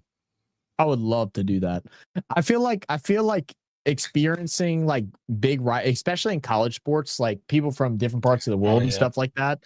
When y'all talk about American sports being very media driven and stuff like that, it is like that in the professional sports. There are still rivalries in professional sports, but they're just not talked about as much because of how it's portrayed through media. But college, it doesn't matter what media does. Those fan bases are crazy, and those are fun. Going to LSU Alabama on a Saturday night is historical. Going to Ohio State Michigan, historical. They have those games where it's if you have the chance to go to one of those, you've got to be there. If you have the opportunity, you got to do it. That, or even going to the tournament, the big tournament. If you can go to any one of because I think what year was it? Maybe 2002. We hosted the West semifinals. So I got to shoot a bunch of different teams. But it was fun to see all those different teams from all across the country coming to Fresno to play in the tournament, the West part of the tournament. It was actually pretty cool, and you got to see a lot of different schools. But it was just the environment was cool. It wasn't just a regular Fresno State game. It was everybody, those who made it to that division. But it was fun, man. I think working at Fresno State made me like college sports even more because a lot of times during that time I watched a lot less of pro sports unless it was the Warriors. But I didn't watch a lot of Raider stuff because everything to me is around college football. So I watched so much college sports because I had to be prepared to help the coaches, to help this, or do things here. So and because we're editing all the time, everybody around us, all they really talk about is college sports or video games. So that's all I really watched for a long period of time. Well, and I feel like that's also the difference too, because I didn't go to a college that played sports or anything like that. I went to Nichols. And they actually had a pretty decent baseball team, but sports, by the time I went to Nichols, I was just focusing on school. I was older, so I could go. I didn't have no what do you want to say? camaraderie with the team or anything like that. Yeah, it was just I was just So going there to try. Yeah, I was just trying to get. I was just trying to get a degree. But Dante, look what I found, man. I gotta get it posted or make something for it. But I apparently have the newspaper that I just realized I've had after what 16 years now. We have the NFC Championship game poster. You have no idea how excited I am that I remember that. I'm so glad Dolph mentioned that. And then obviously and then obviously the Super Bowl one as well. Yeah, because I didn't know I had this, man. So I'm super excited because I'm definitely going to get that. I don't know if my parents, I'm definitely going to get that framed. I don't know if my parents will have them, but I used to have all when the A's won the World Series, those back-to-back championships. I know I have those, but they're probably my parents' storage somewhere. And then you're going out there, you'll be able to find them now. And the there you go. First thing to search for. Yeah. So I'll probably look for those, see if we had them. Because if we do, I definitely want to keep those. ABC my original set of sports cards. They're hell yeah, dude. So, bro, you might have some gems in there too, bro. I know I have Scottie Pippen's rookie card and John Stockton's rookie card, like the original first versions of the rookie cards. You might have to take some of the YouTube check and get them bitches graded. You might never know, bro. They might flip them bitches into a couple thou. Man, you never know. That'd be crazy, bro. But remember how we talked about starting to go back and getting cards again? And I've been really thinking about that. So I think when I do get back there, that's what I'll probably start buying cards again. I blame Dante, and I'm glad I haven't seen them because I've been well now I'm about to start working, so I'm really gonna be in trouble. But every time I've gone to Walmart ever since we left the Senior Bowl, I go to Walmart and I go check the card section just to see if there's cards available. Luckily, there has not been. Because I definitely would have bought them even if I couldn't afford them. I definitely would have got them anyway. That's too funny. But let's see. APC said NFL, I love Tom Brady and the Aussie Eagles Super Bowl. Yeah. With Mayada. Yeah. Said as a joke, NFL is a girl sports, NRL is real. I know it's a joke because it's obviously a joke. Yeah, it is pretty cool, man. I was hyped, dude. I was so hyped because I had someone told me that we had it a year ago, and I never went and checked because it's in a box. My mom has a box of things of us from when we were growing up, and so it's all paintings that I drew and other certificates that I won when I was in grade school and everything like that. And she was like, yeah, she's like, I think we had the newspaper. And I was like, wait, really? I was like, you never told me? And I was like, oh my God. So Dolph reminded me about a newspaper. So I was like, oh shit, let me go grab it. So now I have it. So now I'm going to have to clear out some space in my setup or just save it for the next setup whenever I eventually move, hopefully within a year. And that's definitely going to have to be a pivotal point in it. Shane said the NRL announced 2 hours ago that the Perth Bears are officially the 18th team. Yo, shout out Perth. There we go. How do we think they're going to do? All right, do we think they're going to get a good fan base out there in Perth? I mean, if they're out there, that place hasn't had a team in a while, right? Didn't they have a team some years ago and that team went bankrupt and went under? I'm pretty sure they had a team, but I think they're pretty AFL based, if I remember correctly. I'm sure somebody in Australia can remind me. That line where it shows AFL and NRL. Yeah, the Bosty line or Brosty line or something like that. Yeah. ECG said, bro, my eBay has been popping off. I have my little side business. Hey, have you been hitting lately, Dante? Another question, app, Dante? I think you just use eBay. I don't think he messes with Whatnot, if I remember when we talked about it. Hey, that Whatnot, you get them auctions popping live, man. You could probably get some money that way too. With the Whatnot, can you also, if you get followers and stuff like that, you can also get monetization, right? I think so. I think you can. You might need to look into that too. You might have to build up a collection first, which I know you said you have a bunch, but do something like that, get a following and stuff. You might even be able to get a little side hustle even furthermore. And because once you get a side hustle and you do that, you can just sell off packs. So you can be bid on the next pack, and people bid, $10 $10, $15 on a pack if it's a good pack. Now you might lose money on it, but I mean, if you do them enough. But anyway, yeah. Go ahead. I'm sorry. No. No, I was laughing at the comments. I hate Taylor Swift Chiefs. I was laughing. Said that run we made, I spent about 180, made about 600 and said you saw me. Did you make about 600? No shit. I know, dude. I'm telling you, Dante, I'm glad I didn't, by the way, because I wasn't able to check my bank statement. And if I would have bought another pack of cards, I'd have been in some fucking trouble that month. I would have been in some fucking trouble. How you doing, Jet Rambler? Yeah, because I still, yeah, what up? Howdy, man. I still got the cards here. But I mean, I'm sure they've dropped in value now. But especially since Jordan Travis now is out the league, which is crazy. But like I got the Caleb Williams silver or whatever, which I'm sure might be worth like $10, something like that, but not worth starting up an eBay store or anything like that. I was surprised by like some, and like because I don't know the card market, but like I thought this Khalil Mack card was like really sick, and apparently that's really not worth a whole lot. Oh my bad. Apparently that's really not worth a whole lot. Even though I thought that was pretty sick. What brand is that? It's Prism. It's a Prism pack. It just depends because like Prism, because for a long time in the beginning, when cards around the 80s and 90s, Topps was the top thing. Then it was Fleer. Prism came in later, early 2000s, but they were big then, and then of course they faded. And there's a couple of new brands that's out right now too. Panini. Mm-hmm. Panini was the one that came out. And they make Prism. Oh, that's what Prism. Yeah, is what Panini. Yeah, that's what it is. Panini Prism. Yeah. And then the only patch I got was Trey Benson. And it was like, and it's just a basic bitch patch, just a red. I thought some of these might have been okay, like the Prism breaks and stuff like that, like that one, but that one's not worth a whole lot. The Bo Nix I thought could be something. Panini's the biggest now. They said this wasn't. Yeah. I'd be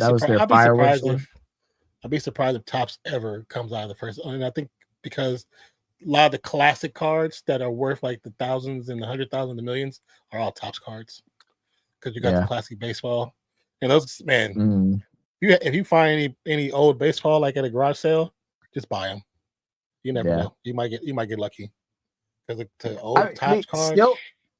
I think the thing that I liked the least about the cards that we grabbed, it was just that there was no cards that I really loved, and like I'm definitely more into that. Where it's like like I like the Khalil Mack card. I thought that was pretty cool, and then like I got like a really shitty Morton Anderson card, which I mean Saints legend, so I got I'm cool with that. Yeah, but like outside of that, there was nobody that I really liked. Like especially since I don't have a big collection. Like if I buy cards, I would love to at least get one that's something that I truly enjoy. But I still have no regrets in getting the two cards that I got. One from the Olympics. Yeah. Even though that you got to get that one signed. even though it's just the basic one, but it's like, I mean, dude, that was historic, man. And we watched that game. Like that was so fun to see those three. I mean, and possibly the last time that we see those three in an Olympics ever. Like to me, I don't care if it's worth a fucking cent. To me, it's worth. I wouldn't say 1,000. If someone offered me a couple hundred for it, I'd probably do it. But that's a lot of times where a lot of sports cards get their worth. A lot of sports cards get their worth on personal value. So that's why some people when they try to either trade them or hustle them, it's worth more to them because it has an emotional connection. Yeah. This one I thought was really, really cool too. And I wanted to get you one of them. I wanted to get you the pure Steph one. But it was one of those. Well, it was the same month where I was struggling after the Senior Bowl. But the Steph and Messi doing the night, dude, it's just such a dope card, man. It's like two fucking goats, man. Messi giving a little salute to American sports, which I never thought we'd see. So I thought that was really sick. That's pretty dope. I know I missed a whole bunch of comments and everything like that.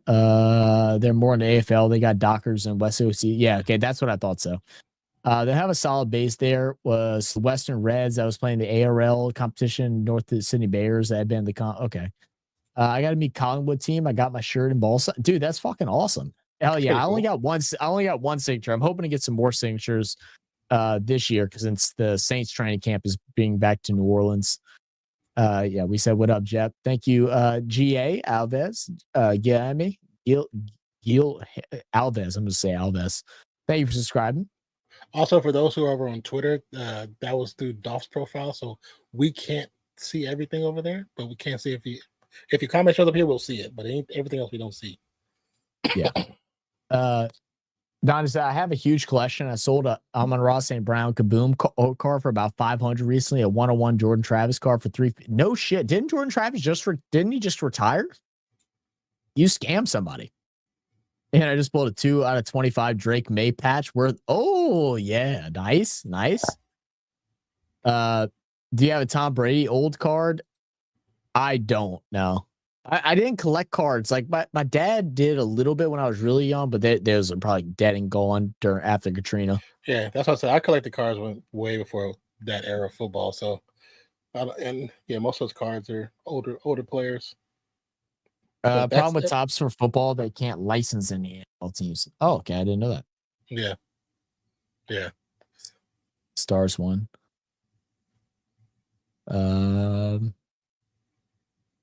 Jed said it's not the topic of sports, but did you see that our boy from 3 Doors Down was diagnosed with stage 4 lung cancer? Wow, I did not know that. Hey, well, stage hopefully, 4 is crazy. Yeah, I mean, so he must be in hospice already then if he's stage 4. Yeah. Prayers to the family, man. Prayers to the family. That sucks. I hate. Well, I understand why we can't, but I would love to play some 3 Doors Down right now, just in memory. I mean, that definitely does suck. Here, where's that? Where is? There we go. Shane's. There we go. We have one. Yeah. I think out of everything in the world that's controversial, this is the one thing everybody in the world can agree with. Oh yeah. You know, if there's one thing, fuck cancer. Yeah, fuck we can cancer, all agree 100%. On that. Said living in a surfing town, I've met a lot of world champion surfers, including Kelly Slater. I've heard of Kelly Slater, so I know that's big. I know Kelly Slater's real big. Yeah, to get their autograph. Never thought to get their autograph. Some would late, but that's also not necessarily a bad thing either. I mean, if it has to feel good for those people, like just being able to get those personal experience, man. I feel like a lot of people want to be, especially nowadays, they want to be able to document those moments where they get to either meet somebody or they go to an event, and so they just are like just so worried about getting an autograph or taking a picture or taking a video instead of just being like, oh, I did that. Like, and if anyone tries to come up to you and be like, yeah, prove it. Oh, you don't have proof. Fuck you. Well, you tell them to go fucking shove this middle finger up their asses. Like, I mean, excuse my language, man. I'm all about just kind of living in the moment and stuff like that. I mean, during the Super Bowl, I mean, we were surrounded by all kind of celebrities, NFL players, NBA players, streamers, whatever it may be. But it's just, you're just there, bro. I will say this from enjoy their time. From personal experiences, like I said, Zach talked about earlier about me doing some music stuff. If I would have went around those guys with cameras and stuff like that, it would feel artificial. It would feel like I wouldn't have been accepted the way I was accepted. You know what I'm saying? To be able to sit down, speak with all these big time comedians, Jamie Foxx, them, and then have regular conversations with them. It would feel weird if I was like, just start pulling my phone out, start recording them in the middle of a conversation. But it's like it was just to meet all these guys, meet these other artists that I got a chance to meet. A lot of guys who sing background for all these for Usher and Monica and all of them. Like getting a chance to just meet them. It's a dope memory. You know what I'm saying? Because it wouldn't feel natural, and it wouldn't. And I guess I wouldn't have been voicemail. I wouldn't have been like accepted into the group because I wasn't a singer. I was just somebody who helped another artist, but I was accepted because I wasn't there like a groupie. I just if they talked to me, I talked to them. I helped them do stuff, whatever. It was just simple, but it was cool. But if I would have been there with a phone, like just recording everything, it have felt weird. It felt weird. Well, it's funny. You talk about that, and like I can say it from both sides. So whenever we used to work out with Marcel, who is cousins with now Scott's calling me back. Give me a second. No worries. Let's see what the comments in. It hit hard when I found that out due to the diagnosis they had to cancel the summer tour. That sucks. I often see Brisbane Broncos and Gold Coast Titans players here, but usually just say good day and let them be. Yeah, they know that they're stars. They know that they're big time athletes, but sometimes just making them feel normal probably is the best thing about their day. You give them a nod, give them a shot, say, hey, great game the other day, and keep pushing. They love simple stuff like that, man. Because it's so hard for them to be regular. You know what I'm saying? It's like I seen a short interview of Michael Jackson. He was talking to somebody about them going to the store, like a grocery store, and having them explain their experience of going to a grocery store, of how they can go to the store without nobody coming, going crazy and like, oh, because for him, if he wants to experience something like that, he has to shut down the entire store. This is before, rest in peace. But it was like he was saying, like, I would have to shut down the whole store just to experience the ability to go shopping, because he couldn't do stuff like that because of who he was, But I know a lot of athletes, stars, actors, comedians, whoever, big time directors, they sometimes want to have regular moments too. I remember when I worked in LA, I worked for a rental car company, and where I was at, I was in between Venice Beach and where all the movie studios are. And so we would rent to studios, or we would rent to actors who lived in the Venice Beach area. But a lot of times, because you don't know their real names, so like we'll go to deliver the car, because they like somebody come call it. And the only reason we know there will be stars is because when we talk to somebody, it wasn't them. It was a third party person saying, hey, this is so and so from this place. This person is running the car, and this is what they're looking for.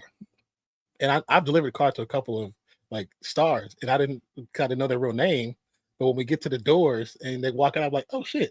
I was like, oh, I know you. I just watched the movie like 2 days ago.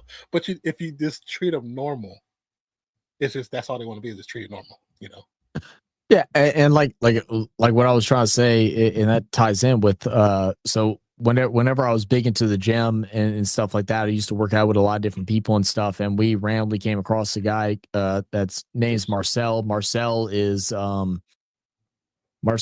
one of Anthony Davis's cousins that now plays for the Mavericks, and we didn't know that initially, like after the first couple times of working out and stuff like that, but we found it out eventually that he was, and we were working out with him like 3 to 4 times a week for like probably about 3 or 4 months or something like that. Mm-hmm. And we told one of our buddies, like we were hyped. We're like, oh shit, like this dude like knows AD, like whatever. We're like, yeah, dude. We were typing in a group chat, and we're like, dude, yeah, working out with this guy. He's cousins with AD. He's like we talked to AD on the phone, and and they all of a sudden, one of the guys that was kind of part of our group, but wasn't like really fully part of our group. He was just kind of there. Mm-hmm. He's like, he also is like, oh, I gotta come work out with y'all next time. And me and the dude that met Marcel, that like started that relationship or whatever, we were kind of like, I don't know about all that. Well, eventually he got invited to come work out with us, and he goes up to the guy and starts like, oh yeah, let me get your phone number, man. Let me you're Anthony. Yeah, let me get your phone number. Let's talk. Let's do all this. And the dude Marcel like came up to us. He goes, hey, don't invite him again. We're like, don't worry, we're not. He's like, we're like, it's like, yeah, it's ridiculous. And we were embarrassed. Like we messaged him. We were apologizing. The next time we saw him, we're like, dude, we're sorry. We're like, we didn't think he'd be like that. Like he's been cool with us working out. We didn't think he'd be like that. But obviously he was trying to get some type of clout from from knowing you and everything like that when you didn't even know him. Like, and so we worked out for like 3 or 4 months together. And, man, we got invited to go stay in a mansion in LA during the summer, during the off season, and like all kind of different shit like that. We didn't do it, a regret of mine, but but it was just because we were just normal, because it would be like he'd be training and stuff like that, and we'd be training with, and he trained other athletes too, some guys on the Saints, some other players that were working their way into the NBA and stuff like that. and we would treat them just like anybody else. So we call them pussies and excuse my language and and whatever, because they weren't lifting hard enough. And I'd be like, I was like, oh, I would tell them like, oh, it's like, I said, well, when are you grabbing? 70s. I said, I'm grabbing the 90s. I'm like, you're gonna let me grab 90s and you're an athlete trying to get in the pros? I said, you better get your weight up, son. Like, we would talk shit, like. Oh yeah. I mean, it's like, so like I said, I did a lot of music at Fresno State. And also, one of the things that I did, we did events. And so I was also part of the music scene. That's what we called it for the school. So we brought Warped Tour. We brought Warped Tour to Fresno State. Fresno State was the first college to ever have Warped Tour. We did it 3 times. 3 years in a row. And because it's so many of us kids that volunteer, sometimes we get to drive around certain bands. We drive them to their hotels, we pick them up. Sometimes we might go take them to get food or whatever. And I was like a driver for Long Beach Dub All Stars, which is they're like a ska dub rock band. Been around for a long time, got some great chill music. And so I'm waiting at the hotel to pick them up, and I don't know who they are because I had never listened to them fully at that time. But they start loading up in the van. I got like a 12-seater van. They start loading the van, and we start talking because we're waiting for the manager. And they're cool as shit. They was hella cool. Like we was talking about all kind of random shit, like where to get the weed from, like everything. It was just a great conversation. And then we knew I had to get them to the stage in a certain time, but because the drummer was with somebody, and they're trying to get him to not be with somebody to come in to get us to go with us, so I can get in the van. 20 minutes away. They was like, we was trying to rush it, like, hey, they like, can you get there in this amount of time? I was like, I said legally, no. I said, but illegally, yes. It was like, illegally is the way. That was the way. I ran like 3 red lights. I drove onto to get, instead of allegedly going through instead of going through the driveway of the school, I drove on the grass, went through a building, through 2 buildings, came into the parking lot, and kind of went over everything. They was like, hey, whoever that guy is, when we leave, that's our driver. He's the one. I took him to get burritos, it was just, but because I did treat them like they were just like, oh, we just talk regular. Because I mean, like I said, I knew them, but I didn't know them like that. You know what I'm saying? But most people who are quote unquote famous for whatever reason, they understand what their role is in society. But to be able to sit down somewhere and just the majority of them, some of them like it. They want to show out and show up and all that shit. But the majority of them, they just want to be treated normal, man. I mean, especially living you're out there in California and stuff like that in LA. You got, motherfuckers be sitting outside their fucking porches waiting for them to walk outside just to take pictures and shit like that. They had no personal life, man. I couldn't imagine it. I mean, it's no wonder why people are moving to places like out in Utah and in Texas and going into these just big property areas and stuff like that. So they just can't be disturbed. I mean, as they should, bro. I mean, like fuck that, dude. I couldn't do it. I also just realized I don't know if I heard my mom. I agree about meeting family when I was in the Navy. Chris Pratt did a meet and greet, and everyone said wanted to meet, get stuff signed. Just sort of accidentally ran into him on the base in the hallway. Shook his hand. The only thing I said was Chris Pratt. But you know what's funny is he probably remembers that more than everything, more than all people standing in line. Facts. About one of the guys I used to train at my gym. He was he's the Dos Equis guy, most interesting man in the world. The dude, I don't give a crap about your preference in sex or anything like that. I 100% thought the dude was gay and like faking to be straight. Everybody in our gym thought so, and but he was married. But he was a doctor, like top doctor. Like he's a guy that hosts conferences for like lung health and different stuff. Like he was a big part of during the whole COVID stuff. He was a big part of those studies and everything during that time. But he was also an actor as a side gig. So like he is part of the cast that won a what was a globe. I don't know, awards and shit like that. Hello, Chance. like an Emmy. I think it's called an Emmy. Yeah, Emmy. Yeah. I don't want you mistaking this newspaper for something you can scratch on. So let me remove this from you. For the movie The Green Book.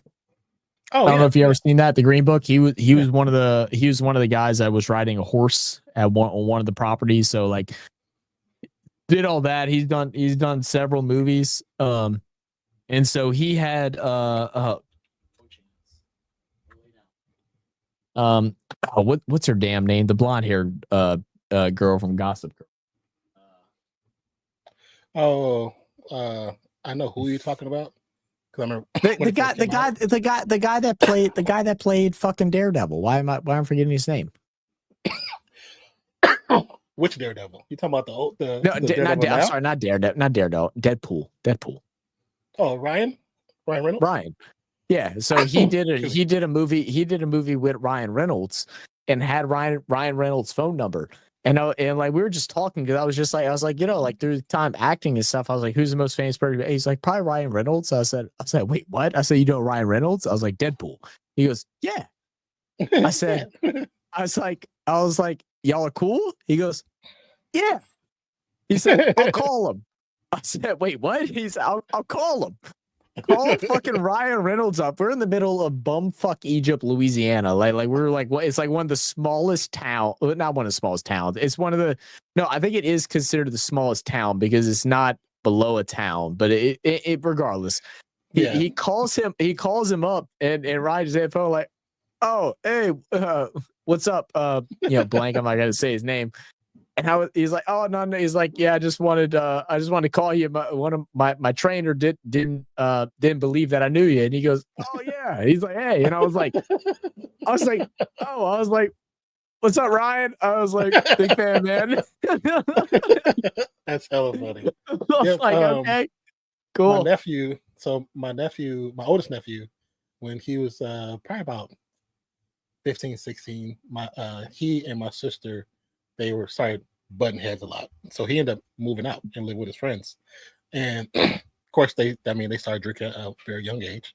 But one of the people he ended up meeting and becoming close with is the kid from, the little redhead kid what movies he did? When you say redhead kid, well, he's not a redhead kid. Yeah, Dennis the Menace, bro. Yeah, so him and Dennis the Menace are like cool friends. Like they ran to him in a random bar. Whenever y'all were talking about a kid that I used to look like, that's who I thought y'all were going to say as well was Dennis the Menace. That was my nickname growing up. Except I had freckles. Was Dennis the Menace. We had the same bowl cut of the bangs that went around the front like that. I think it's the kid who played Dennis the Menace, but I think he lives in like northern Sacramento somewhere. And they ran into him in the bars, and now they're just great friends. Nathan Gamble. That's his name, Nathan Gamble. Is that who it is? Let me see. It might be. But they was like, he was a little weird at first, but they became hella cool. Mm-hmm. Well, like the one thing I always try to express, I think everybody here is all pretty much grown and stuff like that. Now that it's like almost 1 a.m. But all young people that I speak to, like anyone that like, especially whenever I was like big playing games and doing Twitch and stuff like that. Yeah. And anyone that's younger and like they're like just confused about life, or they just they have ambitions for something and they just don't know where to go, or yada yada yada. And they always feel like, oh, I just need somebody to help put me on, or not help put me on, but like, want some advice. You get what I'm saying. Yeah. I always tell them, I'm like, you do not know who you're going to meet. You really don't. You don't know, because I mean, I'm from a small city in Louisiana. I've been given the opportunity to go, like I said, go stay in a mansion for however long I wanted to stay in California with NBA players if I wanted to do that. I've personally trained NFL players at a just local gym. I mean, now don't get me wrong, our gym was really good. I don't want to talk bad about our gym, but our gym isn't like known well out. But we were a top, 15 gym in the world, or Anytime Fitness in the world. But I've worked with formal New Orleans Saints players. I've met several other NFL players. I've worked with different artists. I've talked with them, hung out with them. You don't know who you're going to meet until you go through life. So like I always tell them, like, you know, just be you. Always be ready to be you, and try to always just be in a good mood and just be happy, man. Like, because you don't know who you're gonna come across that can change your life. You know, really there's like after doing Fresno State and working there, like I said, I moved to LA. You know, you meet random people there, but then it was so funny. And I know I told you the story, but when I first moved back to Fresno after being in LA for a little while, the guys I met, the reason why I moved back there, because they wanted to do like a TV show on YouTube. Yeah. And so they're telling me of these artists that they're meeting, and they're like, oh, these rappers are pretty good. They know this person, they know that person. And the whole time they're talking about somebody that I have known for like 4 years. But because they're not saying his real name, I don't know who they're talking about. So I'm driving from LA, I pull up to the studio, and he walks out, and I was like, "Oh, you talking about this fuckboy?" I was like, "Oh," he was like, "Oh, you talking about Sticky guy?" He used to go by Sticky Fingers. He's like, "You talking about that?" Oh, and they were like, "Wait, you know him?" They're like, "Yeah, I've known him for like 4 years because he used to play football at Fresno State." Yeah. I was like, I know his whole crew. Like, y'all are saying different names. Y'all not saying his real name. I was like, his real name. Yeah. If he said his real name, I know exactly who he was. But it was just so funny because they all had these dudes on pedestals. I'm like, man, I've been drunk on his couch. Like, I know all these guys. I know all these guys. Is that exactly what Christian said? Yeah, hey, treat everyone with love, man. Yeah, everyone, man. Nobody wants to be treated differently than you would treat your next person, man. So you just have some fun, man. Just live life, man. Shit, opportunities come up, come up at some point in time. It's just a matter or not. You put yourself in the position because you're you're trying to be there, right? Like if you're just some just trying to be somebody, and you're just being like, okay, well, I'm cool with this, I'm cool with that, I'm not gonna like pursue for nothing else. You put yourself in a position where you want to be people in the world, and you want to do something big out of your life, or do whatever it may be. Just treat people with love. You're gonna run into people that can change your lives. I mean, like I said, I didn't take advantage of the opportunity with going to the with AD. It was going to be, my girlfriend didn't let me. That's another thing. Like, unless it's the girl you're going to marry, before you say this, it's so funny that me and Zach are friends, because we both have one specific moment in our lives that if we do one thing different, we never meet. Yep. We never meet. If Zach goes to AD, we never meet. If I go on Warped Tour, we never meet, because I don't finish school. I don't stay in Fresno. I don't go to LA, or I go to LA, but 2 years earlier or 3 years earlier, and I just live out there doing music with Warped Tour. So it's like, it's so crazy because we both have that one single moment that I can pinpoint. If I did this, I don't meet anybody that I've met now. And the same thing for you. Like, it changes your whole arc. It changed your whole arc. Oh yeah, for sure. No, dude, exactly that, because that was right before I started gaming hard and stuff like that. And for those of y'all that don't know, I think most of y'all do know by now, but me and Non met in a random game of Fortnite. I still can't believe we met in a random game of Fortnite. Not like, a random game of Fortnite. We both got on, and we didn't even play public lobbies like that either. It was really random.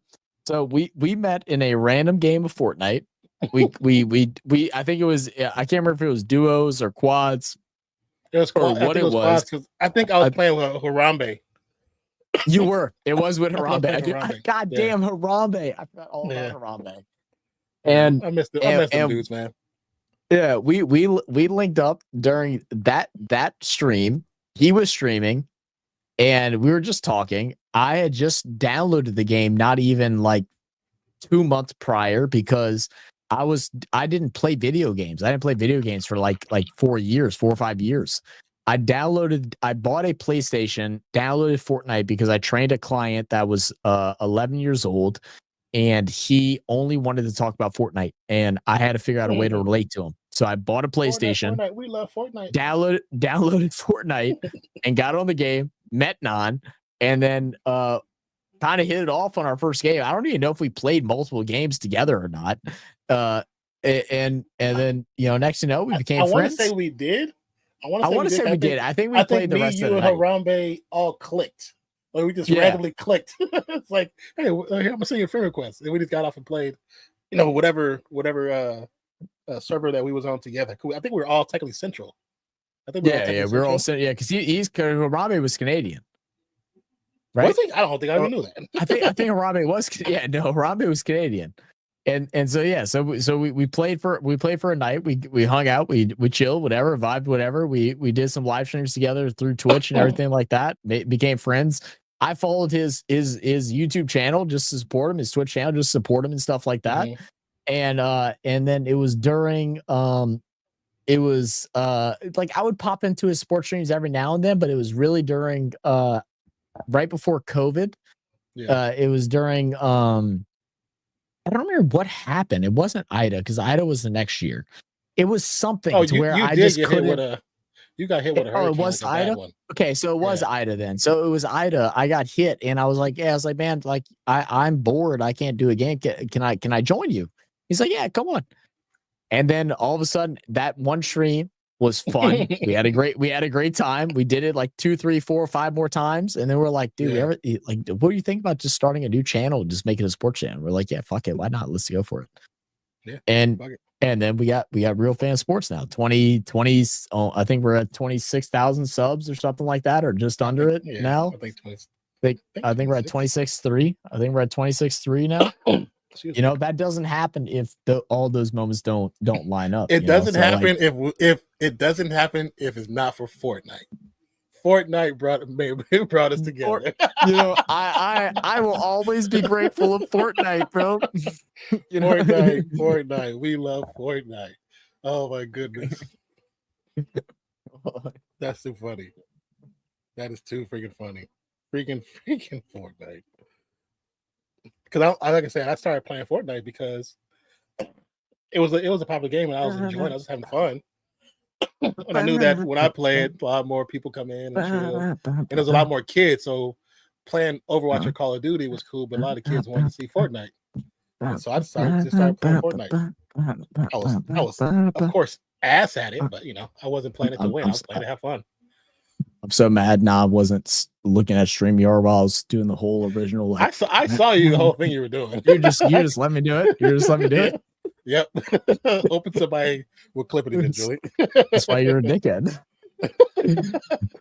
But yeah, I mean, again, back from what exactly we were saying was just like moments in your life, man, that like change you. Like sometimes things are like for the crazy good. Sometimes there's things that just matter. I mean, like now we're sitting at the point now where me and Non have been fucked, dude. I get married whenever I get married, Non standing in my wedding. I don't really give a fuck. Like he doesn't have a fucking option. Like at this point, he's my best friend. Like, and we've met each other one fucking time. We met each other once. Like it's just how kind of how that shit works. And but like exactly, similar for Fortnite. Yeah, thank good for Fortnite. And then similarly with the whole thing with there's no telling what would have happened if I would have taken up that opportunity with going to LA and being around, because I would have been living in a mansion with Anthony Davis, Russell Westbrook, Derrick Rose. That's crazy. God, it was two other players. Because that means you would have been training them. You'd have been training them. Yeah, so I'd have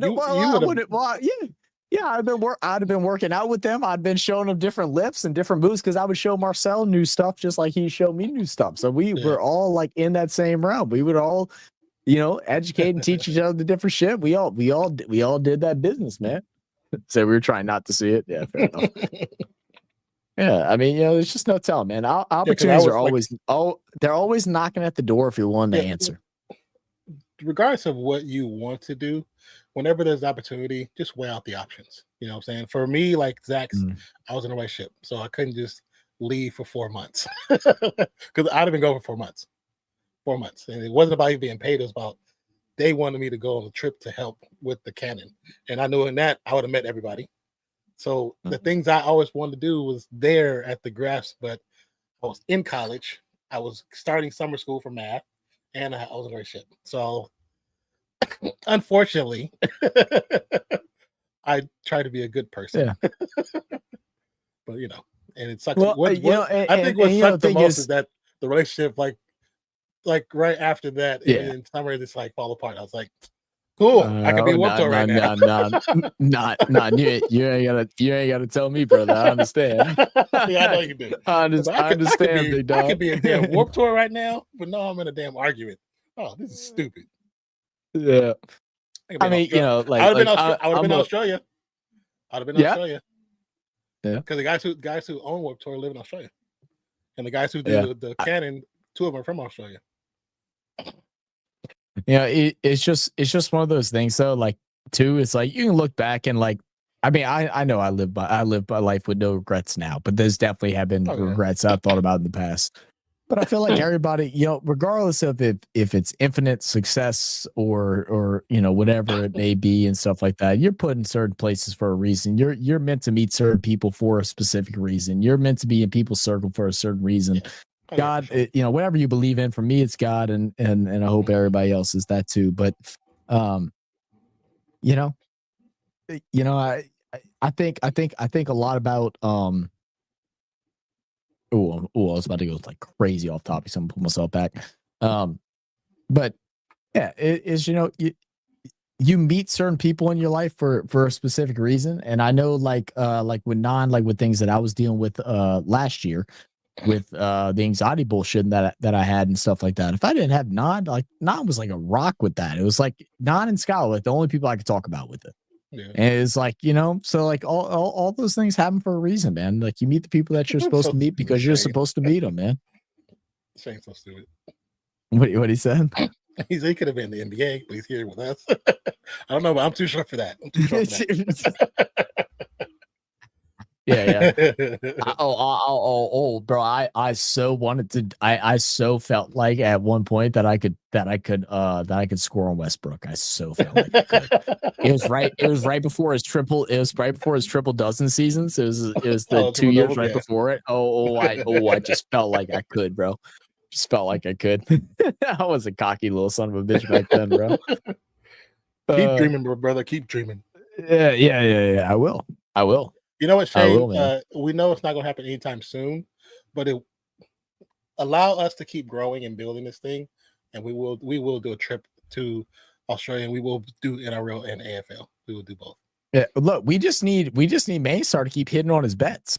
Mainstar's the only reason why Mainstar's not here right now is because he's in Japan drinking sake with the with his geishas or whatever it's called. Well, yeah, motherfucker's in Japan right now. Apparently, I'm trying to go to Japan. Look, we're talking about more like things about just like situational like bullshit of how it all works. You know the reason why he's in Japan right now? It's because of a conversation that him and Sinbad had. Sinbad gave him some business advice or like an idea or something like that he was able to push forward. So wow, that's awesome. there's no Real Fan Sports. There's no Sinbad Mainstar connection. There's none of that. It's weird, bro. Life is weird, dog. It's weird as fuck. I love that Real Fan Sports is the connection for everything, though. And Fortnite. Yeah. Real Fan Sports and Fortnite. And Fortnite. It all boils down to Fortnite, bro.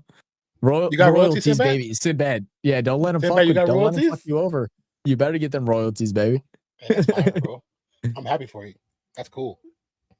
Yeah, dude. I mean, like, it's always fun, man. And like the one thing I was gonna go off topic with, but like I still think it goes with the conversation and stuff. Like, dude, so weirdly. So I was having I was going through my my physical drug testing and stuff like that the other day for the job, and so I'm going through it. I got there. right around like 7:15, 7:30, something like that. I get in around 8:15. I'm there for like 4 hours. They piss test, hair test. I gotta go get. Face mask fitting, blood work, all that shit, and then I finally meet a doctor. Excuse me. And so and then sound test. But have you ever done a sound test, Nolan? Like a hearing test? Like a hearing test? Yeah, hearing test where they put you in a box. Long time ago. Bro, that shit was weird, bro. I was not ready for that. It kind of freaked me out a little bit because she didn't really tell me what it was. So I had my phone in my pocket. And so my phone was fucking vibrating and you can't hear fucking nothing in that box. Yeah. Except for the little cheap headphones that they had. They're not even good headphones. They're a little cheap fucking headphone. Yeah. Yeah. It was like I'm sitting here, I'm like, and you got a button you got to press. But anyway. Yeah. So I go through all that and I meet with a doctor. It's a young doctor. I think he just graduated from med school. And it's so weird because we go to talk or whatever, and he asked me questions about my brain surgery and everything like that. So I made sure we talked about that for a little bit, and then he had me get up. He had to check, make sure I didn't have any hernias or anything like that, and he noticed my levels tattoo, and he's like, hey, so what's the story about that? And like, I felt a little bad because like I've been here for 4 hours. I'm ready to get the fuck home. I'm ready to go home, get some lunch. Like I'm hungry as shit. And I was like, yeah. I said, oh yeah, man. I was like, yeah, it's a gym company. I said I did personal training through. We sold clothes and different stuff like that. And he's like, yeah. He said, well, reason why I mentioned it is because he's like, I coach travel baseball team or T-ball or some shit like that. And he's like, our kids have started winning the last like 3 weeks. We won a tournament last week. First week, haven't been a good team. We started playing good. He said, and I'm big into like as a coach, you should be positive, and that positivity reflects into your players.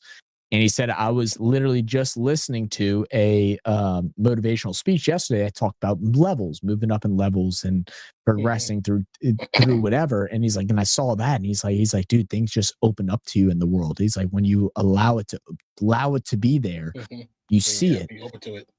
And he didn't even fucking medically evaluate me. We talked about levels for an hour. He literally asked me he literally was like, he gave me like this full, and like I'm just fucking want to go to sleep, and I'm wanting to go home, and I'm like, but I'm trying to lock into this conversation, but he's just talking to me about motivational speeches that he listens to and all this. We talked about philosophy and like philosophical like meanings and motives and philosophers' speeches and quotes for a full-blown fucking hour instead of actually evaluating my health. That's hella funny, actually. That's hella funny. Yeah. Oh, dude, it was fucking great. Awesome, dude, man. Great. He's gonna be a great doctor one day. Because he's very personable. Probably needs to like relax a little bit, but very personable. He's asking me all about the levels thing, and I'm like, yeah, dude. I was like, yeah, I did this. We sold T-shirts and stuff like that. I was like, it's like got it tattooed on me because it's just the way I live. I feel like I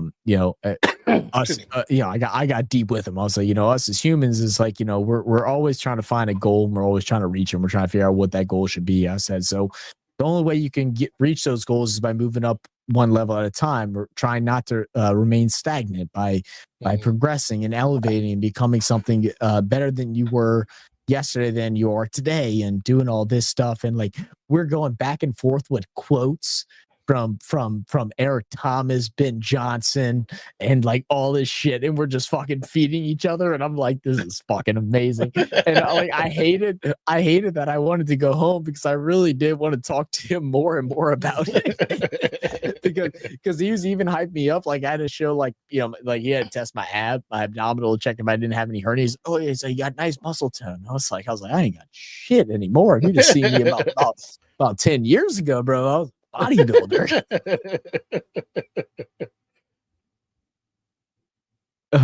said they That's hella fun. they said they want to come out here, but they have clash flow problems. What? ¿Qué pasa? I What are think you you talking meant about? I can't remember now. cash flow. Oh yeah, I think you yeah. meant cash flow. About us going to like Australia and stuff. Oh yeah. We'll get out there, man. I'll tell you what. I don't know when it'll be, but I know outside of my honeymoon, because I know Skylar really wants to go to like Rome and shit like that. I will make it out to Australia at some point, and y'all will get a heads up because I will have to have a heads up in order to make it. And Yeah, when I go, Non's going, Skylar's going, and we are all gonna link up for at the minimum a weekend, and we're going to drink out a bar, and we're going to have the best time of our life. Because if I'm being honest, like I want to go to the NRL games and all that stuff, but if not, yeah, exactly. If not everybody's able to get tickets to a game or to whatever event, I'd rather just get together at someone's fucking house if someone would be welcoming to have everybody there, and us just fucking have drinks, fucking dap each other up, hug, and fucking watch games together in person. yeah. That's what I'd prefer to have. That's what I prefer to have. I mean, like, I don't like, we talk about it, but I don't think y'all exactly realize how much I don't know if influence is the right word, but influence could be for used. I think it could be used.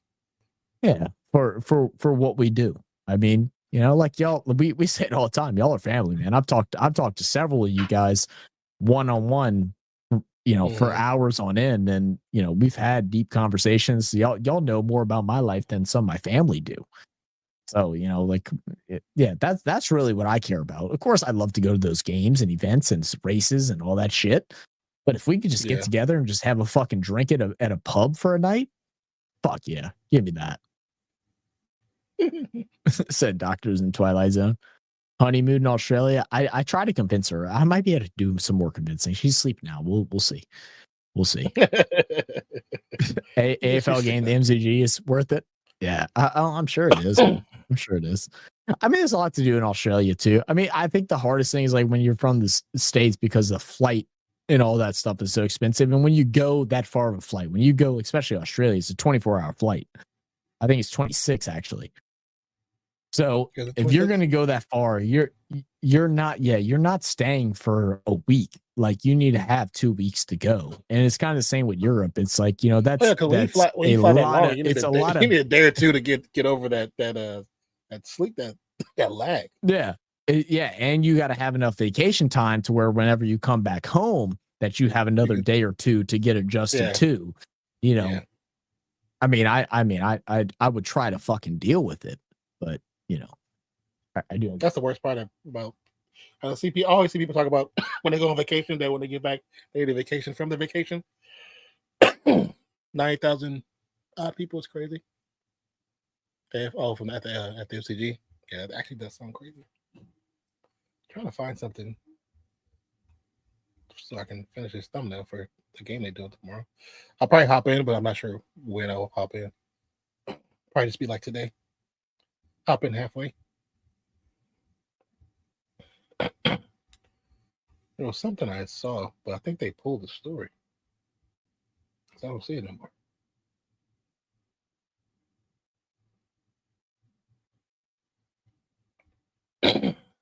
Excuse me, guys.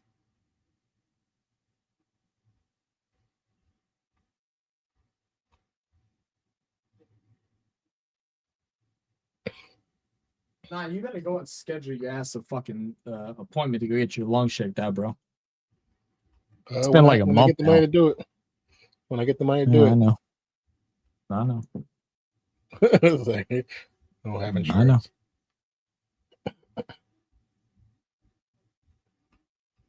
Yeah, I had to do that was called a PST or PFT or something like that. I think it's a pulmonary fit test. I think it was a PFT, pulmonary fit test. Dude, that was like the worst thing that I had to do for the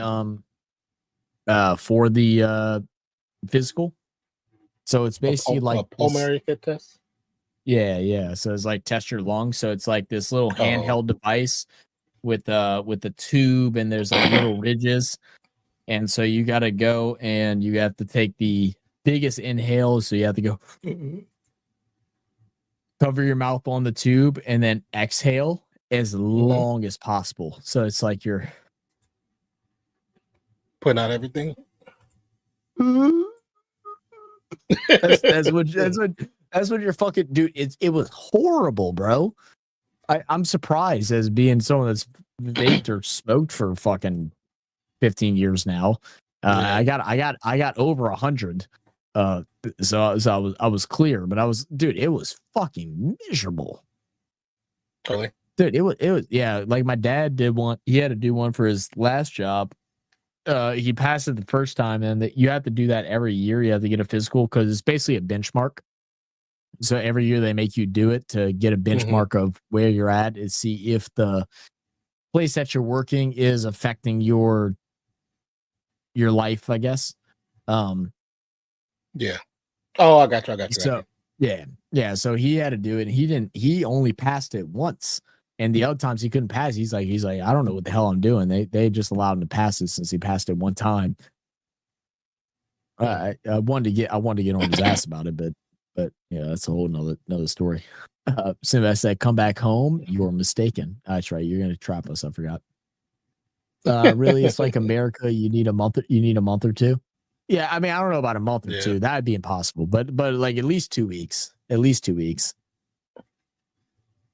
Just be able to see everything, man. I mean, also be able to adjust a little bit. You know what I mean? Like, you wouldn't want to go. I think the minimum would be a week, but like it's like if I'm gonna go that far, and I know that it's probably not possible to go there again, and maybe it is. Yeah, but not for a while. Yeah. Yeah, it's like I want to be able to enjoy it. So like if I go to Australia, it's like I want to go see the harbor. I want to go, sports guy. I want to go see some different sporting events. I want to go see the different places. And I mean, since I'm so close to New Zealand, I also wouldn't mind going to New Zealand for a weekend. Like I would love to be able to do that. And if you go out to Europe, it's like you want to go. You want to go to London, you want to venture out into Paris, or Rome or Ireland or something like that. You want to be able to see a little bit of things. You don't want to just be, you don't know if you ever go again. So you want to try to at least experience as much as you can. Brisbane or Perth is like driving from LA to New York. How far driving is Brisbane to Perth? Because I know LA to New York. LA to Louisiana is a 32-hour drive straight through, no stops. So like 36 with stops. You sure about that? So yeah, because Louisiana to Las Vegas is 24 on the dot without stops, and when we stopped minimal, it took us 30 hours to get there. So I'm just adding 4 hours for just like expected stops. So and it's an extra 4 hours from LA to Los Angeles. I know my homeboy. He must have been driving fast because he definitely got there under 30. He got there under 26 or something like that. I mean, you probably could if you're fucking if you're fucking from Fresno. Oh, see, yeah, he must have been fucking flying then. I mean, we were driving. You have to go no less.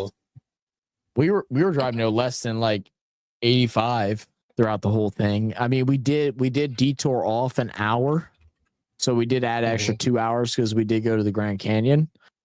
But it took us 30 hours to get to LA the first time. Get to Las Vegas the first time.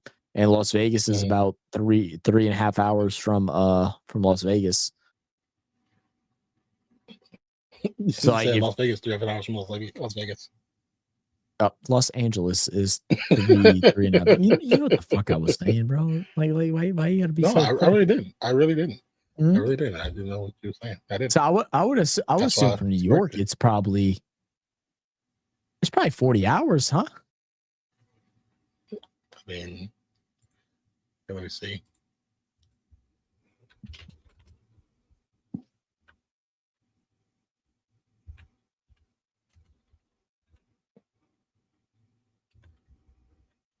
You're like Tim Tool, man, Taylor. Everything you say confirms 2 weeks is never enough. Oh yeah, well, it never is enough, but I mean that's the minimum. If you're There's driving, no road. it's almost 41 hours. 41 hours. Okay, that's what I was thinking. Yeah, that's without stops. I mean, you got to stop at some point just to take a load off or Stretch your so, legs. I mean, you're looking at a minimum of probably 48 hours, and that's if you drive straight through and you just stop to eat and stuff like that. And that's doing that route. That's not saying Yeah. you're doing the route where you're going lower states, come up through Dallas, then Oklahoma, then you go up to Missouri. Yeah, that's Then go up. That and Yeah. if you go low Texas, that's adding 6 hours, easy. Because Texas by itself can take you, if you just taking your time, it can take you like 20 hours to get through. Oh yeah. Through Texas was the longest feed. I think Texas itself was 12 hours. Yeah, Texas takes you a long time. Says no roads from Brisbane to Perth. Go south or go north. No in between. Well, yeah, I mean you got to cross over and stuff like that. Yeah, it's 45 hours, 18 minutes nonstop. Okay, so it is about the same then. Hey, Non, it's only 3 hours till tonight's Collingwood game. Dolph said no, you can't. Look at that. Oh, actually, I gotta get in the Discord. I gotta set up my fucking super coach thing. Yeah, y'all jump on for that. Yeah, I think the game plan is tomorrow, Knights and Oilers, and then in both these could change if I get a call tomorrow and they tell me I'm coming in on Friday. But the plan for tomorrow is Knights and Oilers at 8:30. Then after that it'll be Essendon and Swans, which is at 1. And then Saturday night, West Tigers and Storm. That's the game plan for the next 3 streams through the next couple of days. No streams on Friday. I'm trying to figure it out, but I ain't gonna lie. Steve pissed me off a little bit because I messaged him last week telling him I wanted to get together either Friday or Saturday to hang out. So I messaged. I said, "What's everybody doing Friday?" He said, "Party at Hammerheads." That sounds like I said, well, I don't mind going to a bar, but I asked who's party because I ain't trying to be around Austin. Fuck that motherfucker.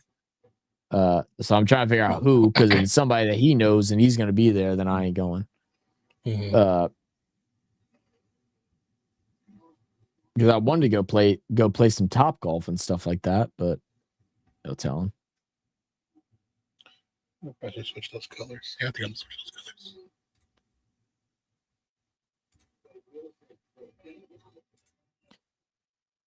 Anyway, guys, I guess we'll go ahead and roll on out of here. I'm gonna go hop in the Discord just for a minute to set up Super Coach. Is your job jeopardizing your cricket training in a few weeks? Yeah, probably. It's supposed to be next week. I texted the guy. He hadn't replied back yet. I'm gonna try to text him again. I guess I'll probably try to text him again tomorrow to see if he saw the message and work it out from there. But yeah, it definitely does interfere. Because my official start date is supposed to be the 16th, but they're going to try to get me started early. But there is a thing because I don't have my my TWIC card yet. Without a TWIC card, I still can work there, but I have to be escorted everywhere. So that depends whether or not they want to have somebody, or if they have somebody to escort me to and from wherever I got to go. So yeah, I gotta figure all that out and see if that's even a thing that's possible or not.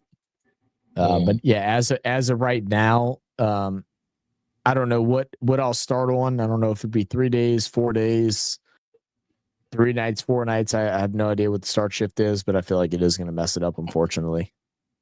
Which I am bummed about because I think that was going to be the big video that was going to kind of get our 2025 started. But it is what it is, man. It's life. We'll keep growing the channel. We had a video drop today.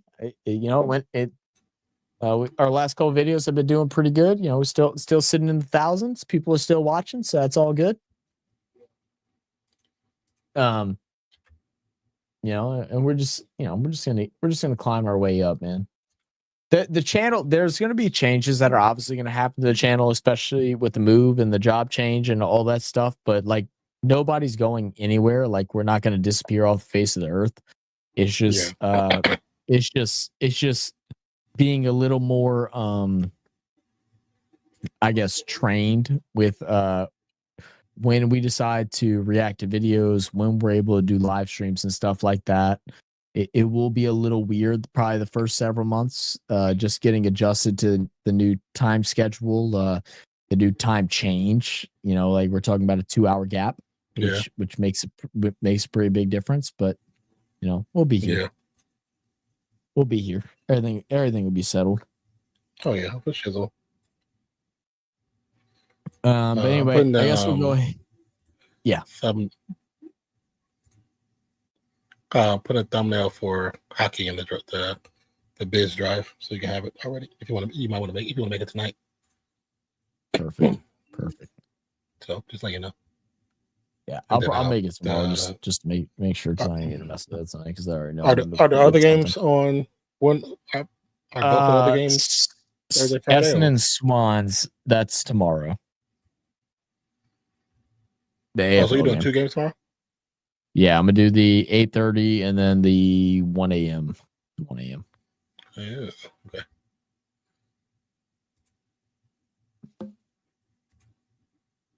Okay. So, wait, what happened?